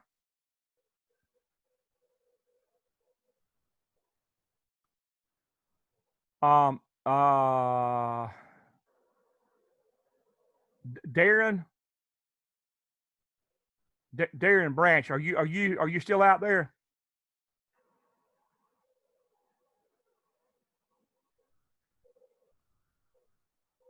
Darren and Justin. I don't see Justin anymore, but I know Darren, I know you're still on. Yeah, I'm still on. I'm taking a test right now. You're taking a test? Yeah. What, you're doing a test for another class? No, that's for you. For me? Yeah. Uh-huh. Can you when you get to a good stopping point, can you show me some logic? That way we can check some of your stuff tonight? Nah, I don't know if I'll be able to tonight. Uh-huh. How about the very first logic program? How far along are y'all on that? I don't know. I'm on that test right now. I mean, I can look in a minute once I'm almost done with this test. Right. If you'll do that, and let me help you move forward on that, unless you want to wait to say 9:30 or so. Let me help you then. How late can you stay on? Okay. Let me finish this test up. We need to get you guys caught up on the program, and we need to get you guys kind of up because we're moving on every night with new stuff, and right. I want to help you. I want to help you get kind of rolling with this thing. Yeah. Because we've only got let's see a total of, we're on the 7th session right now. We're halfway done with the whole class right now, halfway. Right. Durwood, I got a question. Uh-huh. Have they got like 5-week classes in this during summer? I don't know what other classes are doing. I know there are some shorter classes. They call it a Yeah. mini master. Yeah, that's what I was thinking. That I was trying to figure out why all the due dates and everything just bunched up all of a sudden. I think that might be why. But It it may said it ended it when may everything be. else did. Yeah. But Oh, no. Darren, I'm sorry. Darren, y'all try it in a few minutes. Go ahead as soon as you get done with that test you're doing there. Can't Let's you go pick it ahead and up get you later? guys rolling here with the program. Let me help you with the program. Yeah, we want to get you guys kind of up to where we are, and you know, You can leave those tests on in the background. That right. sometimes I forget about them on. Yeah. Okay. Who else wants to be checked now? Who can be checked? Hey, Durwood. Yes, sir. This latch and unlatch, I got it. I think I got it ready. Do you want me to show it to you? Yeah, Or do I yes, need sir. to- Yes, sir. Okay. Working on mine too, so I'll have it done by the end of the class period. Or the end of the night. Okay. Okay, Mason, go ahead and yeah, toggle that latch push button.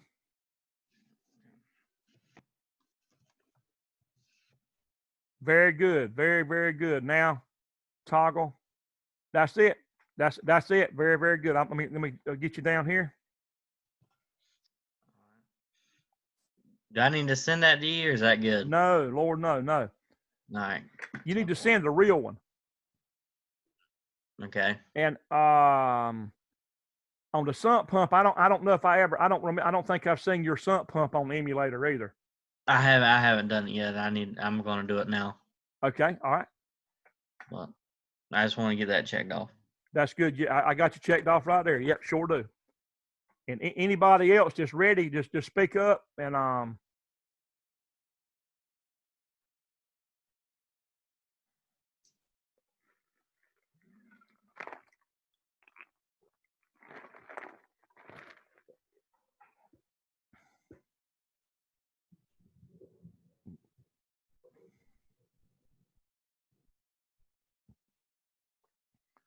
about Victor? What are you up to at this point, Victor? I'm caught up. I already sent you all the stuff and already show you my emulator. Right. So the other night we actually ran your latch, didn't we? Yeah, No, wait a minute. I think we did. I didn't actually record it. Let's see. Let's go back. Let me go back. I got you down for the emulator on latch, but I didn't put you down for the real one. So did we? I believe I showed you the real one, but Okay, that's why I want to go. I want to go back and check it. I don't have it though. Let's check it. Let me check in the email because I don't have it. I don't have it in here. You see the folder I'm looking in? Yeah. Okay, let's go back and check email real quick.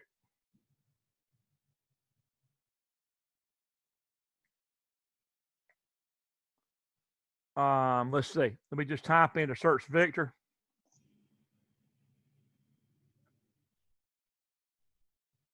If not, I believe I did, but if I didn't, I'll just look for it and I'll send it to you. Let's see. It says here you just created it.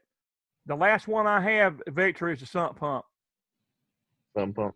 As far as the real PLC, yeah, I don't have your latch. I'll pull it up and I'll send it to you then. That'll work.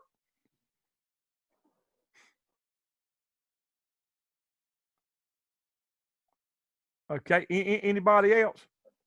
As far as I know, I'm pretty much caught up, ain't I? Yeah, you are. You can actually go. Let me show you what your next thing is going to be. Those of you that have done the actual real latch program, I'm going to take you back out to the Moodle again. And do y'all see my Moodle page? Yes, sir. So you can go out and answer the questions on latch and unlatch. There's just a few questions. Yeah. And then your next lab is going to be on timers. So it's a lab guide for timers, and there's 3 kinds of timers in that program. You have a timer on delay, an off delay, and a retentive timer. So you'll do three parts of that lab that you're going to do. You'll start out with an on delay timer, and then you're going to modify it to off delay, and then modify it to retentive. So just so any of you will know right now, I'm going to go ahead and go into that one. So when you click it, do you see the download option over here? Or the download, where it's downloading the file now? Yes, sir. So you need to download it to your computer and save it. And hit show in folder. It's going to be in your download folder. Do you see that? It says Lab 7-1 timer instructions. No, we don't see that part. You don't see that part? All right, let's do stop share. And let's go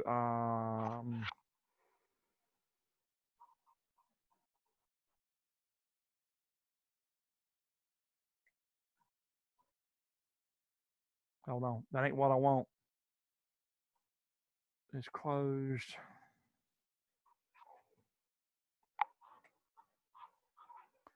Now, do you see my download folder now? Yes, sir. So what I just downloaded was a Lab 7-1 timer instruction, and the original lab that you're getting is for RS Logix 500. It's for the older software. We're going to adapt it to the emulator. So I'm going to double click on it to open it up. It's a Microsoft Word file. And do you see that file opened up? No, sir. You don't? All right, let me adjust the screen share. How about now? Yes, sir. Now, so do you see where it says Lab 7-1 TON TOF? That's timer on delay, timer off delay instruction. Y'all see that? Yes. Now, the terms that you're going to use for timers are going to be TON, that's for timer on delay, TOF, timer off delay, RTO is retentive, timer on delay. Now, that word retentive, it's the same word that we used with a latch instruction. And what it does for this particular RTO timer is this, is that kind of timer there is if the power goes off while it's timing, if the power goes out in the building, that timer actually remembers, it remembers exactly where it was in the timing sequence, so it doesn't lose it. Tells you right here when the power. Like cycles. Huh? With like the cycles and mess. Say that again. Nothing. I was thinking something else. Basically what it does is if you lose the power when that timer is actually running, it remembers where it was, and when the power comes on, it'll pick up where it left off. Okay, gotcha. So you could use that on pump stations or anything that's where it's necessary to come back on by itself and continue to run. That's actually running off of a timer. And then your third term with timers is going to be a reset instruction, RES. And you use a reset instruction to actually clear the timer if it's a RTO timer. If it's a retentive timer, the only way to ever clear it to 0 is to use a reset instruction called RES. So you're going to use these 4 instructions in this lab. The time base for these timers, if you're in RS Logix 500, the time base or the increments in which the timer counts can be in 1 second intervals, or 100th of a second, or 1,000th of a second. So there are 3 different time bases you can choose from in the older software. In the newer software you're working with in Studio 5000, all of the time base is it has to be in milliseconds, which would be 0.001 increments. So do y'all see my mouse waving around here? Yes, sir. So in Studio 5000, you can't choose between 3 different time bases like you could with the RS Logic 500 software. All timers in the 5000 software have a time base of a millisecond or a thousandth of a second. So all timers are going to be based on that time base, and that's the increments in which they count. So that's what we're stuck with the 5000, okay? And another term is called preset. The preset of the timer is what you actually want, what you want the timer to actually work toward. So the preset could be like 5 seconds or 10 seconds that you want that timer to work toward. And then the accumulated would be the elapsed time of the timer as it runs.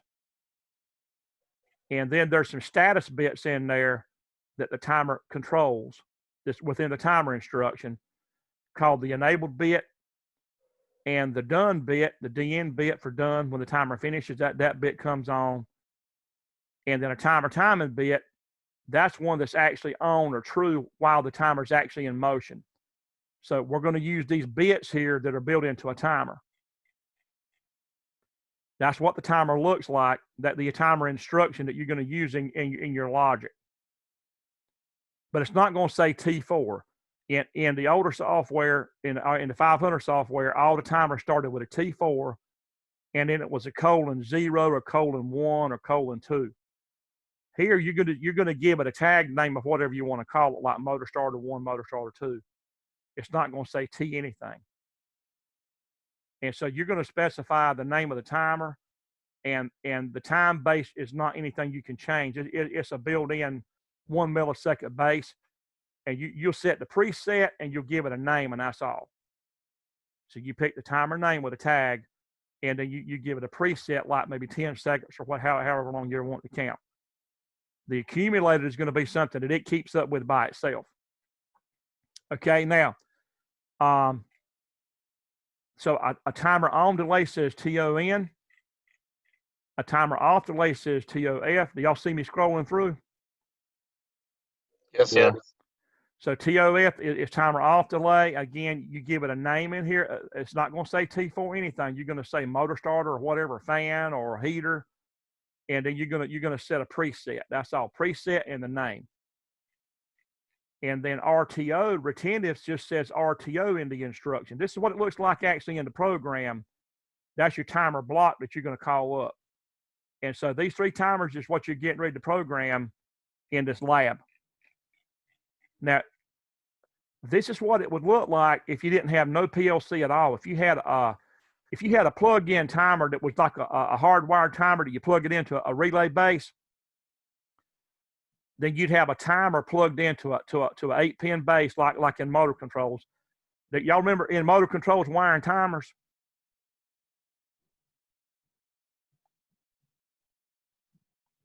I don't think Connor and Cameron. I know Connor and Cameron's wired them.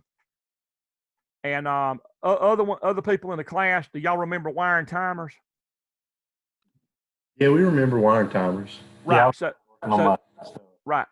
This would be a schematic of what you did in motor controls with no PLC involved at all.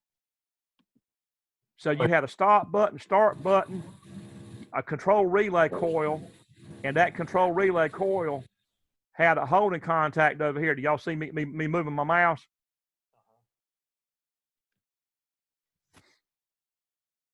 Yes, sir. Okay. So when you hit the start button on the hardwired version with no PLC, you hit start button, the control relay pulls in, CR1 pulls in and makes that pull, and you got a holding circuit. And also you got the timer wired in, TD, time delay. That's the coil for the timer if it's a hardwired timer. And once you hit the button, the relay actually gives you a holding contact here, which actually keeps that timer held in too. So you just pulse the start button and it triggers the relay, gives you holding contact, timer starts timing. And 30 seconds later, that contact with the arrow goes in the up direction, and then your motor actually comes on, or your starter for the motor comes on. So, and there's an overload there. This is the way it's done in motor controls in ELC 117 with no PLC. Now, we're going to take this and go PLC style. Okay, y'all see that? Yes, sir. Yep. So in the PLC program, here's what you're going to have. You're going to have a real stop button, a real start button, that's coming into it, feeding those instructions. Of course, this is your logic program here, your software. So you use these a stop, a start like that. The timer instruction is going to be there, and where you get the timer instruction from is off of the toolbar. Let me show you quickly where do you get this here from. So we're going to switch to screen share and go back to the logic screen. Now, So do we're you doing see? this in no. I'm going to go offline. Now, do you guys see the logic here? Yes. Now, Yes, if sir. I go up top where it says timer counter, y'all watching the toolbar up top? Yes, sir. Yeah. If I hit timer counter, then I'm going to choose up top where it says TON. Do you see that TON? Yeah. Now that's a TON, a TOF, and an RTO. So there goes your 3 timers you choose from. You're going to put a timer on this side of the screen over here in your timer program. And then later, when you get to the third one with this retentive, you've also got to use a reset instruction. There's a RES over there. So you see that one? Yeah. So you use a reset will be used on the last one when you use RTO retentive. So that one and that one go together. And then the TON and the TOF are, this is the first lab, part 1, part 2, part 3. Okay. So we go back to the lab guide. And so for your first on the emulator, you're going to do this here on the emulator, everybody. Everybody will create it. You can do all of your logic functions, including timers, can be run in your emulator, and it's going to run like it will on a real PLC. So go in there and create this logic here. So when you do the timer, if you notice over here, do you see the EN and the DN outputs on the timer? Yeah. That's the enabled bit turning on, and then the done bit turning on. So those are two bits that the timer controls that function like outputs, but they're actually within the program. So as soon as you hit the start button and that timer gets enabled, then the enable output comes on, the EN comes on. You'll see that light up. And when it does, this enabled bit is going to actually, you see it show up over here on the holding contact. Yeah. You're going to use the enabled output to actually function as a holding contact around the start button. So just as soon as you hit the start button and the timer actually gets power to it right here, the enabled output comes on, and you're going to address it. This same address here is going to be here. It's not going to say T40 though. It's just going to say whatever you call that timer. And if you call that timer fan or whatever you call it, a pump, then that's what it's going to be called over here. It'll say fan or pump EN. Okay. That's going to represent the enabled output of the timer, and you're going to let that actually, you're going to cross-reference that tag. The tag for this contact, for the holding contact, is going to be for this. And I could help you with that. I mean, when you get to that point, if you don't figure it out on your own, you just do a screen share, and I'll show you, and it's very easy. You'll double left click on this contact, and you'll scroll down, and you'll pick the tag for this timer. And when you get to the tag for that timer, you'll have these different bits that are available, and you'll choose the EN bit on the drop down for choosing a tag over here. Does that make sense? Yeah. So you'll double left click on that contact to choose a tag. It'll be a pre-existing tag. You got to create the timer first. And then once you do that, the enabled and the done bits are going to be available when you double click that contact for the tag. Then you go in and you'll select the name of that timer that you created, and you'll scroll down to the enabled bit, and you'll click that, and it's gonna assign that contact to be controlled by that enabled bit there on that timer. That makes sense? I got a question. So the enabled bit is going to be your holding contact, and then okay, go ahead. The DN that below the timer, is that going to be a open? Normally open? What? No, that's not. This is the output. It's an output. It's not a contact. The one below that. Yeah, below all yeah. that. It'll get normally open. It'll be examined on. All right. And so instead of it saying T4O, it's going to say fan or whatever you call it. It won't have a T4 anything in there. It's going to be a tag name that you make. And so when you go to pick a tag for this, you're not going to right click and do a new tag. You're going to left click, double left click, and scroll down and find the name of that timer. And then you'll find the done bit, the DN. When you scroll down in the tag selections, you're going to choose the done output for the timer, for that timer name, and hit enter. And it will actually tie that contact to this done output. And so when the timer reaches a preset of 30 seconds, when the accumulated value gets up to 30, when those two equal, the done output comes on, that'll go true, and it's going to put power to your motor, fan, or pump, or whatever it is here. This address here is going to have to be a real output for output 1 for motor starter 1. That makes sense? So this is going to be actually programmed into the PLC? Yeah, well, the first one do it just with base tags. So you can actually do it basically like this. So the first one you do in your emulator is going to say stop, start, and you can give that timer a name. And then the holding contact, it will be addressed to the enable bit of that timer. The done bit, it'll be addressed to the done bit of that timer. This is just going to simply say a base tag of pump or motor starter 1 with no address. So there won't be any real addresses on any of this. But on the real version, when you do the real version, your stop button is going to get the real address of input 0. The start button is going to be input 1, like normal, like on your earlier programs. So input 0, input 1, and then the output would be slot 2, output 1. So you would just reuse the same addresses that you used for a previous program, like the last here, one we just did. Like the one like for the HOA that had the one that had the stop button and the start button that are normally open, normally closed. You see in the camera there? Yeah. So you'll back up to the sump pump wiring, and all you're going to use is the stop button and the start button that are input 0 and 1 like that, and then you're going to use one output for the motor starter 1, output 1, and that's it. Now, for whenever we program it to go online, should we leave the stop button open? Yeah. You have to leave it open because look at there on the drawing there. You got a normally closed stop button you see in the web camera. Yeah, I'm just checking. Right. But you got a physical stop button out here that's actually a red.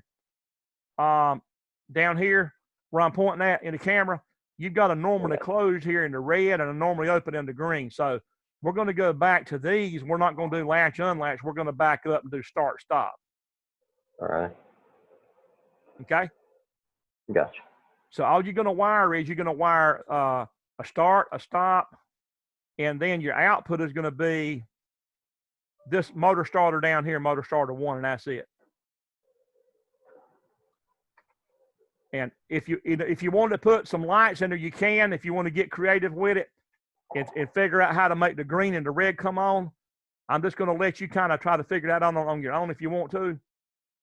But I'll just tell you up front, basically, for that green one to come on, if you wanted it to come on, that look on the logic page up here. You can put the green light in parallel with the starter out with a coil. You see where I'm pointing on the screen there?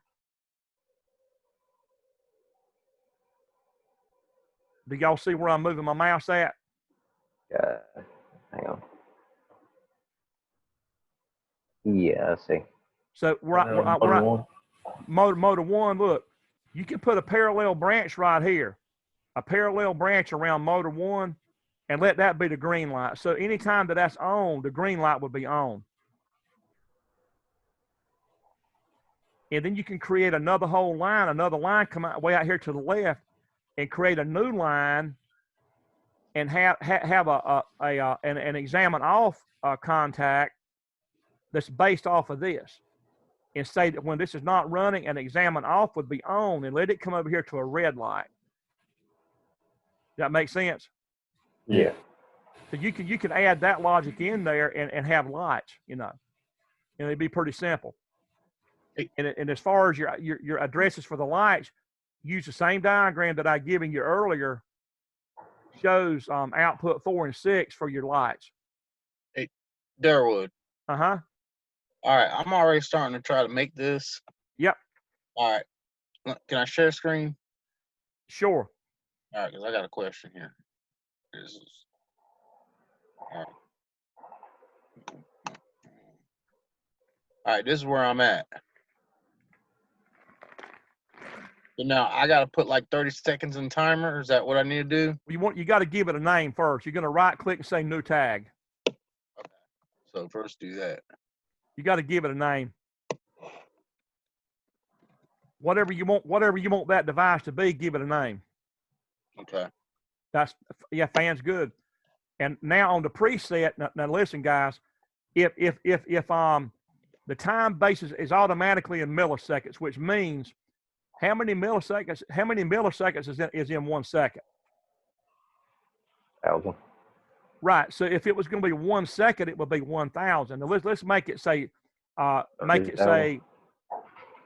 10 seconds. Okay. Say 10,000. 10,000. 10,000. So 10,000 milliseconds equals a second. And don't mess with the accumulator. The timer actually the timer takes care of that part. Okay. And that's it. Now, so at that point, now you can go back and do a branch around your start button. You click the start button and now do a branch. That's it. That's right. Get an examine on. Now you got to click on your toolbar now to bit. So you got to lengthen that out. Right. Go back to bit or favorites. And there you go. That's fine. And now double left click.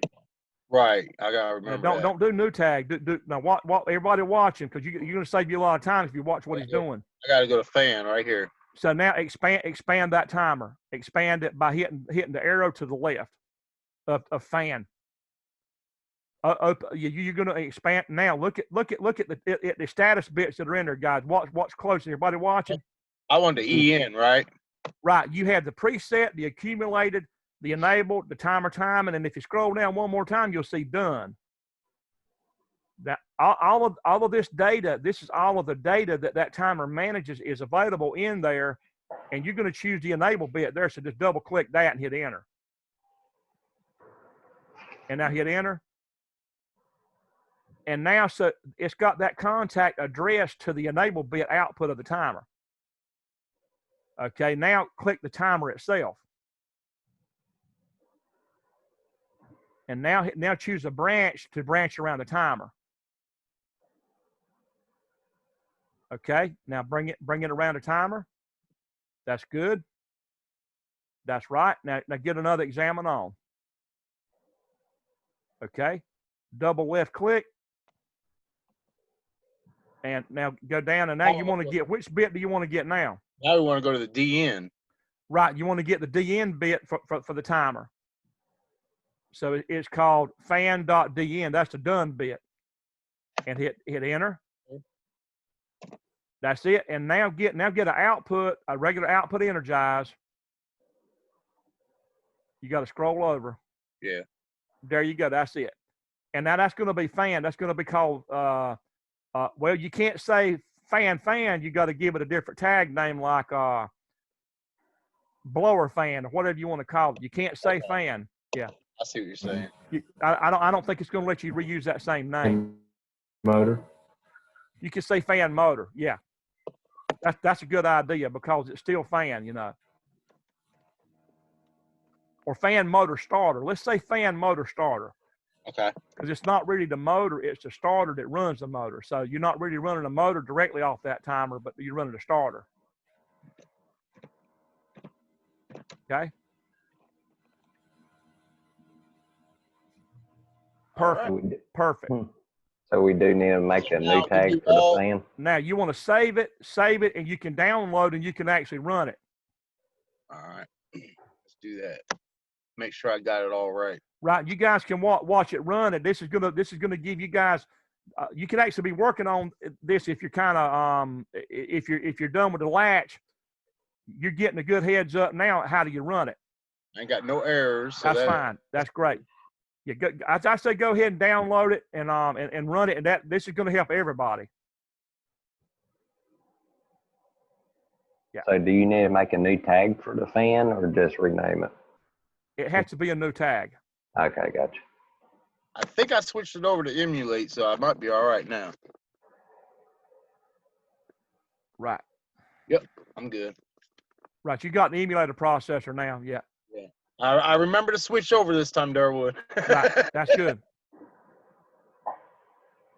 So you'll be fascinated to see the timer run in the emulator. It runs just like it does on a real machine. You're starting to get into a little more meat and potatoes now. You know. Right.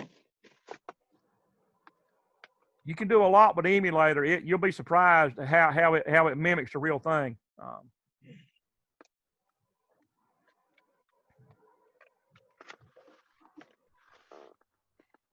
I'm very thankful that we've been blessed. The Lord's blessed us all to be able to have this.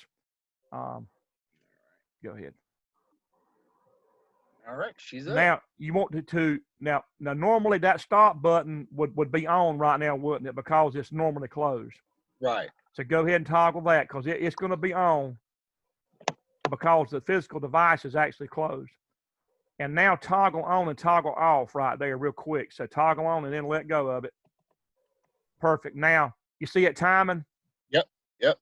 Now, when it hits 10,000, you'll see the done bit come on and then the fan comes on. Bam, Wow. you see it? Yep. So that's the way it runs on a real PLC. So now we do the same thing for the rest of them. Right. Well, now listen, on the rest of them, on the off delay, do you see that branch that's around that timer? Yeah, this one. Yeah. When you run an off delay, you can't have the branch over there. That branch has to be separated and put on a separate line, independent. So it would have to. It would have to be had two lines in. So listen, everything that says on that branch right there that goes around that timer, you got to remove that whole branch of the done bit and the fan starter, and you got to put it on a separate line. Okay. So that would go on this line then, Yeah, basically. exactly. And then you change that timer to TOF. Right. Okay. So that's what you have to do for TOF. But right now, you're best off. You can go ahead and create it for a real one. It's up to you. If you want to do all of them in the emulator first, that's fine. And then do the real ones, it's up to you. Now, when we do the real ones, do we need to do it on each one separate? Yeah. What I mean by that, do we need to send you 4 different emails to them? Three. 3 different emails? Right.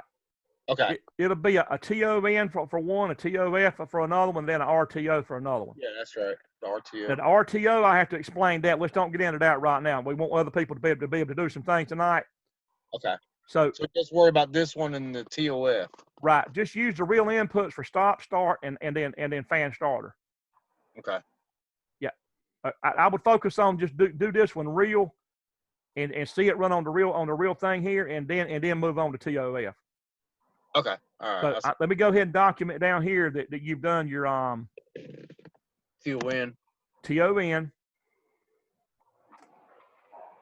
Right. Let me draw.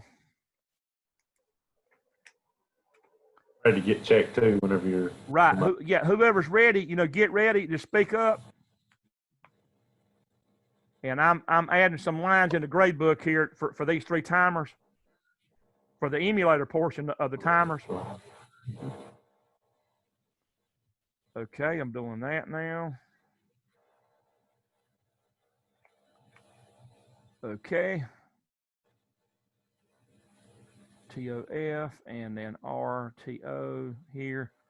Okay, so Eric has done the emulator for TON. Yes, sir.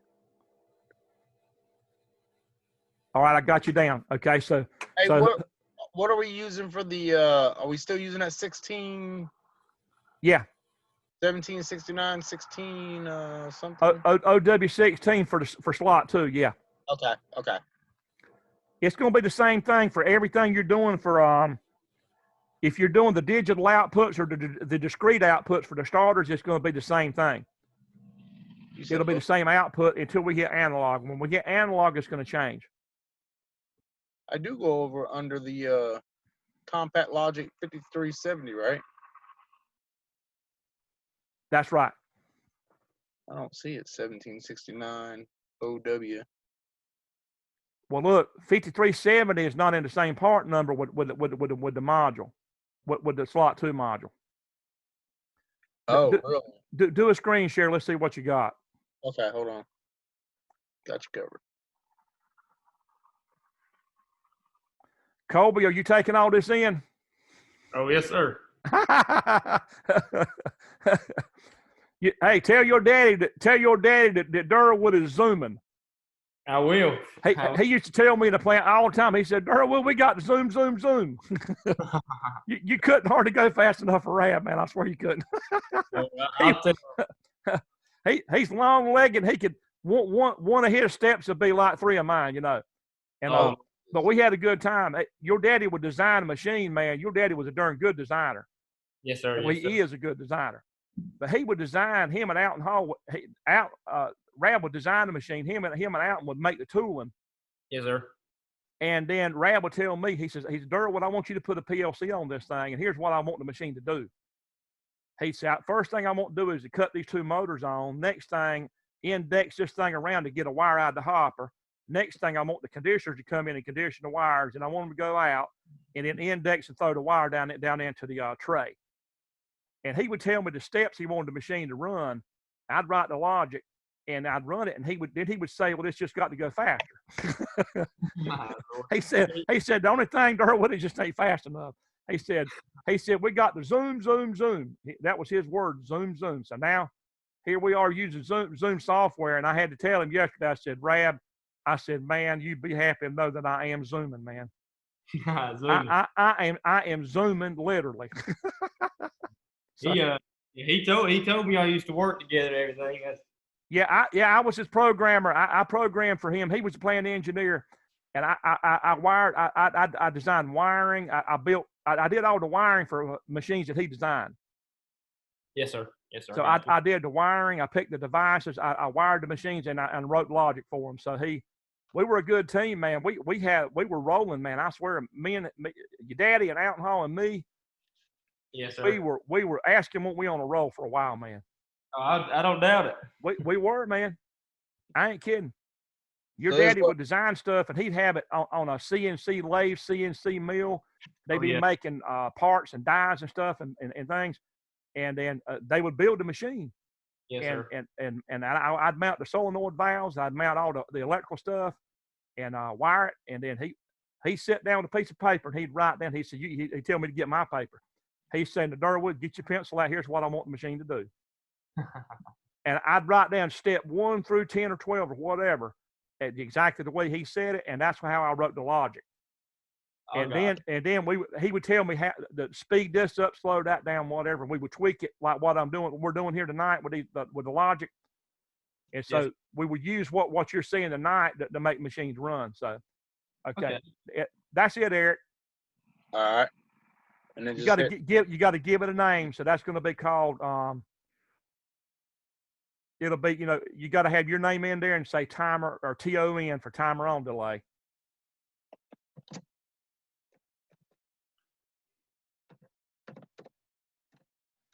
Jeez, I can't spell my name all of a sudden. Yeah, then you can just say TON. TON. All right. Yeah. And then you can just say PLC. They'll let me know it's a PLC program. All right. That's it. And hit next. And hit finish, because it is version 32. And it's going to give you a blank screen to start writing logic. Yeah, yeah. So just write just like that. Right. All right. Except use a real input for stop, start, and a real output for fan starter. What do you mean? You're going to use you're going to use the real Oh yeah. real addresses. I need to know what those addresses are because I don't have them yet. Well, look, you go back to your sump pump drawing, like I got on the screen here. On the camera. Okay. You use the stop and start that you used on the sump pump. Okay. Stop button, start button, and then the output for motor starter 1. That's all. Okay. Just Gotcha. reuse that same diagram. All right. That's all. Okay. All right. Gotcha. And don't forget to add your expansion IO for your slot 2. You talking about for the for slot 2 output module. Oh yeah. Okay. All right. I need to do that now then. Right. Yeah, you'll do that. Yep. Do that first. Yeah. But you know what to do there. Go ahead. I think if you can switch it, yeah. I think you're good to go. Let's let some other people get in. Yeah, because I think other people are waiting. Which one was it? The 1769 IA 16? No, sir. OW16. OW16. Okay. Right. You got to go by that paper. You need to keep that paper pulled up on your screen in the background. If you download it as a PDF, you can keep it. You can keep it on your screen. Okay. Everybody download that drawing there. Download the PDF and save it on your computer, and keep it in the background so you can pull it up. Everybody see that? Yes, sir. If you do that, then you're going to have it pulled up as this stuff needs to be saved on your computer. These drawings. Okay. And then everything's right there. You've got your model number, your firmware revision, all that stuff's there, Okay? All righty. Okay. You want me to share my screen? Yes, sir. Yeah.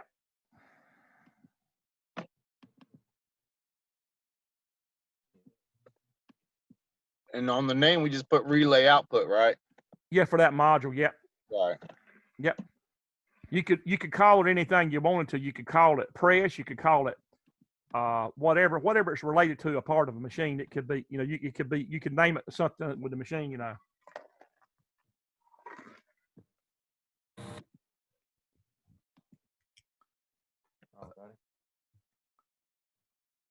All right, so this is camera, isn't it? It is. Yeah, it's mine. Okay. And then toggle that same latch off. You can hit Control T and it'll toggle off.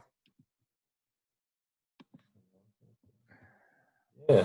Perfect. That's it. Okay. All right. I'm going to record that. Hey, Mr. Durwood, I would like to share mine. Okay. And I emailed you my other one, but I used Connor's email because it was already pulled up. So. Okay. My real one. So what the real one for latch? Yeah, my real one for the latch, and I emailed it to you, but I used Connor's email, but I put my name in the subject line. Okay. So who's showing one now? Is that Victor? Yeah. Yeah, that's Victor. Okay, so you're doing the timer. So yours is already timed that. If you can toggle the stop button. Right, you notice when he toggled the stop button, the accumulated value cleared, guys. The accumulator in that timer goes to 0 when you hit the stop button. So you go back up top and then let's see it run. Okay, go and then toggle on, toggle off. Right, I see it running. Perfect. Okay, I see that. Very good. Now the off delay, when he triggers that one, if you notice, as soon as he hits the start button, hold on, don't do anything else. Y'all watch closely here. On the off delay, when you trigger an off delay timer, the output comes on instantly. There's no delay in the beginning. So it's an instant on, but it's a delay off. So this is like for a cool down fan on an oven. It's if you have an oven running for a process like at Hog Slat, if on a paint line, or at Hog Slat, your oven that you're doing bacon in, cooking bacon or whatever, then you want the delay for your fan in the oven not to be in the beginning, but you want the delay to be when you cut the combustion chamber off for the oven, you cut the firebox off. you want the fan to run X amount of time longer to cool the oven down quicker. So right now, his fan motor too is actually running instantly when he cut it on. But watch what happens when he hit the stop button. Then the timer starts counting. So the timer's not counting yet. The accumulator hadn't started counting until you actually cut it off. Okay, go ahead and toggle off, Victor. Now look, guys, you see it counting? When he hit the stop button is when it started counting. Hold on a minute. You need to lengthen that time. I missed something. Lengthen your timer. Put it on 10,000, Victor. All right. You can actually do it on the fly with that. You can change timers online like that. But since you did it offline, you got to download again. You have to save and download since you did it offline. Right.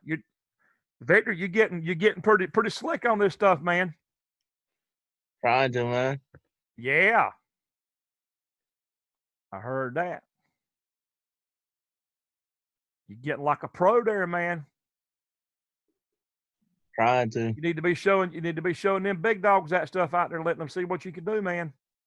They ain't gonna know. They ain't gonna know unless you show them, man, that you did what you're doing. You know what I'm saying? Yeah, you're right. So if you notice, as soon as he hit the start button, the motor came on instantly. There's no delay in the beginning. Now trigger your stop button, and then the accumulator starts counting. Okay, you see it counting, guys? Now while it's counting, the fan stays on. And then it went off. So here's the moral of the story. The off delay does this. It's an instant on, but a delay off. So as soon as you hit the start button, the output device that you got tied to it runs right now with no delay. But when you cut that timer off, that's when the counting starts, and then it counts down. And after the post delay, then it shuts off the fan. So all of your ovens are using fans on them, and every one of them is going to have a cool down fan like this. So off delay is like especially for cool down fans on ovens. Does everybody see that?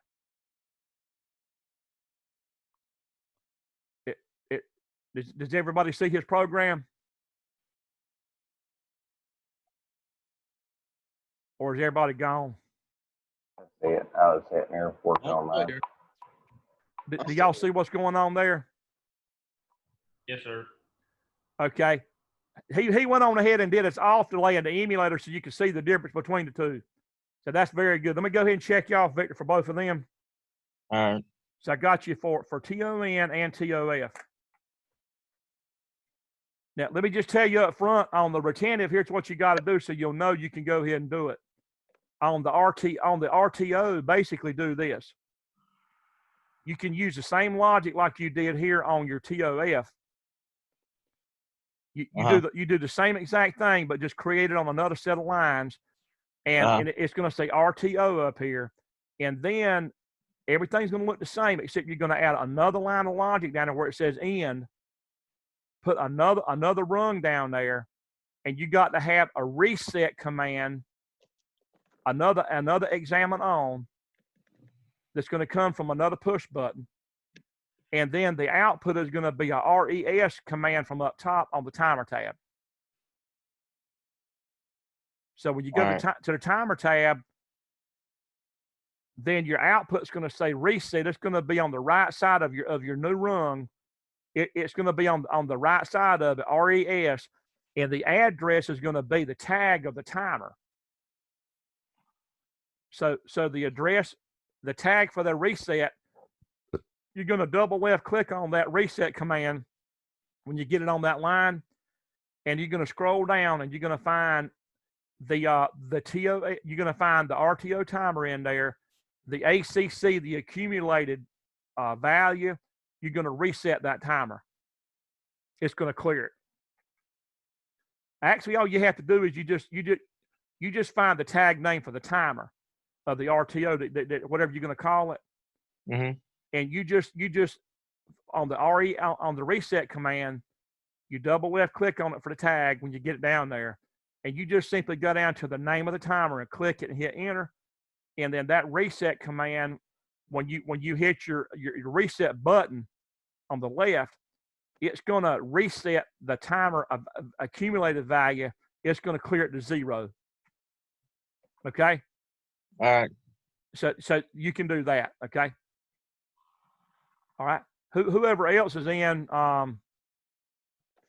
Hey, Durwood. Yeah. How do I do the preset again? All right. Do a screen share. Yes, sir.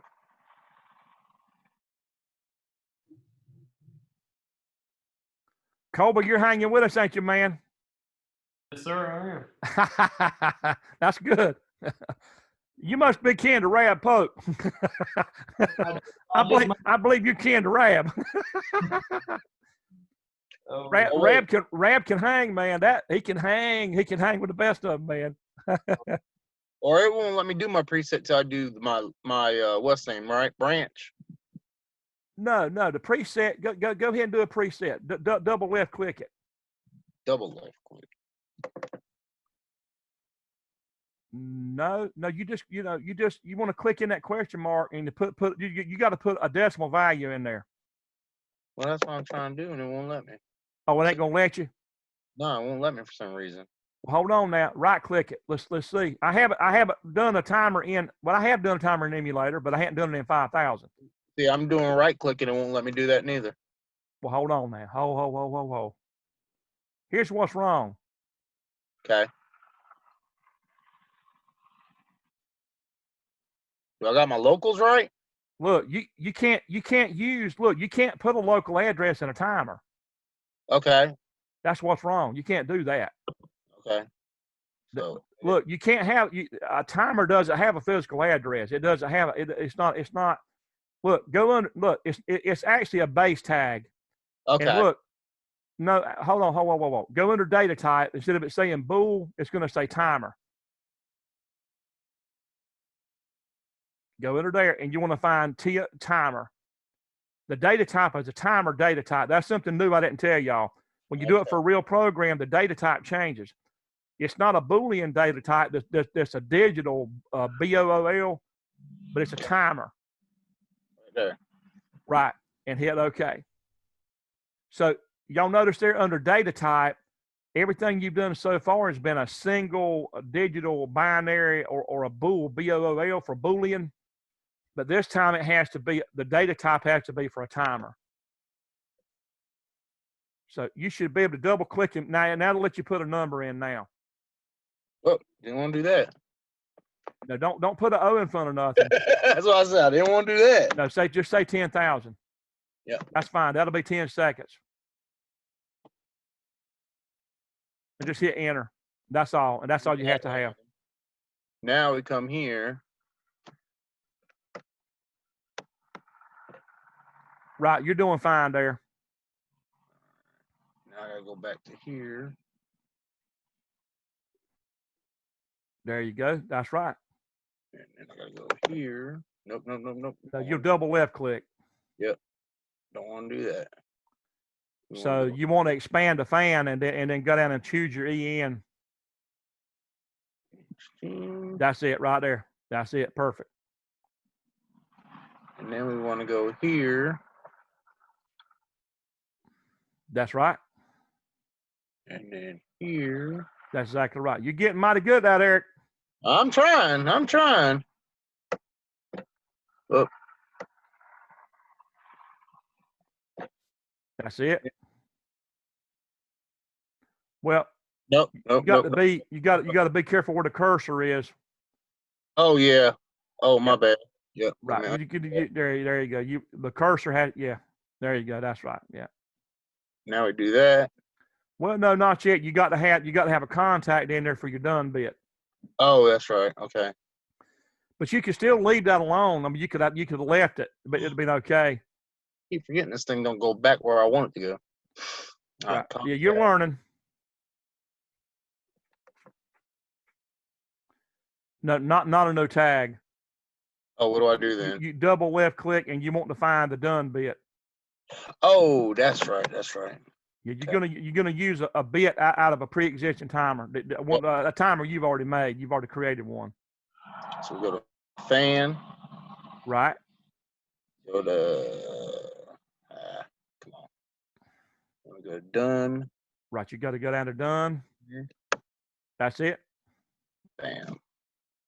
Go back. Now we do output. That's it. Yep. Now we do the output. And that'd be the fan motor starter. Right. Trying to do this in the dark. Yeah. I'm gonna tell you what now. For those of you that don't know it, Eric is having to be out in his vehicle outside of Hogslat to get internet. I don't know if y'all knew that or not. Oh, turn up your screen brightness. That might help. That's what I do when I start. Oh, that's not what it's because of I gotta get one of those lamp things. I didn't want I meant so you can see your keyboard. That's what I do when the lights cut off. I just turn up the screen brightness. Okay, now go down to base, alias, go here. We're gonna want a local 2.0. Well, you're not creating a new tag now. I'm sorry. You actually are. You are. Yeah, my bad. Yeah, you are. Well, I make this an output. Yeah. You're right. You're exactly right. And then this output would be local 2.0 data 1, right? That's right. Exactly right. Yeah, you're right. That's it. Perfect. All right. Well, so that's actually ready to save that. You can email that to me, and it can be run on the real thing. That's what I'm about to do. Hey, Durwood. Yes, sir. I don't know if I got mine right or not, but right. Did you look Eric, at if you want to cut your screen off and let somebody else get in, because it's Okay, go ahead, Roger. Yeah, I wasn't exactly sure if I did mine right or not. Go ahead and talk about that. Okay, start looks good. So I start. Right, yeah, you're doing good there. You want to toggle your start button off though. Yeah, exactly right. I was just making sure about that. So that's perfect. That's it. Okay. That's perfect. I didn't know if the EN right there was supposed to cut off or something. No. Look, the EN stays on as long as there's power on that rung.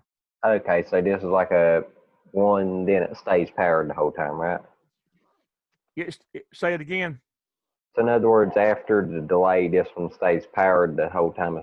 It stays powered, right? and it retains the accumulated value until you hit stop, and then it clears the accumulator. And it when the power goes off on that rung, then it resets the accumulator, and then then you have to start back over again. So you said that we to do these right here, can we use them on the same rungs, or do we need to do separate ones for the offline, or like the emulator? For the emulator. Emulator. If you're gonna modify this one, look, you're gonna have to. You'd be better off doing on another line. It's probably gonna save you because look, you got to get rid of that branch. I was talking about doing that on a different line instead of opening up a new file. Yeah, exactly. You can do all of them in the same file. Yeah. All right. Yeah. I probably just delete this, right? Well, no, you can leave that alone. You can create another line. Okay. Mm-hmm. And you'll do everything's going to look like that, except the branch around the timer. That branch has to come out, and it has to be on a separate line. Gotcha. All right. Okay. I suppose I gotta change up the names too, right?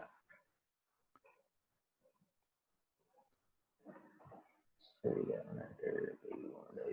One of those, and then branch.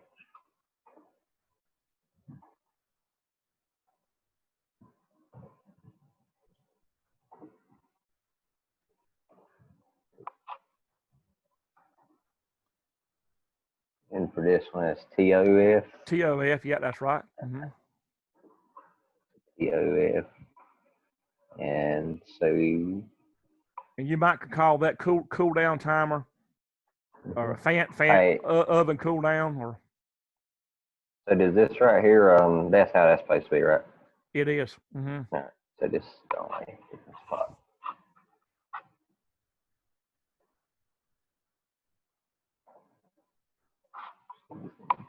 Hey, Mr. Durwood, I think Yes, I sir. did that retentive timer. I don't know if I got it right. If you want to look at it after he's done. All right. Here. Go right ahead. Probably did it wrong. Well, no, I wouldn't say that, Victor. You're getting to be a real pro at this stuff. So scroll, hold on. Let's get RTO. That's fine.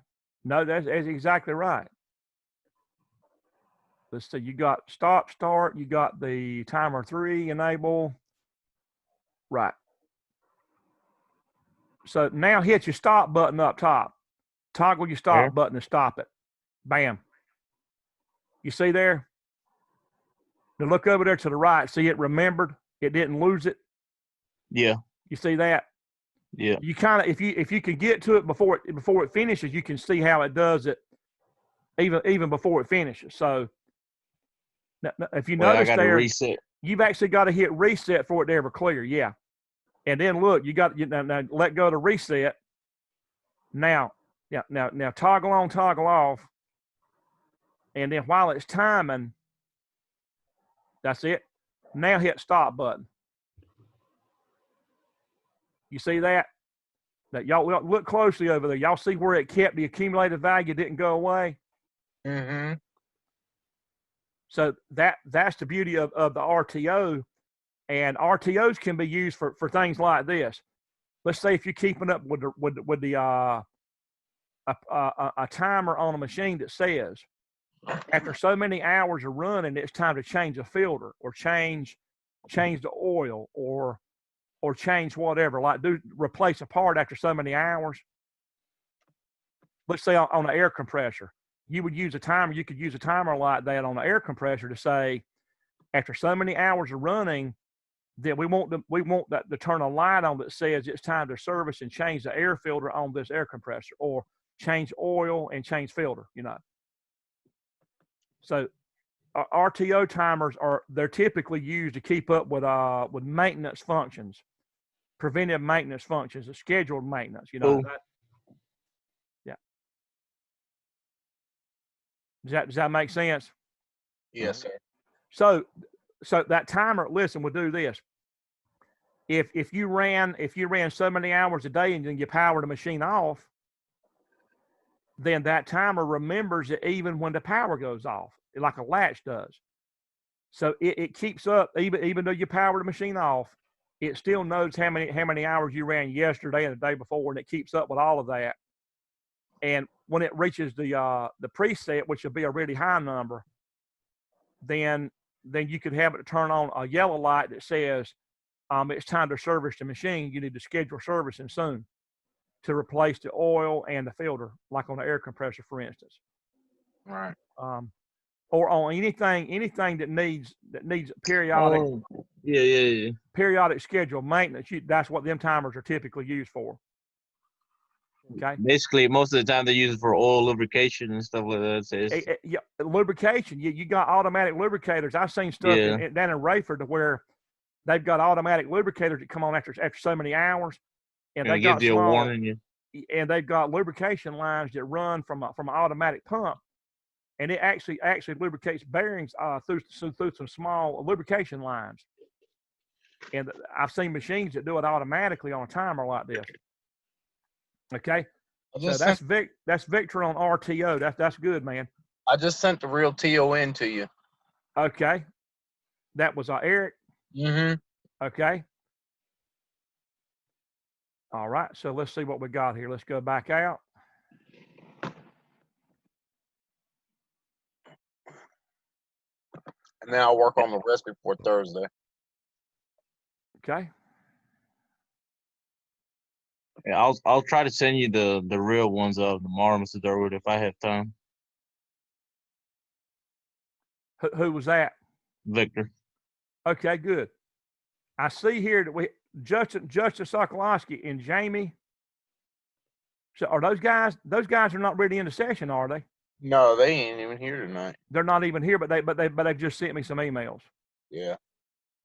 Okay. Okay, so let's see what we've got here. Did you get mine? That TON?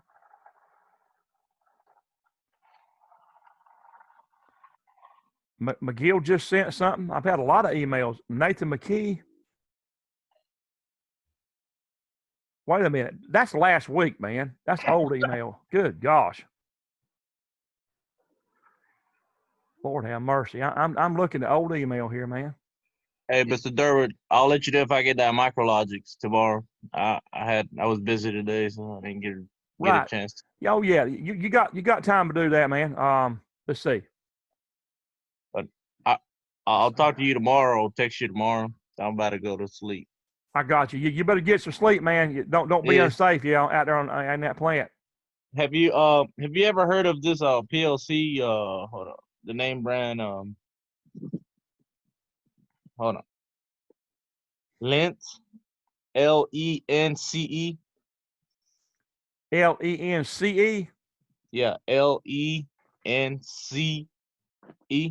CE. Yeah, controller. No, I never heard of it. No. I'll send you a picture. That's what we messed around today when the automatic butt skinner. So is that the company that makes it, Lynch? Yeah.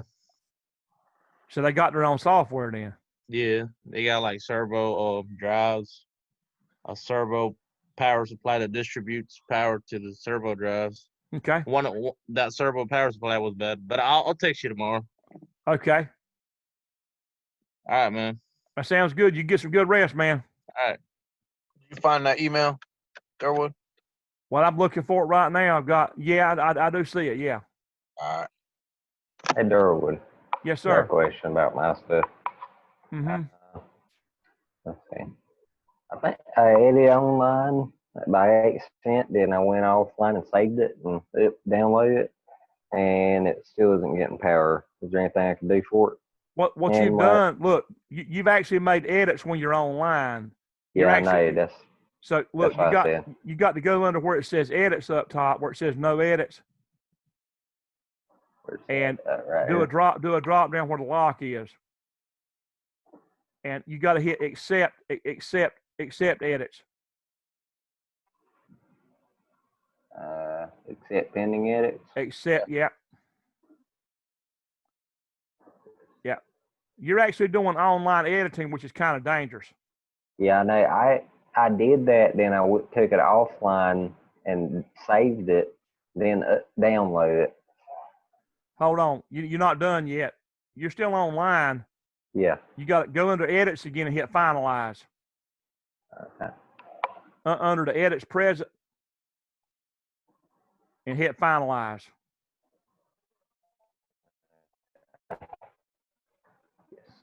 Hit yeah. You see it, and then the dash lines go away. Okay.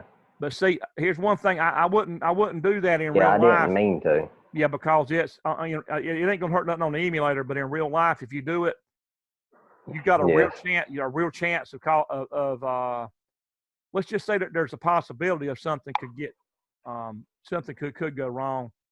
Mm-hmm.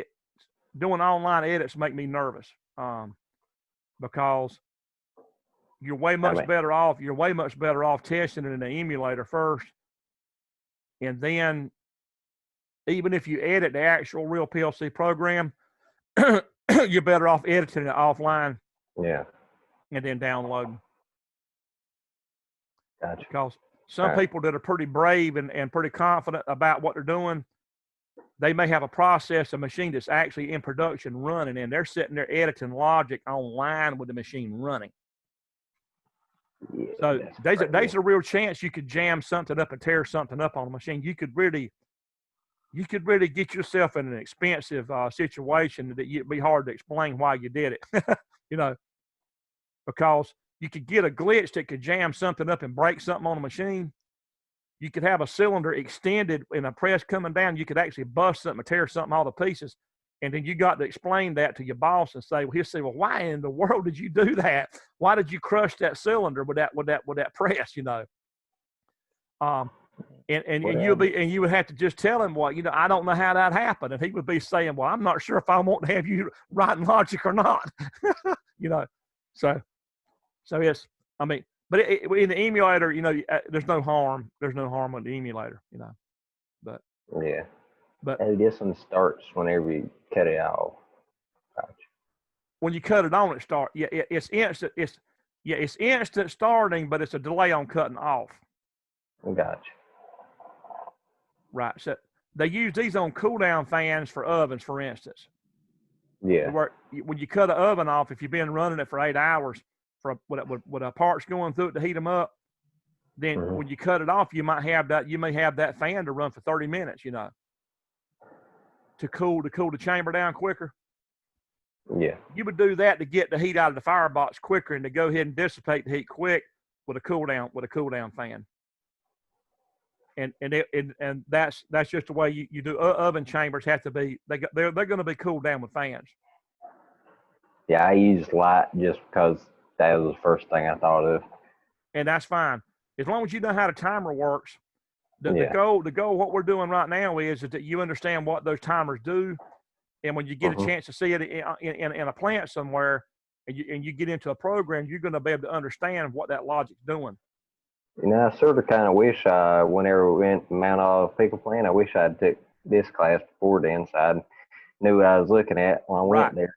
Exactly. But that's okay. You're getting it now, and that's what counts. You're getting it. Period. Yeah. But all of this you can get. The more the better. Yeah. The more the better. This is one of the best classes you're going to get at our school. It is very, very important and very good. You're getting stuff that a lot of guys in plants would really love to have. They see the stuff run, but they don't really know what's going on the inside of them. About like driving a truck versus working on it. That's right. That's right.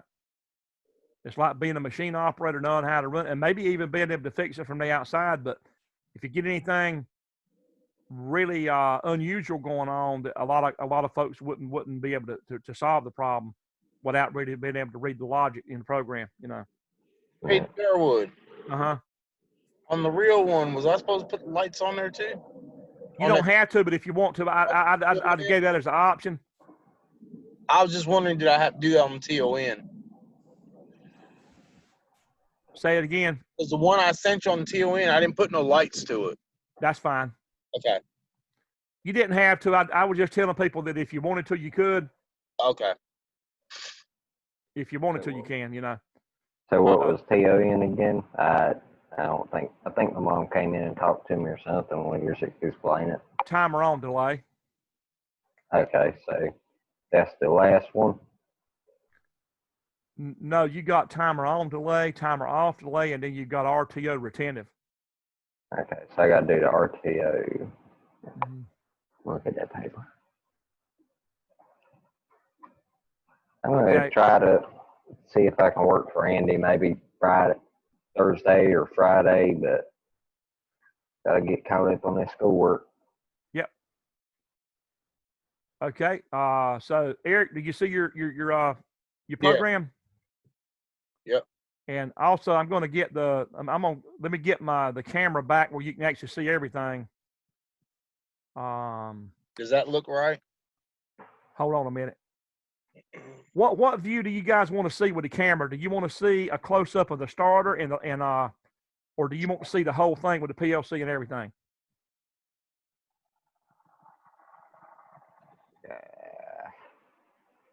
You can do the starter, I reckon, because we've seen the other stuff before. Right. Okay. So just tell if it's on or off. So basically, if you see the buttons over here and see the starter, that's going to be enough for you. Yeah.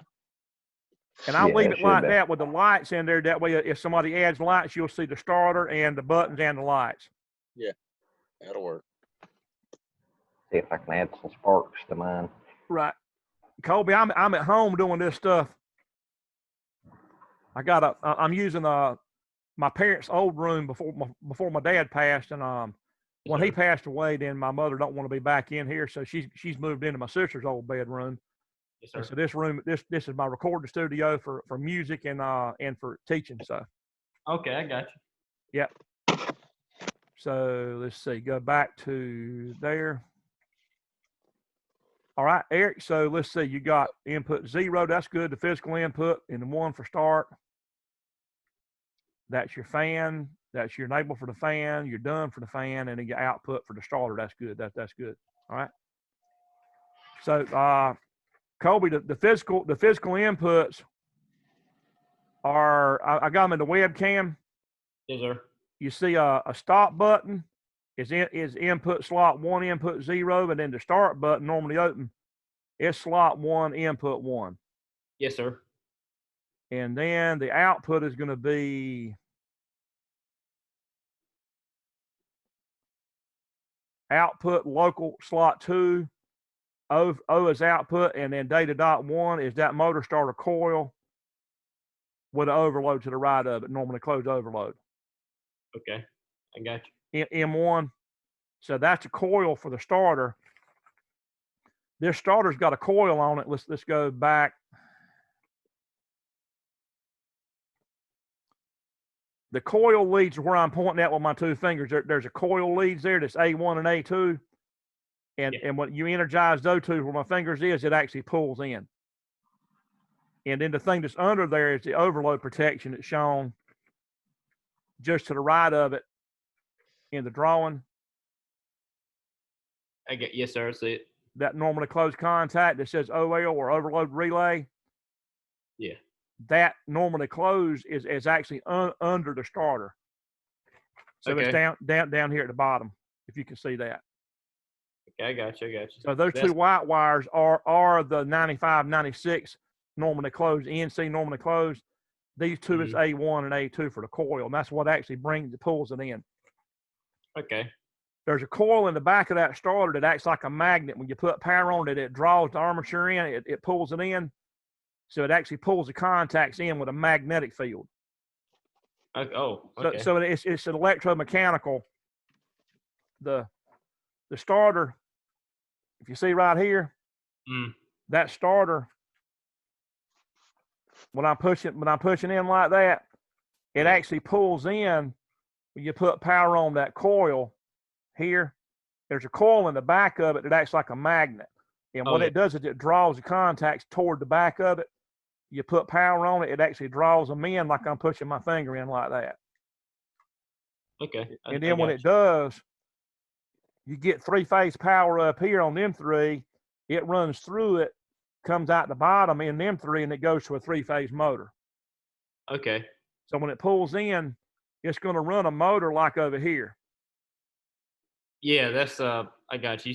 Like that. So you can run that motor off of it. You run the motor off of the starter, yeah. Okay, I got you. That motor, it takes three hot wires, 3-phase power for that motor there to run. Yeah. And the power is going to come off of, the power comes into the starter here. Whenever the coil pulls in, them three hot legs goes through it at the bottom out of that motor, and that motor runs off of that starter. All right, I got you. I see it. Yep. Okay, so go back over.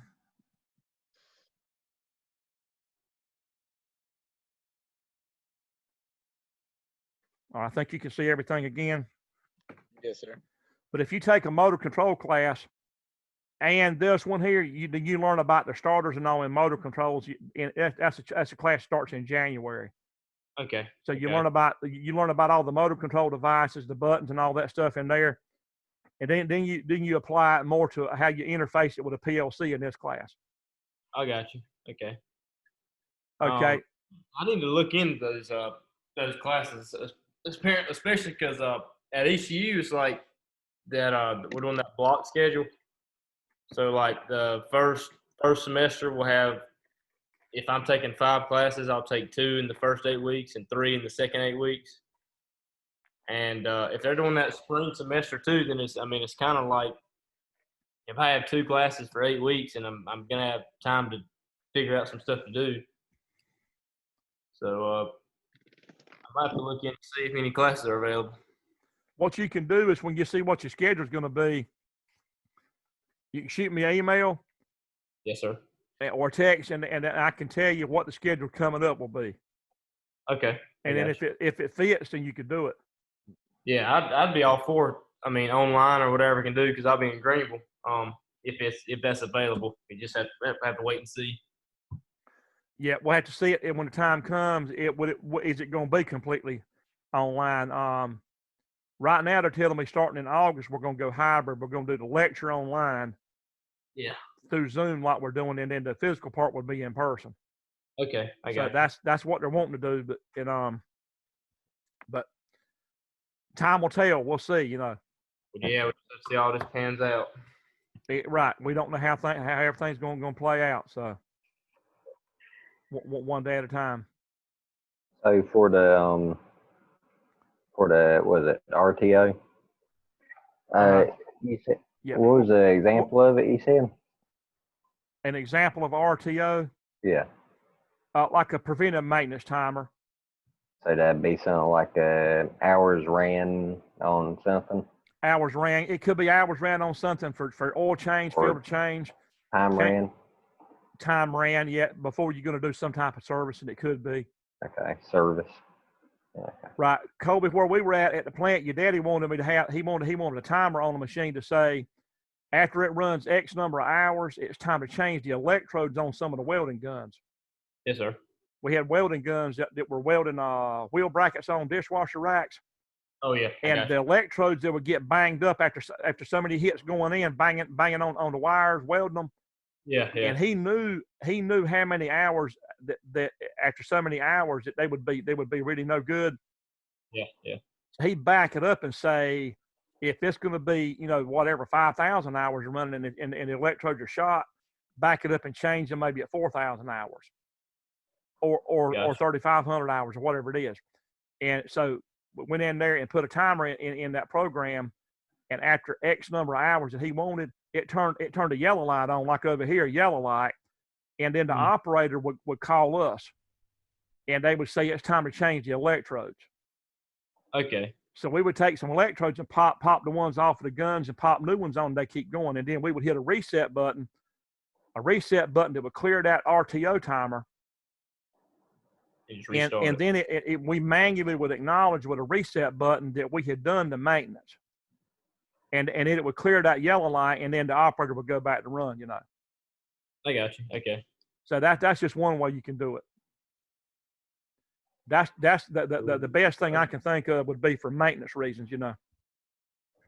Yeah. That's not the only thing. You could use them for anything, but that's what I've seen them done for lubrication, parts changing. Okay, so Eric, you want to download yours and run it? Yes, sir. Okay, how do we do that? Communications. Who active?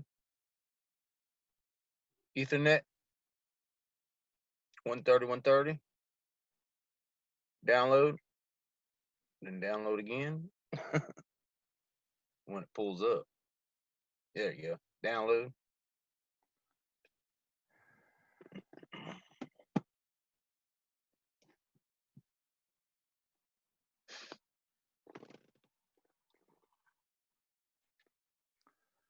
Now, if you notice, you see that stop button's already on. Now look, you see my hand in the lower left of that webcam? Mm-hmm. Now watch. When I press that red button, look at that screen. You see it go away? Yes, sir. So when I let go of it, it's actually a normally closed button out here physically, normally closed. Right. Go back to that picture there. You see that normally closed button in there. It's already made. Yes, sir. It input 0. So because it's already a normally closed button physically, that's why we're having to use like a normally open symbol in the program that's an examine on. Right. That's why you have to use that symbol in there, because you've already got a normally closed. There's a physical real thing out there already wired doing that normally closed function. Right. And because of that, you have to use that normally open symbol in here, so that you don't cancel out the logic that you're doing. Right. With two normally closed, it would actually cancel itself out like that. So the start button when I hit it, I'm just going to hit it momentarily and let go. You'll see the enable bit come on, the EN. Do y'all see the mouse moving around? Yes, sir. So as soon as I hit start, and there's power right there on that timer there, the EN comes on instantly. When that comes on, you'll see this EN come on and seal in around that, and then I can let go of this. So then it's going to run around the holding contact, and it's going to time until the DN comes on when this equals 10,000. And Right. then the DN is going to bring power to the starter. Okay, so you ready? Yep. So 1, 2, 3, start and let go. So you see how the enabled output served as a holding contact? Yes, sir. And now you watch the done, you see now the done come on. Yep. So that starter there came on. Yeah, I heard it. You heard it. Now watch, and then you'll hear unclick. You see it? Yep. Now I'm gonna hit start again. Let go, and you can watch.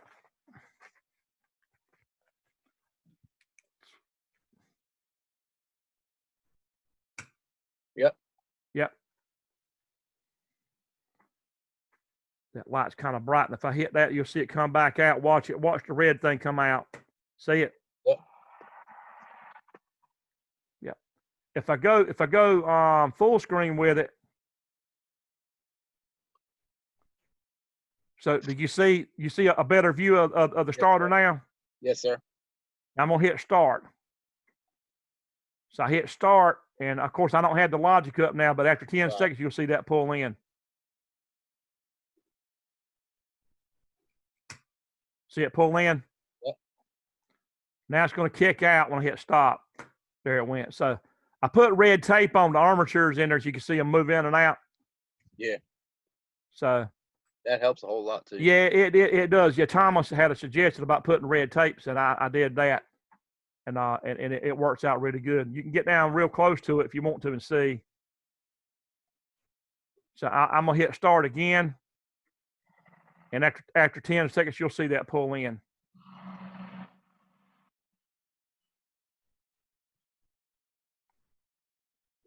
You see it? Yep. I can actually go back and do, since I'm that close.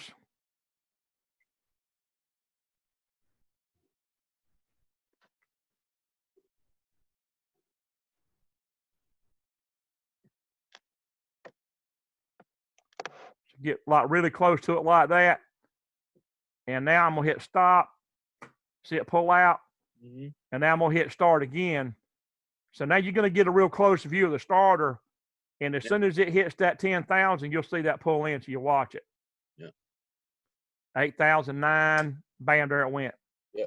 So that I got the camera mounted on a boom stand, like a microphone boom stand, and I can move it around. Yeah. That worked out pretty good. I like it. It worked out real good. Yeah, very good. Yeah. Yeah, I'll show you my rig here. I'll get the camera out of it. You see that stand right there I'm moving around? Yeah, that's pretty good. That's actually a mic clip for a microphone, like for the PA system there. Yeah. So there goes my boom right there. I'm moving that thing around. So this is actually a boom stand like you'd use for, like I say, for sound systems and all. Yeah. And I've got that rubber clip there. It's actually rubber, so it actually, you see how it comes apart? Yeah. It stretches. I do that, and I actually squeeze. I put my darn camera in that mic clip's what I've been doing. Yeah, that's pretty neat. Yeah, real neat. Yeah, it works out real good. Yeah. Well, you get a pinch like this, and I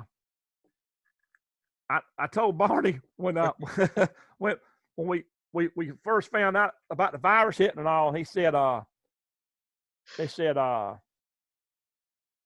we're gonna have to start teaching remote. Yeah. And I felt something, my stomach get in knots. I said, oh my gosh. I said, Barney, we'd be better off canceling this thing till they can get back on campus. He said, I don't think that's an option. I said, uh-oh. I said, uh-oh. I said, I'm gonna have to start digging and finding out what I can use. Right. And I'm not glad the virus hit by no means at all. It's a horrible thing. But in a bad thing, it just goes to show you how that if you try and you search things out, that you Something may good be will surprised how provisions that you can find. And I thank God for what we got that Yep. He's provided. You know what I'm saying? Yeah. We've had some divine assistance in this thing, man. I'm telling Oh, you. yeah. With, Most with, definitely. with Rockwell letting us use this software, you know, and then and in the Zoom company, it's just really been. I'm amazed. I'm amazed at what we can do. You know, And in then Ronnie in pulled me in a out of a desperate hole. time. It really has amazed me. And when Ronnie pulling me out of a hole too. Right, exactly. All So, right, Durwood. So all right. So let's cut that off. Yeah, I gotta drive home. Right. Yeah. Okay. Let me put you down that I've seen you on the real timer. Yeah, TON. Right. Now I gotta do the TOF and the reset. But I'll get that for you by Thursday. Right. So let's go here. I'm recording your grade here. Let's see. All right. Yeah, Eric. Hey. Okay. I think I've kept up recording everybody's grades correctly. I believe I have. All right. All right, Durwood. You have a good night. You man. have a good night, man. You drive safe, and we'll see you Thursday, hopefully. All right, sir. You have a blessed evening. Good. Durwood, are you still gonna be on for a second? Yes, sir. You go right ahead, man. I'm here for however long you want to be in there, Roger. Yeah, I was just gonna go ahead and finish this. That's fine. I was just. You're smart to go ahead and do it, because I'm gonna to. tell you what. When July the 8th gets here, that's, you know, some people are cutting out early, man, and they're not showing me anything. You know, they're. The heart. I'm good. Most of the time I'm sitting here with a little bit extra time, twiddle my thumbs, so just listen to y'all. But so most of the time I was trying to stay ahead. Mm-hmm. But all right, here's my offline, and go ahead and save it. Now, is this how this is supposed to be set up? Well, no, not exactly. How is it supposed to be set up? Do I need that branch needs to be separated. It needs to be on a separate line. Okay. Well, I was reading it, and I could have swore it said it needed to be like the first one, but it might have meant the second one. So is that all that I need to change about that? Well, see, that branch can be put on a separate line, and then you got to have another third line on there for a reset instruction. Third line? Yeah. They don't show you that in the lab. They're not showing you. If you go back to the lab itself, they're not showing you the. I don't think they are. I don't think they're actually showing you this third part in there. If you go, they're only showing you the timer itself. If you scroll down, they don't get as far as showing you the rest of the logic. I'm happy to tell you what to do on the rest of it.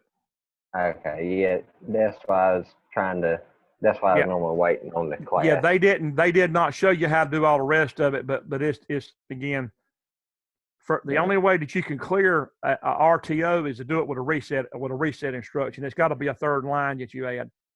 Okay, so do I need the, what is it, latch, unlatch from earlier? Or do I need any of that? You don't use latch or unlatch. Okay. On that new line, look, you're going to copy. Well, it's going to be, you'll have an examine on. Is it going to be basically like this one right here? This line right here? The branch that you removed has got to go on that new line. Okay. Yeah, that's what I did right there. Yeah, exactly. It'll be exactly that. It sure will. Yeah. I didn't quite recognize what you had there. Yeah.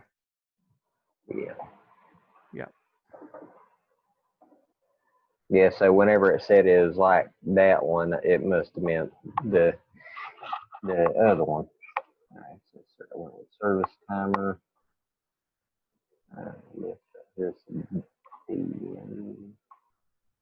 Right. Yeah, you're getting it down pat good. Yeah, I'm proud of you guys. You guys are doing really good, man. Here, service light. Now I was That's wondering. mm-hmm. Now I was wondering. Is there any way to like set a limit on this, like for when it needs to be serviced? Well, when it's gonna a service light's gonna come on when that timer finishes. Mm-hmm. And that's just going to tell the operator to call a mechanic and say, or maintenance guy to go do the maintenance. And that it's just going to be up to them when they get to it, you know. Gotcha. Just because the light's on don't mean they have to do it right that second.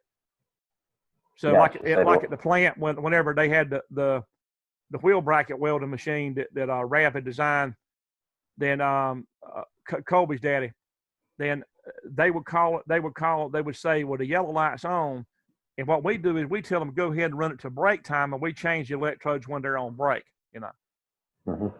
So we would do it when we would just let them go ahead and finish up until their next break time, and then we change the electrodes then. So you said there needed to be a third line. Now, do I need to separate these two right here? Well, that line's fine. Okay. The newer one's going to have a new input for a reset button, so you got to create another button called reset, or you can say service reset. And what that would do, that's the button that the maintenance guy hits after he puts the electrodes on the machine or changes the oil. He would hit a service reset that would clear that light. You know. Service reset, and that would be connected to. So you would have to choose the reset instruction off of that timer tab up top. So And you go back up to your toolbar and choose a timer. And now you choose the RES instruction that says reset. Oh, that's right. You That's did it say right that. there. And then now you're gonna double left click. It won't be a new tag. It has to be assigned to the same tag of the timer. Okay, so it would be the service timer. Is it actual service timer? Yeah, try that. I think it's just gonna go right to the timer itself. Right. And that'll trigger. That'll actually clear the timer. Yeah. Mm-hmm.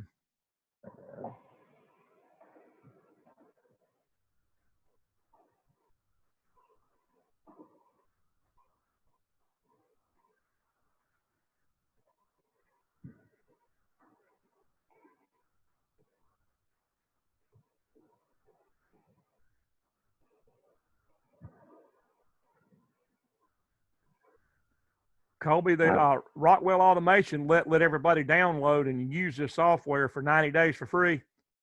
It's around $3,500 package.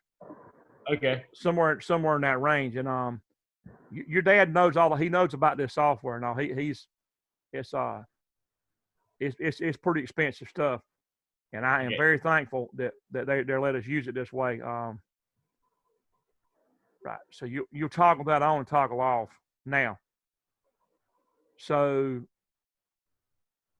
I need to do anything. So something's wrong there.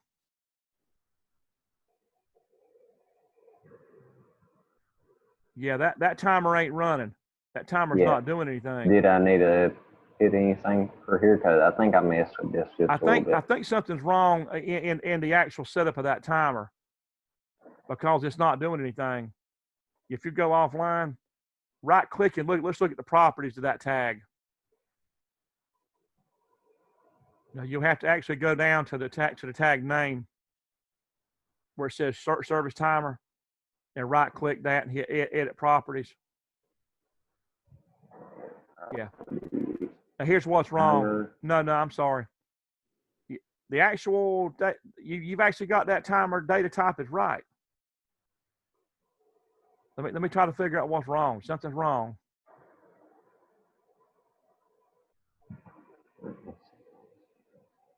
You need to go back in there. I need to look at that again. There's something's wrong with that timer. So the data type is timer. That's actually right. Base, resets, or could it be that the reset isn't? No, because it didn't even turn on. No, you didn't have it. You didn't have a reset on at that time. Okay. You can hit OK on that screen. Now for this right here, I believe I had edited these a little bit, so because I was trying to get work, I don't know if I need to do anything Well, for that. you got to put a preset in there. You didn't have a preset in there? Yeah, so.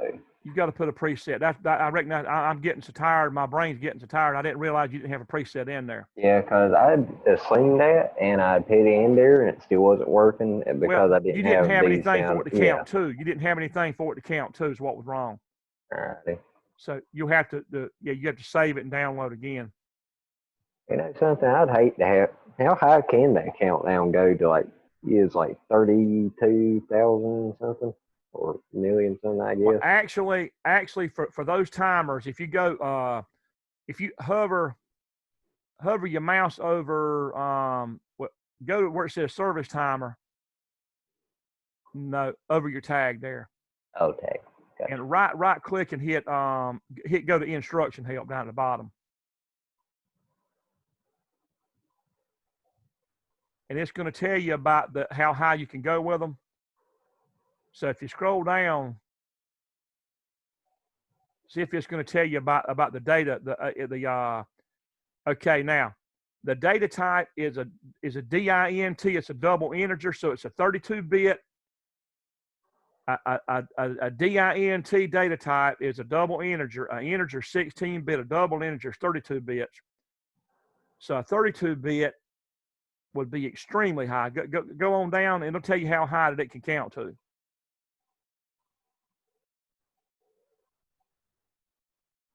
You have to go on down further. It should tell you in there the limit as to how far it can count.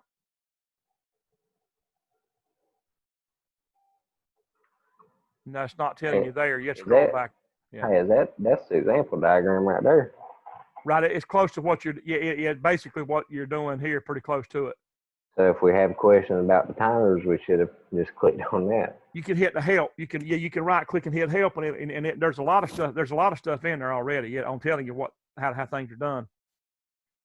Yeah, I remember we did some of this right here in one of my ag mechanics classes. We used those little symbols to make flow charts and this. Right, flow. Yeah, exactly. Yeah, scroll up and let's see if it's going to tell you the limit on. Well, 32. A 32-bit. Well, you had it earlier. I saw it somewhere. A 16-bit goes up to 32,767. Oh, so it's double that. Not actually. Well, it's actually going to be way more than that. Way more than that. If you go into your data type. There we go. If you go into. What is it? 2 times 2. What is it? 2 times 2 times 2 times 2. Something like that. Well, you don't have to go to all of that. You can just basically go into. If you go back to your software. Never mind. It doesn't matter tonight. So. Right. The data type. Yeah. We can look into that, and I can. Yeah. Might have an easy way. But it can go way higher than that. And that should tag value. You got to overflow. You can't go that high. Okay. 1, 2, 3, 4, 5, 6, 7. Okay, can do that high.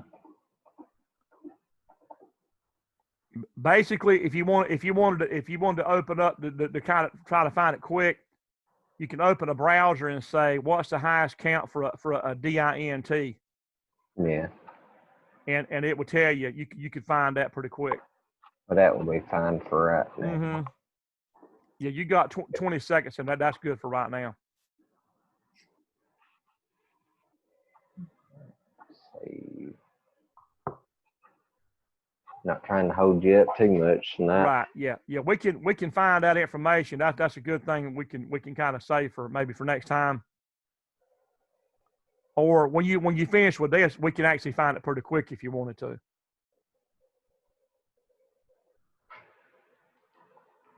What is it? Mr. Durwood, my computer's about to die. I got to get up and help Daddy in the morning. So. Okay, you have a good one, Colby. Thank you for joining. Yes, sir. Thank you for letting me join. Appreciate it. You're welcome. If you want to join again, we do it on Tuesday, Thursday night. And you can shoot me a text. If you wanted to join, I could send you another link, you know. Okay, yes, sir. If you don't care, yeah, I'll see what I can do if I can get on. Okay, just send me a reminder, or if you do, you want me to automatically send you a link, or if you want to just tell me, you can tell me that the day of, and then yes, I'll make a note and I'll send you a link that day. Yeah, I know Tuesday nights I definitely should be able to. Thursdays it'll depend on the week, but like yeah, I'll send you a text every day I'm able to, Tuesdays and Thursdays. Right. That'll be fine, and I'll be glad to have you join. Oh yes, sir. I appreciate it. Thank you. You're welcome. Thank you. God bless you, man. You have a nice evening. On the wrong one.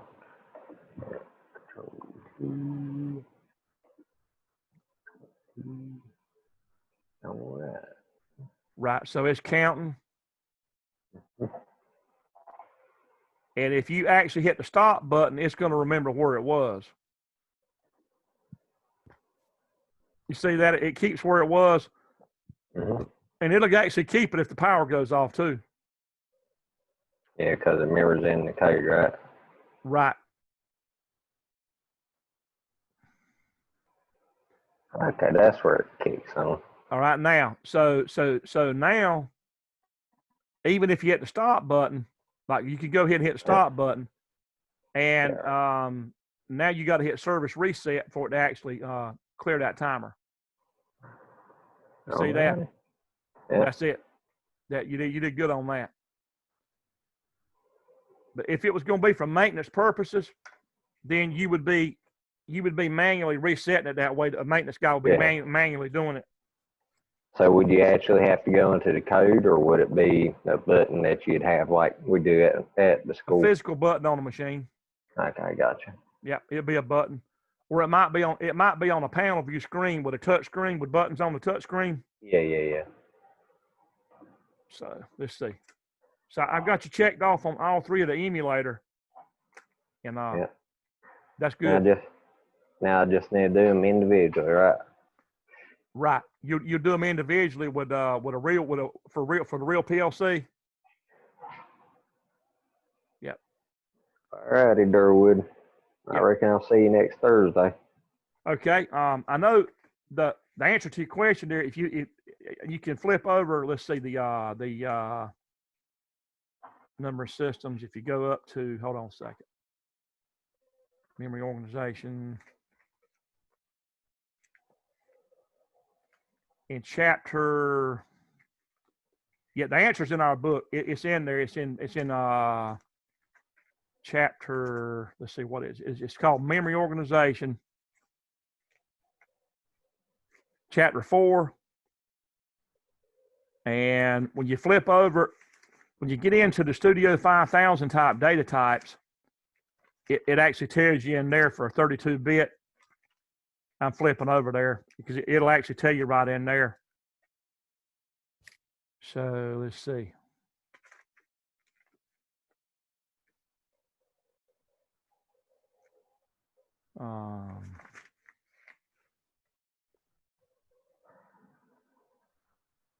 Okay, so 32-bit data, which is a double integer. A DINT is a double integer. It's 214 right 74 exactly 83647. Yep. All I had to do was look up 32-bit largest number. Right. So in our textbook, if you look, I'll show you. Are you looking in our textbook? No, I googled it. Right here.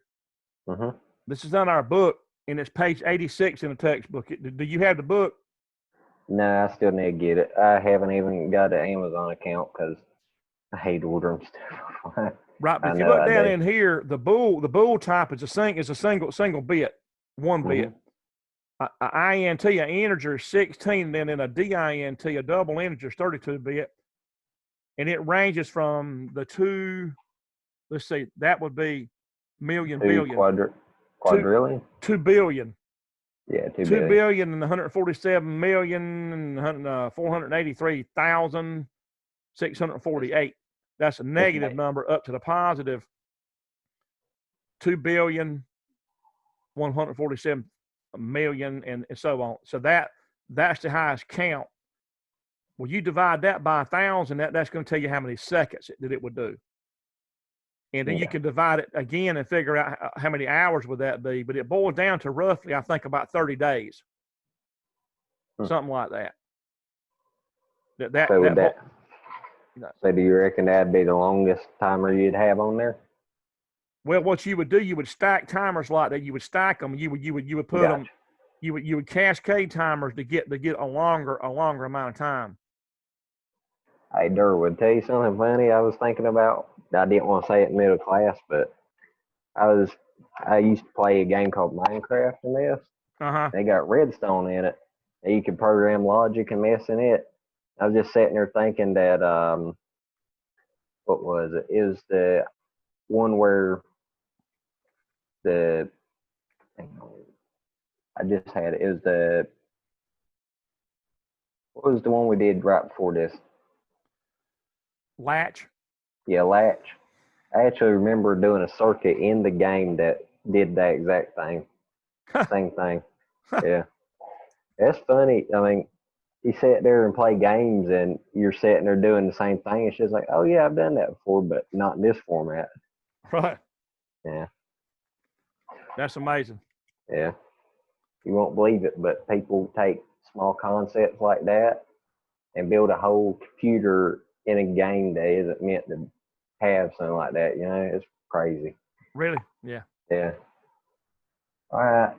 All right. Thank you have a good evening, me. Roger. You get some good rest, man. Yeah, you too. If you see Andy, when you see Andy, tell him I said howdy. Yeah. I'll try if he ain't too mad at me. Yeah. I didn't get the impression he liked me too much about the time I told him I was going to have to take some time off for schoolwork, but I told him when I started going, you know. Yeah. I told him if teachers start giving me a bunch of work, I'm going to have to take some time to do it, you know. Yeah. Yeah. It's either that or put a lot of weekend time into your homework to try to like kind of catch up on the weekend. And I don't know whether you'd even have enough time to do it or not. Yeah. But and I do a lot of my prep work on the weekend, believe it or not, to get ready for the next week. I use part of my weekend almost every weekend. I'm spending part of it kind of getting ready for the prepare stuff, planning and preparing stuff for y'all. And so it's, you know, you might want to think about that too, to put, you can make more money during the week if you kind of use some weekend time for catching up on homework. But sure. Well, the thing is with me is it's them writing assignments that get me. I can do the quizzes and mess like that, but writing assignments, they're just like a sack of bricks. They slow me down. Right. Yeah. Yeah. It's temporary though. I mean, what you're going through, you know, it all around it's preparing you to be a good worker, because on the jobs there are writing skills that are involved in most jobs now. Yeah. Report writing and keeping up with maintenance logs, and it's like a Butterball, for instance. They actually got to write down what did they do to fix the machine, what was wrong with it, what did they do to fix it. Yeah, I remember doing that in the other PLC class. Right, exactly, the 215. Yeah. So they keep records on how you use your time, and they kind of want to know where everybody is when, and are you working, are you earning your money? I mean, is every pretty much at all the hours accounted for, and plus the history of what you write down can help another guy on another shift. Maybe something that you fixed, maybe the same thing pops up next week, same thing happens. And this guy he ain't got a clue what's wrong. And that machine's been down an hour. And they say, well, go back in the maintenance log and find out what Roger did. Roger fixed it last week. You get in there and read what he did and hurry up and fix it, you know. So they pull up in the maintenance log, and there it is. Roger said, this machine had a whatever, a relay went bad or a solenoid went bad, and that's what was wrong, you know. And so the guy says, "Oh man, I didn't even think about that." And because you kept the record of it, he was able to. It saved him some time because he just sort of got stumped and didn't know what to do, you know. So If something like that kept on happening, wouldn't that mean there's probably an issue somewhere else? yeah, right, exactly. Like a weak spot in the machine, maybe something's undersized or a bad design area, a design flaw. If something keeps happening that way, you'd have to go in there and And if you can't figure out a way to fix it, you got to keep that all in stock, I reckon. yeah, usually when something keeps breaking or wearing out on the machine, then it's undersized usually. Usually undersized, and it's not strong enough of a device. Underrated component or something like that. Usually when something keeps wearing out. So I could sit here and talk all night, but you get some rest, buddy. All right, see ya. You have a blessed evening. Okay. You too. See you Thursday.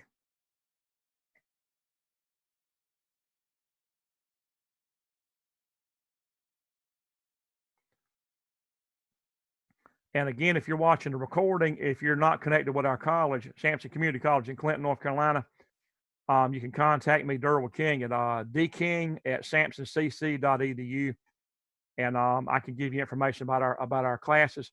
Again, I teach the electrical classes in our industrial program, and we also offer hydraulics and pneumatics and machine shop, welding, refrigeration, and a broad multi-craft selection for our industrial systems degree. So you can get a whole degree in 2 years, or you can get individual certificates. Like you can get the electrical certificate that includes this class and 3 other ones, and get that in about a year. So you can get a certificate in a year or a degree in 2 years. So anyway, be glad to answer any of your questions if you contact me through email. Thank you, and y'all have a blessed evening, whoever's watching this. God bless you. Thank you for watching.